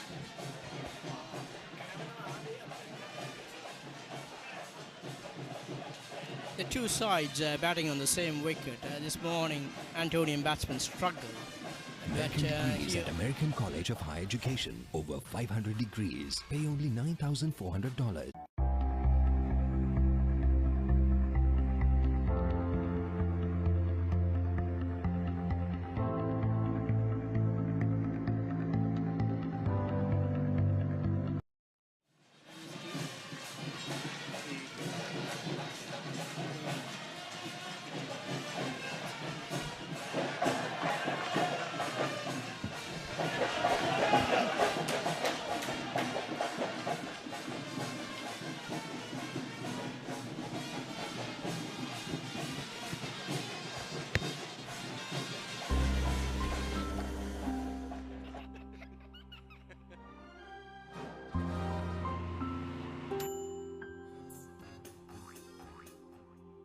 At home, your fridge can be a photo album. At home, your TV can be a DJ. At home, your bed can be a trampoline. At home, your washing machine can be an aquarium. At home, your sofa can be a cinema. At home,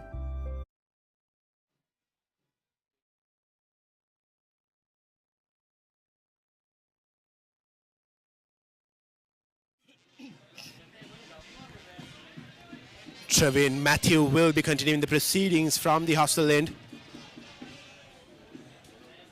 So far not so successful, Trevin Matthew. He has been firing the ball in, trying to get that LBW come into play.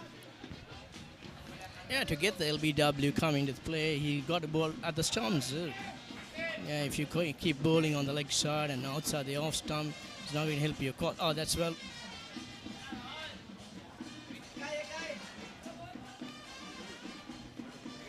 The Trinity batsmen are prepared to play their shots. I mean, doing that quite well this afternoon. No terrors in this pitch. Antonian batsmen, no excuses at all. They didn't put up a good show. They were sort of bogged down, nerves playing. They just brought about pressure on themselves.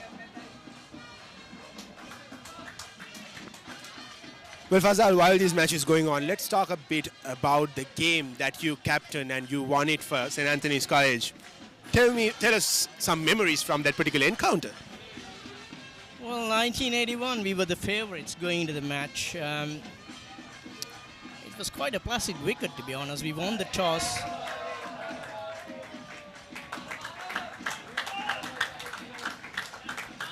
Antonians seems to have no answer to the Trinity attack here, batting their two batsmen very much on a leather hunt here so far. Well, at this rate, Trinity might end up getting a score over 200, which will put them in a very good position in this game. Absolutely, absolutely. I mean, getting a side out cheaply is one thing, and then batting and getting yourself in a strong position is another thing. So far, the Trinity batsmen have done that pretty well, and they are just playing good cricketing strokes. They're finding the gaps, they're finding the boundaries. Antonians so far no answers to this onslaught by the Trinity openers. Running out of options, the captain losing focus.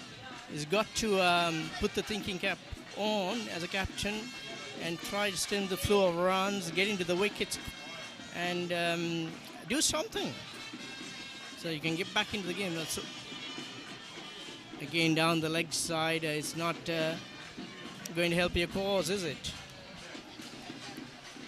Well, the Trinitians has certainly brought plenty of momentum into this game. They were the double champions.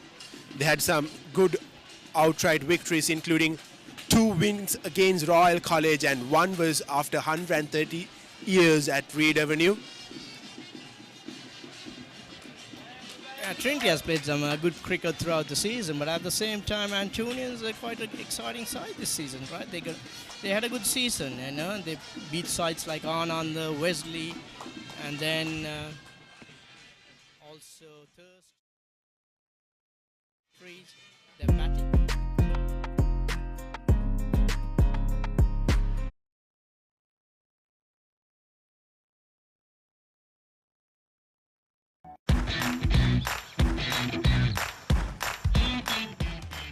Heels Crest Naimeris sausages, the bite that bites back.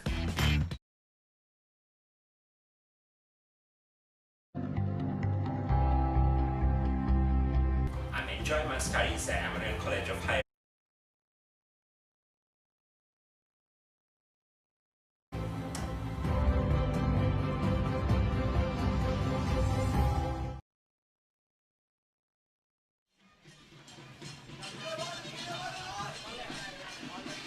Interesting, very interesting. Lahiru Abesinghe still continues bowling from the scoreboard end. Yeah, that's very disappointing for me, I'll tell you. He got so many options, so many spinners in the side, been very, very successful this season.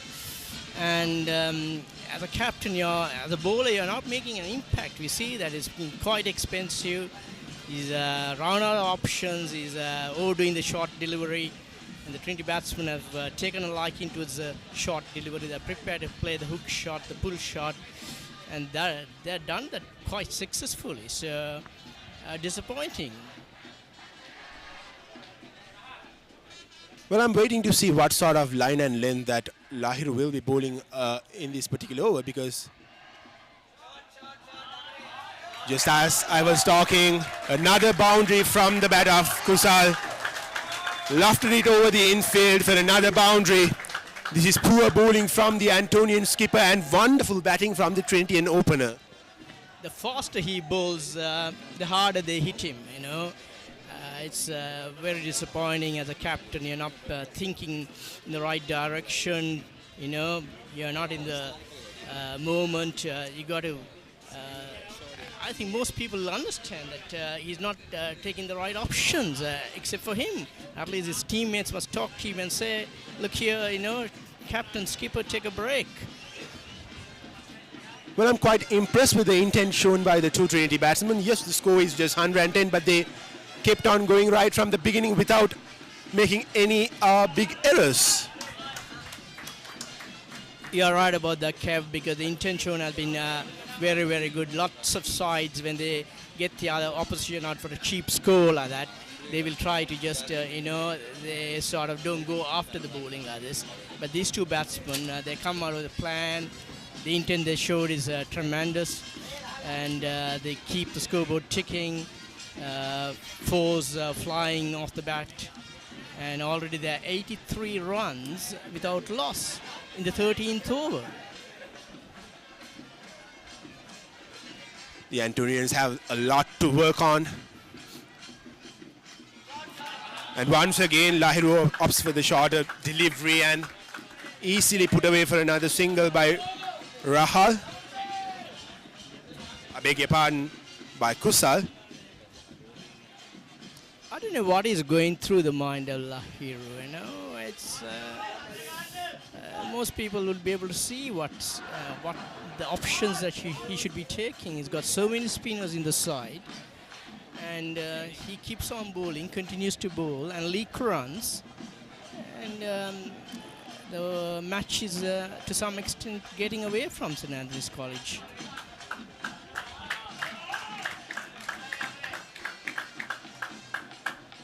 Well, I hope that he has not given up things so early in this game. We have a lot to play for. Yes, the Trinitians are 83 for no loss, but if they can get a chip in a wicket or two here, the Antonians will be right back in the game because of the playing surface that we are seeing today. It will be really hard for the new batsmen to come find a good touch in these types of wickets. Well, they get to, they have to break this partnership. That's the most important.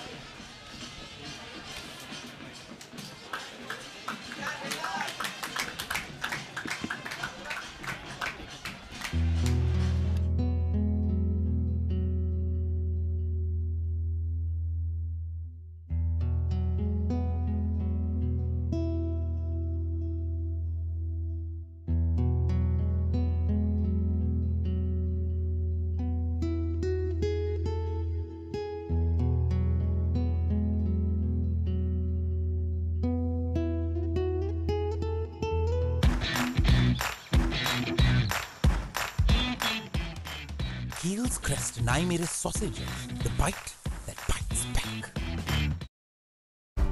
ඇංක Newdale yoghurt yoghurt එකක් විතරක්ම නෙමෙයි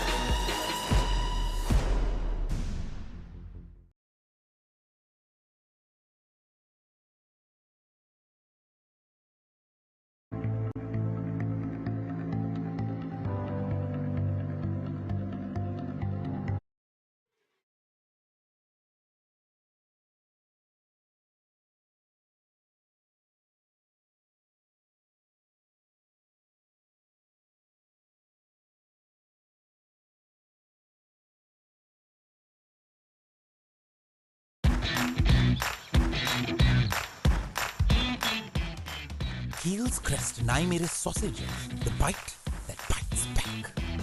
Cheer up karama din prima kottumi big match fun prima kottumi tiyanaka hot and spicy rasada prima kottumi kanakota papare beat ekina nata ve set එක තාලට ගස්සලා boundary udin cup එක උස්සමු දෙති cheer up karama din prima kottumi big match fun prima kottumi tiyanaka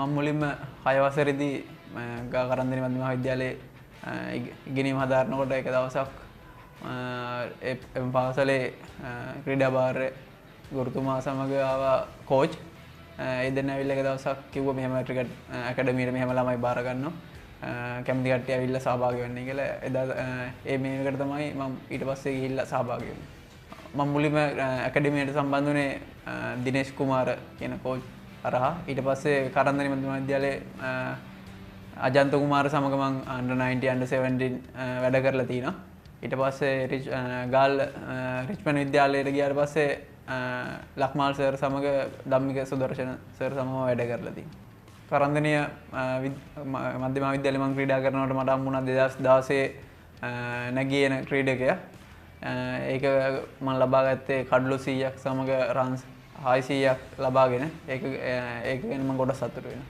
අතරම ගොඩක් සතුටුයි ලංකාවේ තියෙන පරණම big match වලින් එකක් මම අන්තිමට ක්‍රීඩා කරේ 114 වෙනි බිග් මැච් එක.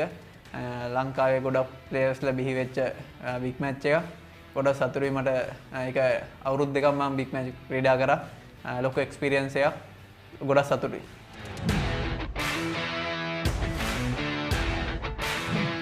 මුලින් මේකට සහභාගී වෙන ගැන ගොඩක් සතුටු වෙනවා. මොකද අවුරුදු 10 පාල අන්තිම 15 දෙනාට තේරෙන්න ලැබිච්ච එක ගැන ගොඩක් සතුටුයි. ඉතින් ගොඩක් හොඳ ප්ලේයර්ස්ලා එක ක්‍රීඩා කරා වෙන රටවල් වලත්. සමහර ප්ලේයර්ස්ලා අද නැෂනල් ටීම් වල ප්ලේ කරනවා. ඉතින් ගොඩක් සතුටුයි.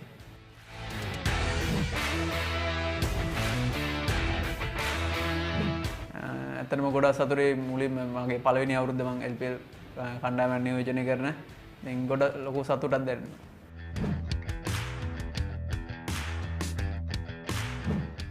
මම රිච්මන්ඩ් විද්‍යාලයේ 19 ප්ලේ කරනකොට මට අවස්ථාවක් ලැබුණා ගෝල් CC කණ්ඩායම නියෝජනය කරන්න. ඒකේ මම මුලින්ම ක්ලබ් එක ප්ලේ කරේ ගෝල් CC. ඊට පස්සේ මම අන්තිම World Cup under 19 World Cup ගිහිල්ලා ආවට පස්සේ සරසන්ස් කණ්ඩායමේ මම නියෝජනය කරා. ඊට පස්සේ under 23 එක SSC කණ්ඩායම නියෝජනය කරා. අන්තිමට දැන් ටැමිල් යුනියන් ක්‍රීඩා සමාජයේ අවුරුදු දෙකක් තිස්සේ ක්‍රීඩා කරා. ඇත්තටම ගොඩක් සතුටුයි මොකද නැෂනල් ප්ලේයර්ස්ලත් එක්ක ක්‍රීඩා කරන්න ලැබිච්චම ලොකු සතුටක්. සුරංග ලක්මාල්, ඉසරුදාන, දිල්රුවන් පෙරේරා, ධනංජය සිල්ලා, ජෙෆ්රි වැන්ඩසේ ඒ වගේම කමිටි එකේ රංගන හේරත් ඉන්න එයා ගොඩක් වෙලාවට උදව් කරනවා. ලොකු එක්ස්පීරියන්ස් එකක් ෂෙයා වෙනවා මොකද නැෂනල් ප්ලේයර්ස්ලත් එක්ක එකට ක්‍රීඩා කරද්දී. මං වන් ඩේ වල ගත්තා මං ගිය අවුරුද්දේ පොලිස් කණ්ඩායමට එරෙහිව විකට් 4ක් ලබා ගත්තා ලකුණු 16කට. ඒක ළඟ ගිහින් මැච් එකක්. මොකද පොලිස් කණ්ඩායම අපි මුලින්ම බැට් කරලා ලබා ගත්තේ ලකුණු 110ක් වගේ. ඒකට එරෙහි අපි විකට් 9ක්ම ගත්තා. එහා පැත්තෙන් වැන්ඩයියා විකට් 5ක් ගත්තා. මම 4ක් ගත්තා. ලාස්ට් විකට් එක ගන්න බැරුව අරගේ පරාජයටපත් වුණා. මගේ ලිස්ට් ඒ ඩෙබියු මැච් එකේ මම ලබා ගත්ත අන්ජලෝ මැතිව්ස්ගේ කඩුල්ල. ඒක තමයි අමතක වෙන්න ඕන කඩුල්ල. ගොඩක් වෙලාවට මම ක්ලබ් එකේ මේන් දඟ පන්දු යවන්නේ. ඒ අතරතුර මට පුළුවන් වෙලාවට කණ්ඩායමට පිටෙන් දායකත්වයක් දෙන්න පුළුවන් හැම නිතරම මම ගොඩ උත්සාහ කරන්නේ ටීම් එකට ලකුණු ටිකක් ලබා ගන්න.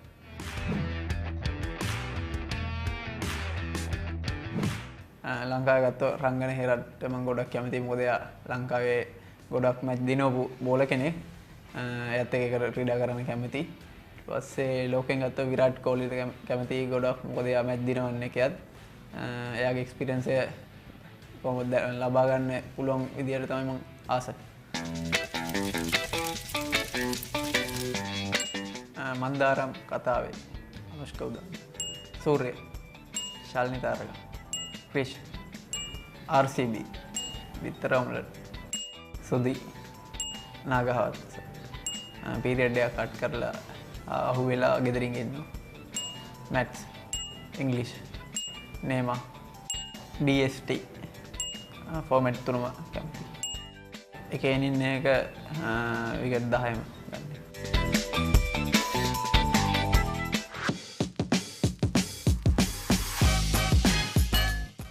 Apple, FB, mobile games, Netflix, YouTube, Daniel Vittori, Tilakaratna Devika.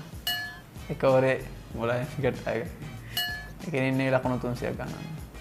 IPL, cover drive, Hindi film, 10.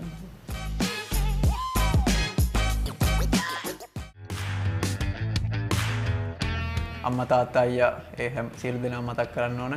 ඊට පස්සේ මට පොඩි කාලේ දැන් අද වෙනකන් උදව් කරපු සියලු දෙනාම මගේ කෝචස්ලා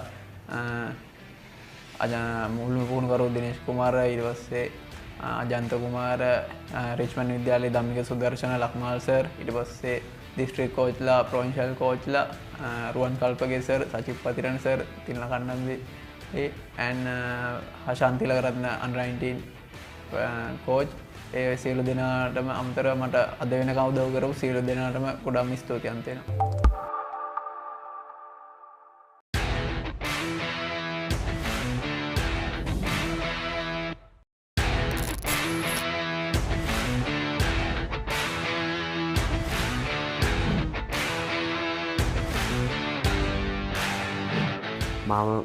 මම සාන්ත සෙබස්තියන් විදුහලේදී ග්‍රේඩ් 3 වලදී තමයි මේ මුලින්ම මාව ඇකඩමියකට තෝරගත්තේ.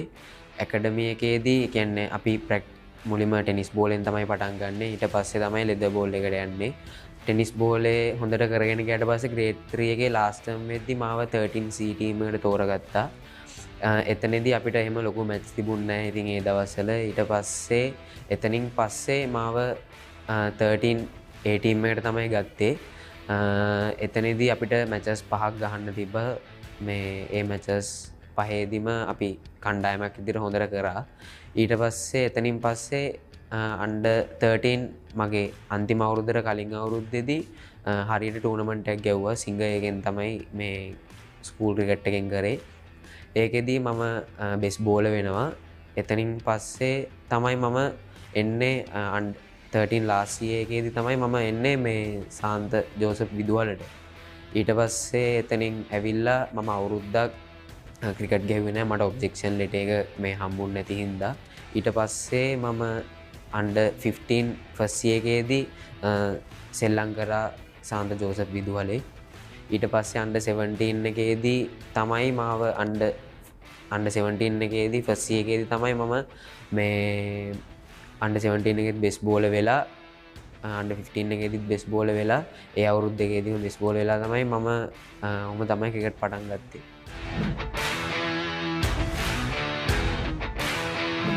මුලින්ම කියන්න ඕනේ මම මුලින්ම ක්‍රිකට් වලට ආවේ under 13 එකේදී ෆාස්ට් බෝලර් විදියට. අන්ඩර් 13 එකේදී. එතකොට මං හරි පොඩි ඒකේ හින්දා මොහන්ස කිව්වා ස්පින් අපි ස්පින් වම් අතින් බෝල් කරන හින්දා ලෙෆ්ට් ආම් ස්පින් එක දාලා බලමු කියලා. ඊට පස්සේ අත් එක්ක වැඩ කළා තමයි ලෙෆ්ට් ආම් ස්පිනර් උනේ. ඊට පස්සේ 13 A ටීම් එකේදී මට හම්බුණා රෂාන් සර්ව. එයාගෙන් ගොඩක් දේවල් ඉගෙන ගත්තා. එයා ඒ කියන්නේ ටීම් එකක් විදියට මට බෙස් බෝලර් වෙන්න ටීම් එක ගොඩක් උදව් කරා. මොකද කැච් අල්ලලා දුන්නා. ඒ දේවල් එක තමයි විකට් දාගන්න පුළුවන් වුණේ. ඉතින් රෂාන් සර් ගොඩක් දේවල් මට කියලා දුන්නා. මෙහෙම දාන්න මෙහෙම කරන්න. ඒ වගේම ගොඩක් මහන්සි වුණා. ඒ හින්දා මට ගොඩක් ලේසි වුණා ලෙෆ්ට් ආම් ස්පින් එකෙන් හොඳ දේවල් ටිකක් කරන්න. ඉතින් අපි ඒ අවුරුද්දේ චැම්පියන් උත් වුණා. ඊට පස්සේ අන්ඩර් 15 එකට ආවට පස්සෙත් රෂාන් සර් හිටියා සෙබස්ටියන් එකේදී. එයත් එක්කම තමයි වැඩ කරේ. ඒ අවුරුද්ද අපි රන්නර්ස් අප් වුණා ඒ ටූර්නමන්ට් එකේදී. ඊට පස්සේ මම අන්ඩර් 15 එක ලාස්ට් එක ගහන්න ආවේ සෙන්ට් ජෝසප් එකට. ඊට පස්සේ එතනදි මට හම්බුනේ පසින්දු සර්ව. එතනදි මට මැච් 3යි ගහන්න පුළුවන් වුණේ. ඒ මැච් 3ෙන් ඒ මැච් අපි ඒකේ ක්වාටර් ෆයිනල් පැරදුනා. එතනින් පස්සේ අන්ඩර් 17 තමයි මම ගැහුවේ. එතනින් පස්සේ තමයි මට රොජර්ස්ව හම්බුනේ. රොජර්ස් එක්කත් මම ගොඩක් වැඩ කරා. එයා ප්‍රැක්ටිස් හැමදේම ක්වොලිටි එකට අපේ සෙන්ට් ජෝසප් එකේදී තියෙනවා. ඉතින් ඒත් එක්ක හරි ලේසි ස්පොට් බෝලින් කරන එක තැනක බැට්ස්මන්ලට බැට් ගන්න දිනන ෂොට්ස් ගහන්න මැද ගිහිල්ලා බැට් කරන්නේ හැමදේම ඉතින් ලොකු ප්‍රැක්ටිස් සෙෂන් එකක් තිබ්බා. ඒත් එක්ක ප්ලේයර්ස්ලා ගොඩක් ඉම්ප්‍රූව් වුණා. ඉතින් ඒ අවුරුද්දේදී ප්ලේයර්ස්ලා 4 දෙනෙක්ම වගේ අන්ඩර් 19 නැෂනල් ටීම් එකටත් ආවා. ඉතින් ඒ වගේ ගොඩක් දේවල් කණ්ඩායමක් විදිහට කරන්න පුළුවන් වුණා. ඒ අවුරුද්දෙත් අන්ඩර් 17 එකද අපි චැම්පියන්ස්ලා වුණා. ඊට පස්සේ අන්ඩර් 17 ගහන අවුරුද්දෙම ඒක ඉවරනාට පස්සේ අපිට 2 day ටූර්නමන්ට් එකේදී මට අමතක වුණ වෙන දෙයක් තමයි ක්වාටර් ෆයිනල් මැච් එක අපිට රිච්මන්ඩ් ලව තමයි හම්බුනේ. ඒකෙදී කමිදු අයියයි ධනංජය ලක්ෂාන් අයියා ඒගොල්ලෝ ඒ දෙන්නම සෙල්ලම් කරා. ඉතින් ඒගොල්ලෝ අන්ඩර් 19 වර්ල්ඩ් කප් ගිහිල්ලා ඇවිල්ලා එතකොට අපිට හිටියා ජිහාන් ඩැනියල් ජේඩී අයියා හිටියා. ඊට පස්සේ රෙවාන් කෙලි නිපුන් සුමන සිංහ ඒ අන්ඩර් 19 ගිහිල්ලා ආපු කට්ටිය හිටියේ වර්ල්ඩ් කප් එක. ඉතින් ඒගොල්ලොත් එක්ක ගහන්න හම්බෙච්ච එකත් ගොඩක් සතුටුයි. ඉතින් ඒ අවුරුද්දේ ඒ ක්වාටර් ෆයිනල් මැච් එකේදී මමයි අෂේන් ඩැනියල් එකතු වෙලා ලාස්ට් එකට පාර්ට්නර්ෂිප් එක තියෙන 178ක් ක්වාටර් ෆයිනල් එකේදී. ඒකත් අමතක නොවන දෙයක් තමයි මගේ ජීවිතේ. එතනින් පස්සේ තමයි මට හම්බුනේ අන්ඩර් 19 නැෂනල් ටීම් එකට සිලෙක්ට් වෙන්න.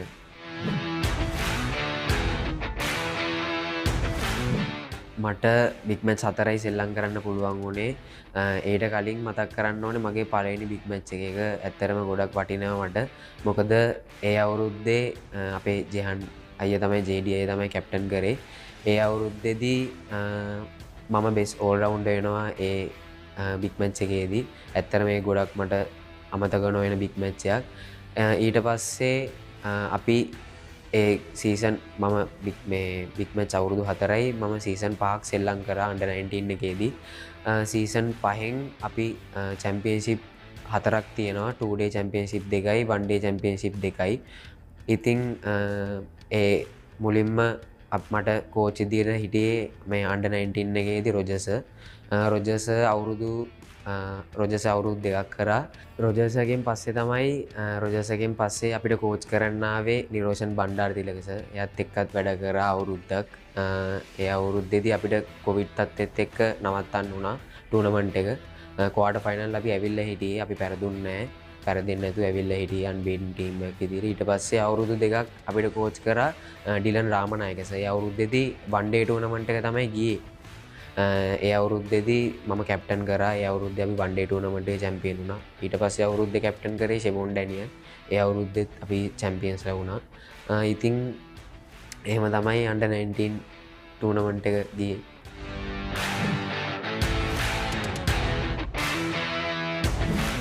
ඇත්තරම මුලින්ම මම අවුරුදු 15 වෙදි තමයි මාව මුලින්ම ඉන්දියන් 2 එකට තෝරගන්නේ අන්ඩර් 19. එතනදී අපේ හෙඩ් කෝච් විදියට හිටියේ හෂාන් තිලකරත්න සර්. ඊට පස්සේ ඇසිස්ටන්ට් කෝච් විදියට හිටියේ චමින්ද වාස් සර්. බෝලිං කෝච් විදියට හිටියේ චමිල ගමගේ සර් හිටියා. ඒ වගේම හිටියා Sachith Pathirana sir spin bowling coach විදියට. ඒගොල්ලොත් එක්ක තමයි අපි වැඩ කරේ ඒ කෝචස්ත් එක්ක.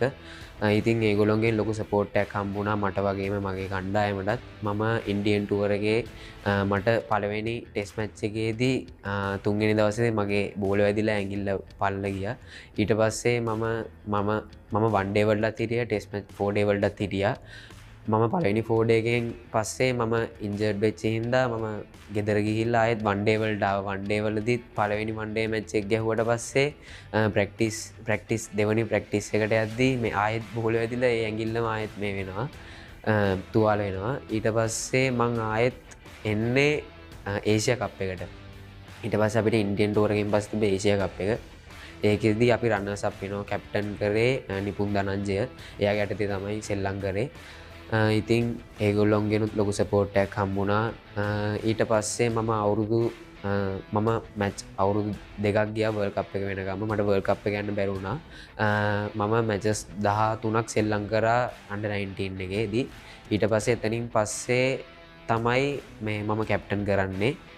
ඒකෙදී මට තිබුණ පළවෙනි ටුවර් එක තමයි බංග්ලාදේශ් ටුවර් එක. අපේ හෙඩ් කෝච් විදියට හිටියේ එතකොට Avishka Gunawardena sir. Assistant coach විදියට හිටියේ සචිත් පතිරණ සර්. එයා තමයි ස්පින් බෝලිංగ్ කෝච් විදියටත් හිටියේ. චමිල ගමගේ සර් හිටියා. ෆීල්ඩින් කෝච් විදියට හිටියේ පුල් චන්දන සර්. ඉතින් ඒ හැම කෝච් කෙනෙක්ගෙම ලොකු සපෝට් එකක් හම්බුණා. ගොඩක් බැටිං පැත්ත දියුණු වුණා. මගේ වගේම ගොඩක් අපේ ටීම් එකට ප්ලේයර්ස්ලාගේ අවිෂ්ක ගුණවර්ධන එක්ක තමයි වැඩ කරේ. ඒ වගේම ස්පිනර්ස්ලට ලොකු සපෝට් එකක් හම්බුණා. මට වගේම ස්පිනර්ස්ලට සචිත් පතිරණ සර් ගොඩක් උදව් කරා ඇත්තටම. ඊට පස්සේ චමිල ගමගේ සර්ගෙනුයි උපුල් චන්දන සර්ගෙනුත් ලොකු සපෝට් එකක් හම්බුණා. මුළු ටීම් එකේම ෆීල්ඩින් පැත්ත ගොඩක් ඉම්ප්‍රූව් කරගන්න පුළුවන් වුණා උපුල් චන්දන සර්ගෙන්. ඊට පස්සේ ෆාස්ට් බෝලර්ස්ලට ගොඩක් උදව් කරා චමිල ගමගේ සර්. ඉතින් ඒගොල්ලන්ට ගොඩක් තෑන්ක් කරන්න ඕනි. ගොඩක් උදව් කරා අපේ කණ්ඩායමට. මගේ ටීම් එක ක්වාටර් ෆයිනල්ස් වලට එන්න පුළුවන් වුණා වර්ල්ඩ් කප් එකේදී. හොඳම 6 දෙනාට ආවා. ඒට කලින් ඒෂියා කප් එකේදී රන්නර්ස් අප් වුණා. ඉන්දියාවට තමයි පෙරදුනේ. ඉතින් ගොඩක් සතුටුයි අපිට හොඳ දෙයක් කරන්න පුළුවන් වෙච්ච එක ගැන. 2022 වර්ල්ඩ් කප් එකට තමයි අපි ගියේ. ඒකේ තමයි මම නායකත්වයේ දැරුවේ. ඉතින් වෙස්ට් ඉන්ඩීස් වලට තමයි යන්න තිබුණේ අපිට. එතනදී අපිට පළවෙනි මැච් එක විදියට තිබුණේ ස්කොට්ලන්ඩ් මැච් එක. ඒක අපි ජයග්‍රහණය කරා. ඊට පස්සේ තිබ්බේ ඕස්ට්‍රේලියාත් එක්ක. ඉතින් ඒක ඉතාමත් හොඳ තරගයක්. ඉතින් අපේ කණ්ඩායම වුණත් හොඳට ප්‍රෙපෙයාර් වෙලා තමයි හිටියේ. හොඳ මෙන්ටැලිටි එකක් තිබ්බ අපේ ටීම් එකට. ප්‍රැක්ටිස් සෙෂන් හැමදේම හොඳට තිබුණා. ඉතින් ඒක හින්දා අපි අනිවාර්යයෙන්ම වර්ල්ඩ් කප් එක හොඳ දෙයක් කරන්න බලාපොරොත්තු වෙන තමයි අපි අනිවාර්යයෙන්ම ගියේ. කණ්ඩායමත් එකමුත් ඉතාමත් හොඳ කණ්ඩායමක් හිටියා. ඉතින් අපි ඕස්ට්‍රේලියාවටත් ගහලා ගැහුවට පස්සේ අපිට තවත් සතුටුයි. ඉතින් අපිට හොඳ ෆයිට් එකක් දෙන්න පුළුවන් කියලා අපිට හිතුණා. ඉන්දියාවත් සමග අපි ඉන්දියාව තමයි අපි ප්ලෑන් කරන්නේ.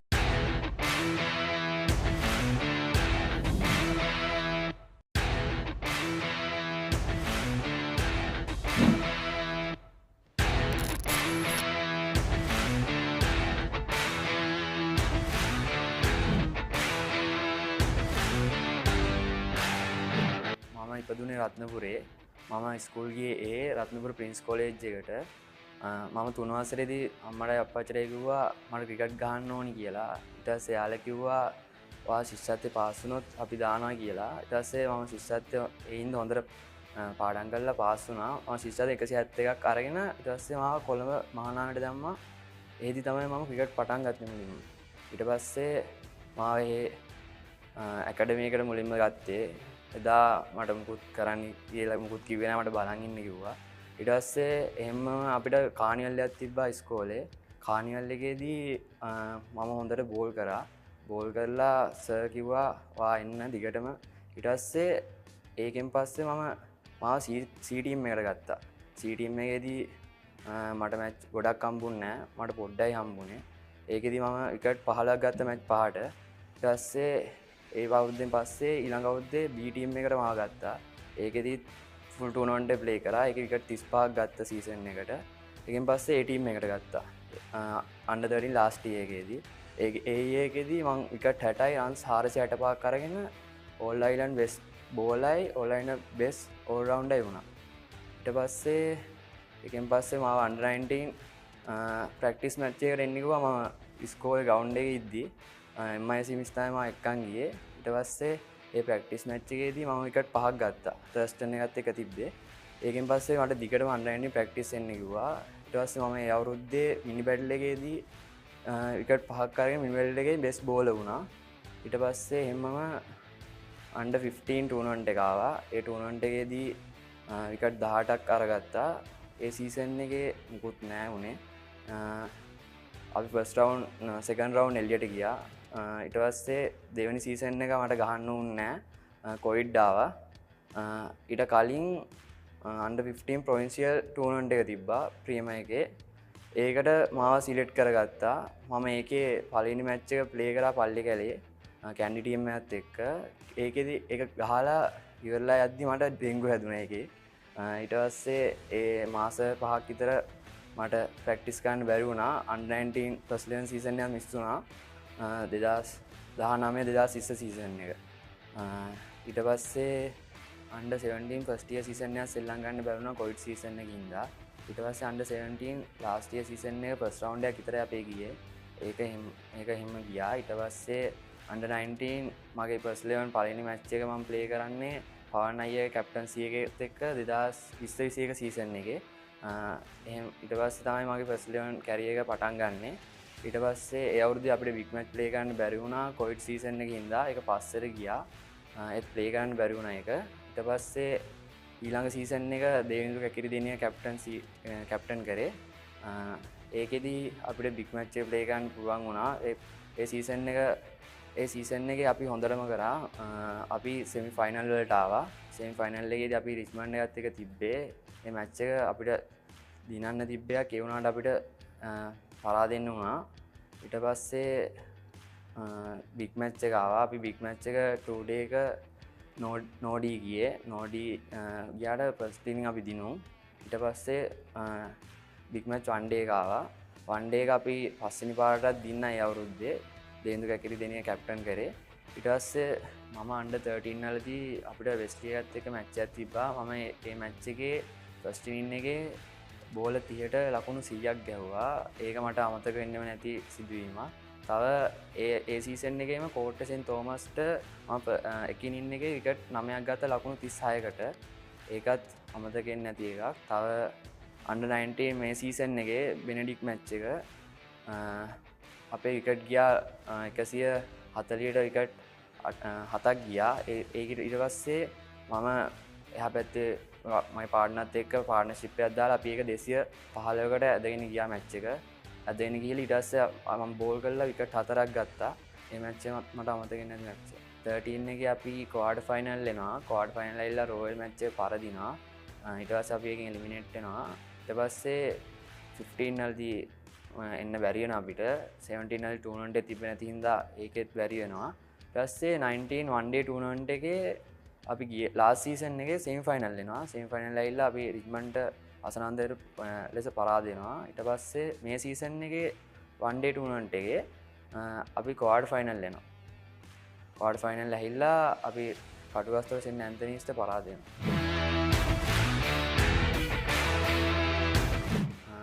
මම මුලින්ම බිග් මැච් එකක් ප්ලේ කරේ ගිය අවුරුද්දේ. ඒ බිග් මැච් එක ප්ලේ කරද්දී ලොකු ප්‍රෙෂර් එකක් ආවා. මොකද මුලින්ම ක්‍රවුඩ් එකක් මැද ගහන පළවෙනි මැච් එක. එලායේ දේවින්දු කැකිරිදෙනිය තමයි කැප්ටන් කරේ බිග් මැච් එකේ. එයාගෙන් ලොකු සපෝට් එකක් ආවා. මල්ලි බය වෙන්න එපා. මං ඉන්නා මාත් එක්ක ඕන දෙයක් කතා කරන්න කියලා එයාගෙන් හොඳ සපෝට් එකක් ආවා. ඊට පස්සේ අපි 2 ඩේ එක ගැහුවේ ඕවල් ග්‍රවුන්ඩ් එකේ. ඒකේ අපි ඩිසිෂන් එක නෝඩී යන්නේ. ඒ වුණාට අපි ෆස්ට් ඉනින් දිනුම්. මම මේ 2 ඩේ එකේ බෙස්ට් බෝලර් වෙනවා. ඊට පස්සේ අපිට 1 ඩේ එක තිබ්බා දඹුල්ල ග්‍රවුන්ඩ් එකේ. 1 ඩේ එකේ අපි ලකුණු 290ක් ගහලා ඒගොල්ලන්ට දෙනවා. ඒගොල්ලෝ ඒක ගහන්න බැරි වෙනවා. අපි මේ මැච් එක දිනනවා. ඒක එක දිගට පස්වෙනි වතාවට දිනපු 1 ඩේ එක. මම මගේ පළවෙනි බිග් මැච් එකේම බෙස්ට් බෝලර් වුණා. මම මේ මැච් එකකට 4ක් අරගත්තා. ඩිසිෂන් එක නෝඩී ගියා. අපිට මැච් එක දිනන්න බැරි වුණා. ඊට පස්සේ අපිට 1 ඩේ එක තිබ්බා. ඒ මැච් එකේ මම විකට් 2ක් ගත්තා. අපි මැච් එක දිනු. මට තව අවුරුදු 2ක් ඉස්කෝලේ වෙනුවෙන් ශ්‍රී ලංකාවට යන්න පුළුවන්. මට තව බිග් මැච් 2ක් තියෙනවා. මම මේ දෙක හොඳට ක්‍රීඩා කරලා ඉස්කෝලේ දිනවන්න කටයුතු කරනවා. ලාස්ට් සීසන් එකේ වන් ඩේ ටූර්නමන්ට් එකේ විකට්ස් 11ක් අරගත්තා. ඒ පර්ෆෝමන්ස් වලට මට ඊට පස්සේ දිස්ත්‍රික් සිලෙක්ෂන් එන්න කිව්වා. ඊට පස්සේ දිස්ත්‍රික් සිලෙක්ෂන් එකෙන් දිස්ත්‍රික් ටීම් එකට සිලෙක්ට් වුණා. ඒ සිලෙක්ට් වෙලා ඒකේ තිබ්බ ට්‍රයල්ස් මැච් වල මම හොඳට කරා. ඒ කරලා ඊට පස්සේ ටික දවසකින් මට ප්‍රොවින්සියල් ටීම් එකට සිලෙක්ට් වුණා කියලා මට ප්‍රොවින්සියල් ටීම් එකේ ප්‍රැක්ටිස් එන්න කිව්වා. ඒ ප්‍රැක්ටිස් ඇවිල්ලා අපිට ප්‍රොවින්සියල් ටූර්නමන්ට් එකේ තිබ්බේ පල්ලේ කැලේ අස්ගීර ග්‍රවුන්ඩ් වල. ඒ මැච් වලත් මම හොඳට කරා. ඊට පස්සේ මට තව ටික දවසකින් මැසේජ් එකක් ආවා මෙහෙම එන්න සිලෙක්ට් වෙලා තියෙනවා. ඊට පස්සේ අන්ඩර් 19 නැෂනල් ස්ක්වොඩ් එකට සිලෙක්ෂන් වලට අපිට කැම්ප් තිබ්බා. ඒ කැම්ප් වල කොළඹයි දඹුල්ලේ ආයි කොළඹයි තිබ්බා. ඒ කැම්ප් වලදී අපිට ට්‍රයල් මැච් ගැහුවා. ට්‍රයල් මැච් වලදී මම හොඳට කරා. ඒ මැච් කරලා ඊට පස්සේ ලාස්ට් කැම්ප් එකේදී ජයන්ත සෙනෙවිරත්න සර් මීටින් එකක් තියලා ස්කොඩ් එක සිලෙක්ට් කරා කියලා කිව්වා. ඒ ස්කොඩ් එක සිලෙක්ට් කරා කියලා කියද්දී මගේ නමත් කිව්වා. මට ගොඩක් සතුටු හිතුණා. ඊට පස්සේ එහෙම තමයි මුලින්ම 19 ටීම් එකට සිලෙක්ට් වුණේ. ඊට පස්සේ අපිට ඉංග්ලන්ඩ් ටුවර් එකක් තිබ්බා අගෝස්තු වල. මගේ පළවෙනි ටුවර් එක. ඉංග්ලන්ඩ් ගිහිල්ලා අපිට වෝම් මැච් එකක් තිබ්බා. ඒ මැච් එකේ මම විකට් 3ක් ගත්තා. ඊට පස්සේ පළවෙනි යූත් ටෙස්ට් එකේ මට ගහන්න හම්බුණා. මම මැච් බැක් විකට් 7ක් දැම්මා ලකුණු 100ට. ඊට පස්සේ දෙවෙනි ටෙස්ට් මැච් එකත් මට ගහන්න හම්බුණා. ඒකේ විකට් 2යි ගන්න පුළුවන් වුණේ. මම සෙකන්ඩ් ඉනින් බැට් කරලා ලකුණු 54ක් ගැහුවා. ඉංග්ලන්ඩ් කන්ඩිෂන් එක මෙහි කන්ඩිෂන් එකට වඩා ගොඩක් වෙනස්. එහෙ පිච් වෙනස්. මෙහි පිච් වලට වඩා ඩ්‍රොප් ඉන් පිචර්ස් හයිබ්‍රිඩ් ටිකට් වගේ තියෙන්නේ. ඒ කන්ඩිෂන් එකට උරු වෙන ටිකක් වෙලා යනවා. එහෙදී my fast bowling coach Chamila Gamage sir හිටියේ. Head coach Jayan sir, Jayan Mubarak sir, fielding coach Gayan Wijekoon sir හිටියේ. එයාලා අපිට හොඳට කියලා දුන්නා මේ කන්ඩිෂන් වලට හුරු වෙන විදිය. තව කැප්ටන් කරේ රයින් ඩිසිල්ලා, වයිස් කැප්ටන් සෙවන් ඩැනියල්. තව මේ මට ෆාස්ට් බෝලර් කෙනෙක් හැටියට හොඳ එක්ස්පීරියන්ස් එකක් ගන්න පුළුවන් ප්ලේයර් කෙනෙක් හිටියා විනුජ රන්පුල් අයියා. එයාලගෙන් මම හොඳට ඉගෙන ගත්ත කන්ඩිෂන් කොහොමද හැන්ඩල් කරන්නේ. ඒවා මට මුලින්ම අන්ඩර් 19 නැෂනල් ටීම් එකට සිලෙක්ට් වුණා කියලා මැසේජ් එක ආපු ගමන් මම අම්මට කිව්වේ නෑ. ඊට පස්සේ දවසේ ගෙදර ගිහිල්ලා තමයි අම්මට අප්පච්චිට කිව්වේ. යාළුවා ගොඩක් සතුටු වුණා. ඊට පස්සේ මම ඉංග්ලන්ඩ් ටුවර් එක හොඳට කරලා ආවා. ඊට පස්සේ මට තව අවුරුදු 2ක් අන්ඩර් 19 නැෂනල් ටීම් එකට ශ්‍රී ලංකාවට පුළුවන්. ඒ වුණාට මම හොඳට ප්‍රැක්ටිස් කරලා පර්ෆෝම් කරොත් විතරයි මට ශ්‍රී ලංකාවට පුළුවන්. ඉතින් මම හොඳට ප්‍රැක්ටිස් කරලා ඊළඟට තියෙන අන්ඩර් 19 නැෂනල් ටීම් මැචස් ශ්‍රී ලංකාවට බලාපොරොත්තු වෙනවා. ඒ වගේම 2024 වර්ල්ඩ් කප් එකත් ලංකාවේ තියෙන්නේ. මම මේකට කොහොම හරි හොඳට ප්‍රැක්ටිස් කරලා ඒ මැච් එක ගහලා රට වෙනුවෙන් දෙයක් කරන්න බලාපොරොත්තු වෙනවා. මම ලාස්ට් සීසන් එකේ හොඳට ස්කූල් ටූර්නමන්ට් එකේ හොඳට කරපු නිසා මට CCC ටීම් එකේ හෙඩ් කෝච් තරංග ධම්මික සර්ුයි අපේ ඉස්කෝලේ හෙඩ් කෝච් කැලුම් ගංගොඩි සර් තමයි CCC ටීම් එකේ ඇසිස්ටන්ට් කෝච් හිටියේ. ඒ දෙන්නා මට කතා කරා අන්ඩර් 23 ටූර්නමන්ට් එක ප්‍රැක්ටිස් වෙන්න කියලා. ඒ ටූර්නමන්ට් එක මම ප්‍රැක්ටිස් ගිහිල්ලා ඊට පස්සේ ටූර්නමන්ට් එකට රෙඩි වුණා. ඊට පස්සේ අන්ඩර් 23 ටූර්නමන්ට් එකේ මගේ ෆස්ට් මැච් එක තිබ්බේ එයා ෆෝස් ටීම් එකත් එක්ක. මම ඒ මැච් එක හොඳට කරලා විකට් 3ක් ගත්තා. ඊට පස්සේ දිගටම මම ඒ ටූර්නමන්ට් එක හොඳට කරා. අපි ඒ ටූර්නමන්ට් එකේ ෆස්ට් රවුන්ඩ් එළියට ගියා. අපිට සෙමි ෆයිනල් යන්න බැරි වුණා. මම මේ සීසන් එකේ ඒ අන්ඩර් 23 සීසන් එකේ විකට් මැච් 4 ටිකට් 10ක් ගත්තා. ඊට පස්සේ මට CCC ප්‍රීමියර් ටීම් එකේ ප්‍රැක්ටිස් එන්න කියලා අශාන් ප්‍රියංජන අයියයි තරංග සර්ුයි මට කතා කරා. ඊට පස්සේ එතනින් තමයි මට ප්‍රීමියර් ලෙවල් එකේ මැචස් වලට යන්න පුළුවන් වුණේ. ඊට පස්සේ මගේ ෆස්ට් ක්ලාස් පළවෙනි මැච් එක මම අවුරුදු 17 දී ශ්‍රී ලංකාවට මට ඒකට ගොඩක් සතුටුයි. මගේ පළවෙනි ෆස්ට් ක්ලාස් මැච් එක මම ප්ලේ කරේ කැන්ඩි කස්ටම් එක්ක. මම මේ මැච් එකේ විකට් 2ක් ගන්නවා. ඒ සීසන් එකේ අපි කොහොම හරි ෆස්ට් රවුන්ඩ් හොඳ টොප් වෙලා අපි සෙමි ෆයිනල් අපි ෆයිනල් ඇහිලා අපි ටූර්නමන්ට් එකේ චැම්පියන්ස් වුණා. ඒක මට අමතක නොවන සිදුවීමක්. තව අශාන් ප්‍රියංජන අයියා, වනිදු අසරංග අයියා, සඳකැන් අයියා, මාලින්ද අයියා, විනෝද් බානුක අයියා වගේ ලොකු ඉන්ටර්නැෂනල් ප්ලේයර්ස්ලාත් එක්ක ශ්‍රී ලංකාවට හම්බෙච්ච හින්දා ලොකු එක්ස්පීරියන්ස් එකක් ගන්න පුළුවන් වුණා. ඒ එක්ස්පීරියන්ස් එක ස්කූල් ක්‍රිකට් එකටයි අන්ඩර් 19 නැෂනල් ටීම් එකේ ක්‍රිකට් එකටයි ගොඩක් වටිනවා. ඒ එක්ස්පීරියන්ස් එක ඒගොල්ලෝ ගාව තියෙන එක්ස්පීරියන්ස් එක අරගෙන මම ඉස්සරහට තියෙන මැචස් හොඳට කරන්න බලාපොරොත්තු වෙනවා. කොහොම හරි ඉස්සරහට තියෙන under 19 national team matches ශ්‍රී ලංකා emerging ශ්‍රී ලංකා 18 කොහොම හරි level වලට ගිහිල්ලා under 19 national team එකේ permanent player කෙනෙක් වෙන්න මම බලාපොරොත්තු වෙනවා. ඒක ලේසි නෑ. හොඳටම මහන්සිලා කරන්න ඕනේ වැඩක්. මම කොහොම හරි ඒක මහන්සිලා කරනවා. මම මේ දක්වා ආපු ගමන ගැන ගොඩක් සතුටු වෙනවා. ඉස්සරහට තියෙන under 19 world cup එක ශ්‍රී ලංකා emerging ශ්‍රී ලංකා 18 national team එක දක්වා යනකම් මම මගේ මහන්සියෙන් උපරිමයෙන් කටයුතු කරලා කොහොම හරි national team එකට play කරන්න මම මහන්සි වෙනවා.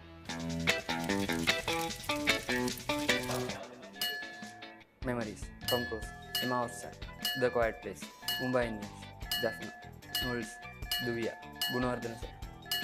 Classroom එකේ මිස් කෙනෙක් ඉද්දී දොර ලොක් වෙච්ච එක. Commerce, Science, Duvia Capitals, One Day, Radio One Day එකස්.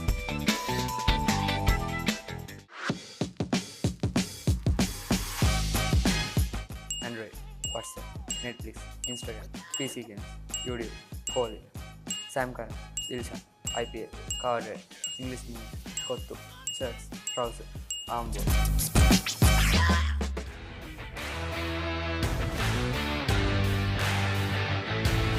මුලින්ම මගේ අම්මායි අප්පච්චියයි මතක් කරන්න ඕනි. ඊට පස්සේ මගේ පළවෙනි කෝච් අනුරුද්ධ සර්, ඊට පස්සේ විශාල් ඉතානගේ සර්, ඊට පස්සේ කැලුම් ගංගොඩවිල සර්, සොනාල් දුල්සන් සර් තමයි මගේ ස්කූල් ක්‍රිකට් කැරියර් එකේ මට උදව් කරපු සර්ලා.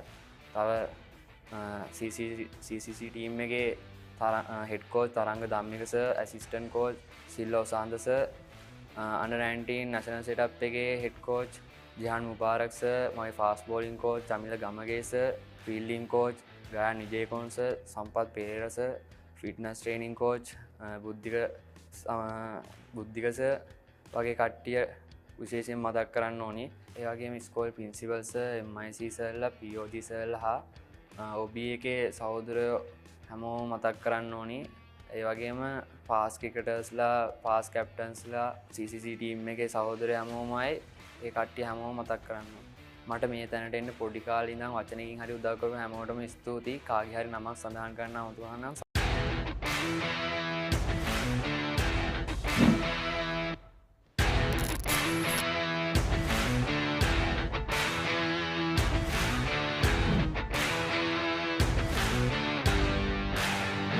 මම ක්‍රිකට් පටන් ගත්තේ මහරගම ජනාධිපති විද්‍යාලයෙන්.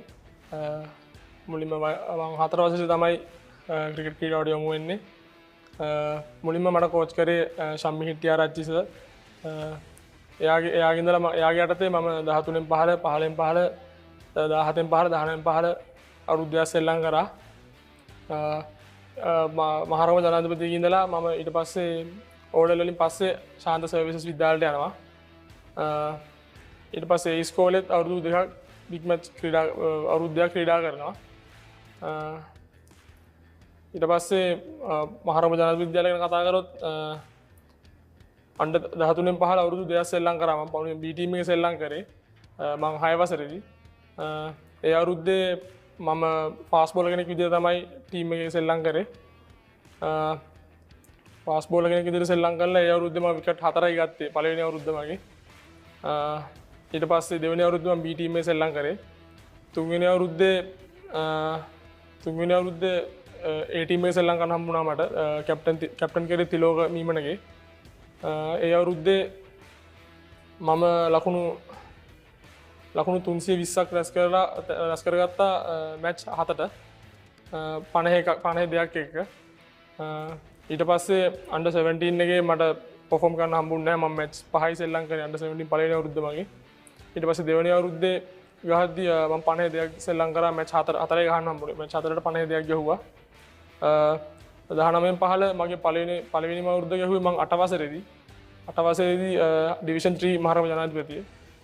ඩිවිෂන් 3 එකේ ගහලා මට පළවෙනි මැච් එක හම්බුනේ සීතාවක රාජසිංහ විද්‍යාලය.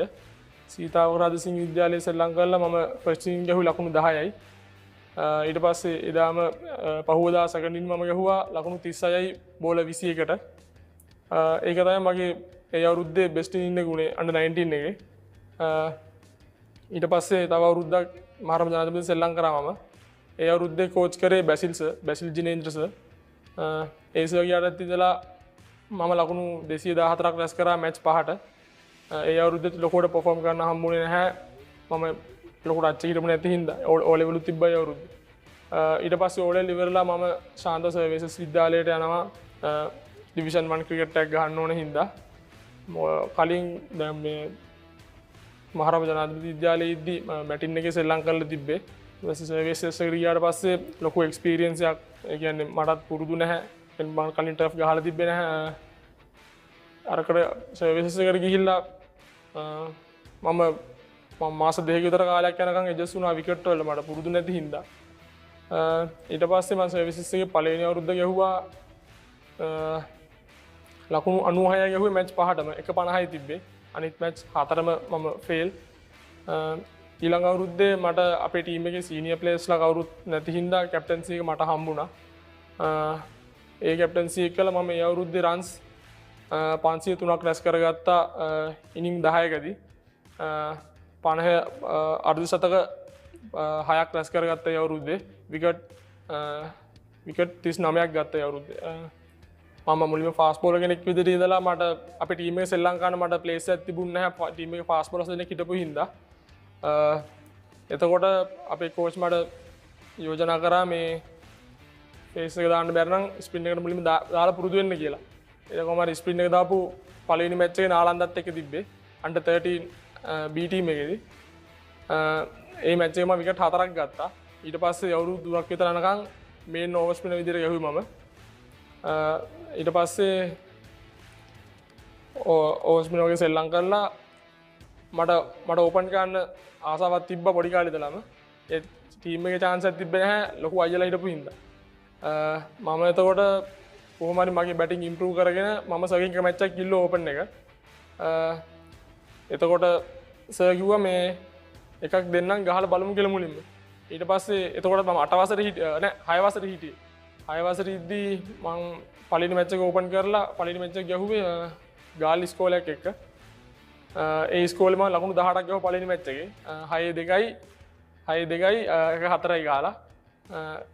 ඊට පස්සේ සර් බැලුවා මේ සර් හිතුවලු මේ ගහන විදිය හොඳයි ඔය විදිහට කන්ටිනියු කරගත්තොත් මොකක් හරි කරගන්න පුළුවන් කියලා සම්මිස කිව්වා මට. ඊට පස්සේ එදා ඉඳන් මම ගොඩක් මැච් ඕපන් කරා මහරම ජනාධිපති ඉද්දී. ඊට පස්සේ මම සර්විසස් එකට ගියාට පස්සේ සර්විසස් එකේ මේන් ඕපනර් විදිහට ගැහුවේ.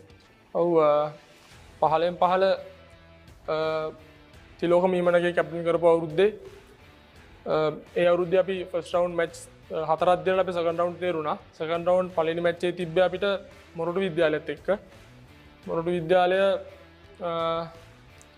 200 මට මතක විදිහට 216ක් ගැහුවා ෆස්ට් ඉනිං එකට ඒගොල්ලෝ. අපිට දවස් ඉවර වෙන්න ඒගොල්ලෝ ලන්චෙන් පස්සේ තමයි අපිට බැට් කරන්න දුන්නේ. ඊට පස්සේ ඉතුරු සෙෂන් දෙකම අපි බැට් කරා. කොහොම හරි අපිට මේ මැච් එක ෆස්ට් ඉනිං දිනන්න ඕනෙලා තිබ්බේ පොයින්ට් වැඩි කරගන්න. මේ මැච් එකේ මම මුලින් මට ඒක ඕපන් කරන්න දුන්නේ නැහැ. මේ ඕපන් එක ගියොත් යටින් ගහන කවුරුත් නැති වෙයි කියලා බයට අපි සර් මේ මට කිව්වා 2 down කියලා ගහන්න කියලා. ඊට පස්සේ මේ මැච් එකේ මම 2 down ගිහිල්ලා හොඳ පාර්ට්නර්ෂිප් එකක් දැම්ම නන් ස්ට්‍රයික් එක. මේ මැච් එකේ මම 112ක් ලබා ගත්තා. 112 ලබා ගත්තේ 6 පහරකින් ෆස්ට් ඉනිං වින් කරලා. ඒක තමයි මට අමතක නොවන සිදුවීම. ඉන්න එකක් දිනා ගන්න පුළුවන් වුණා. මගේ අන්තිම අවුරුද්ද 2022 රුහුණු නිල් මහසටනේ. ඒ අවුරුද්දේ මම ෆස්ට් ඉනිං එකේ ලකුණු 27යි රැස් කරේ. සෙකන්ඩ් ඉනිං එකේ 12යි. ෆස්ට් ඉනිං එකේ විකට් 3ක් ගත්තා. සෙකන්ඩ් ඉනිං එකේ විකට් 4ක් ගත්තා. ඒක තමයි මගේ බිග් මැච් අමතක නොවන සිදුවීම. මගේ පළවෙනි බිග් මැච් එක මහරගම ජනාධිපති විද්‍යාලය සමග මාළඹේ පිරිමි ආදර්ශ විද්‍යාලය ඒ තරඟේ අපි ලකුණු 43කින් ජයග්‍රහණය කරා. දෙවනි මගේ ක්‍රිකට් ජීවිතයේ දෙවනි බිග් මැච් එක ශාන්ත සර්විසස් විද්‍යාලය සමග මාතර සාන්ත තෝමස් විද්‍යාලය එක්ක පළවෙනි තරඟය ජය පෙරදුමින් තොරව නිමා වුණා. දෙවනි මගේ තුන්වෙනි බිග් මැච් එක රුහුණු මහ නිල් සටනේ ඒකෙත් අවුරුදු මම කැප්ටන් කරපු අවුරුද්දේ අවුරුදු 5කට පස්සේ අපි ෆස්ට් ඉනිං එකක් දින්නා. ඒ මැච් එක ජය පෙරදුමින් තොරව නිමා වුණා. ෆුල් සීසන් එක හොඳට ඒ අවුරුද්ද හොඳට කරපු හින්දා ලකුණු 503ක් එක්ක විකට් 39ක් දාපු හින්දා මට සති දෙකකින් විතර කතා කරා මාතර බෝඩ් එකෙන් මෙහෙම දිස්ත්‍රික් ටීම් එකට තෝරගෙන තියෙනවා පැට්‍රිස් එන්න කියලා. ඊට පස්සේ එතන පැට්‍රිස් වලට ගිහිල්ලා පැට්‍රිස් මැච් එකේම අපි ගහලා මාව කොහමද ටීම් එකේ ඕපන් බැට්ස්මන් විදිහට තෝරගෙන තිබ්බයි එතන දිස්ත්‍රික් කෝචස්ලා. ඊට පස්සේ දිස්ත්‍රික් මැච් 5ක් ගැහුවා. මම පළවෙනි මැච් තුනෙම 50ක් ගැහුවා බෝල 30ට අඩුවෙන් හැම මැච් එකේම. ඊට පස්සේ තිබ්බ මැච් එකේ තිබ්බේ ගාල්ලේ දෙවෙනි කණ්ඩායමත් එක්ක. ඒ මැච් එකේ මම බෝල 63කින් ලකුණු 102ක් රැස් කරන්න මට පුළුවන් වුණා. ඊට පස්සේ දිස්ත්‍රික් ටීමේ තිබ්බ පර්ෆෝමන්ස් එක මාව ප්‍රොවින්ෂියල් ස්කොඩ් එකට කතා කරා. ප්‍රොවින්ෂියල් ස්කොඩ් එකට කතා කරලා එතන පැට්‍රිස් වලට කතා කරලා මැච් ගැහුවා. පල්ලෙකලේ තමයි අපි මැච් ගැහුවේ. කෝච් කරේ සුරංගස කොඩිකාරස ප්‍රොවින්ෂියල් කෝචස්ලා විදිහට හිටියේ. හෙඩ් කෝච් හිටියේ සම්පත් පෙරේරස. ඒකේ කොහොමද පළවෙනි මැච් එකේ මම බෝල 49ට 102ක් රැස් කරගන්න මට පුළුවන් වුණා ඒ මැච් එකේ. ඒ මැච් එක තමයි මම අඩු පන්දු ගානකින් ලබාගත් වැඩිම ලකුණු වාර්තා කරේ ඒ මැච් එකේ. ඊට පස්සේ ඊළඟ මැච් එකේදී මට බෝලයක් අකුලට වැදිලා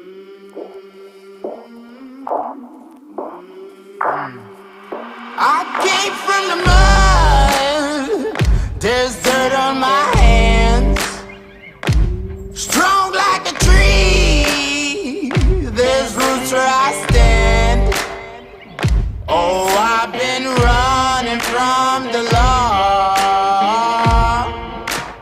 Hope they won't shoot me down soon.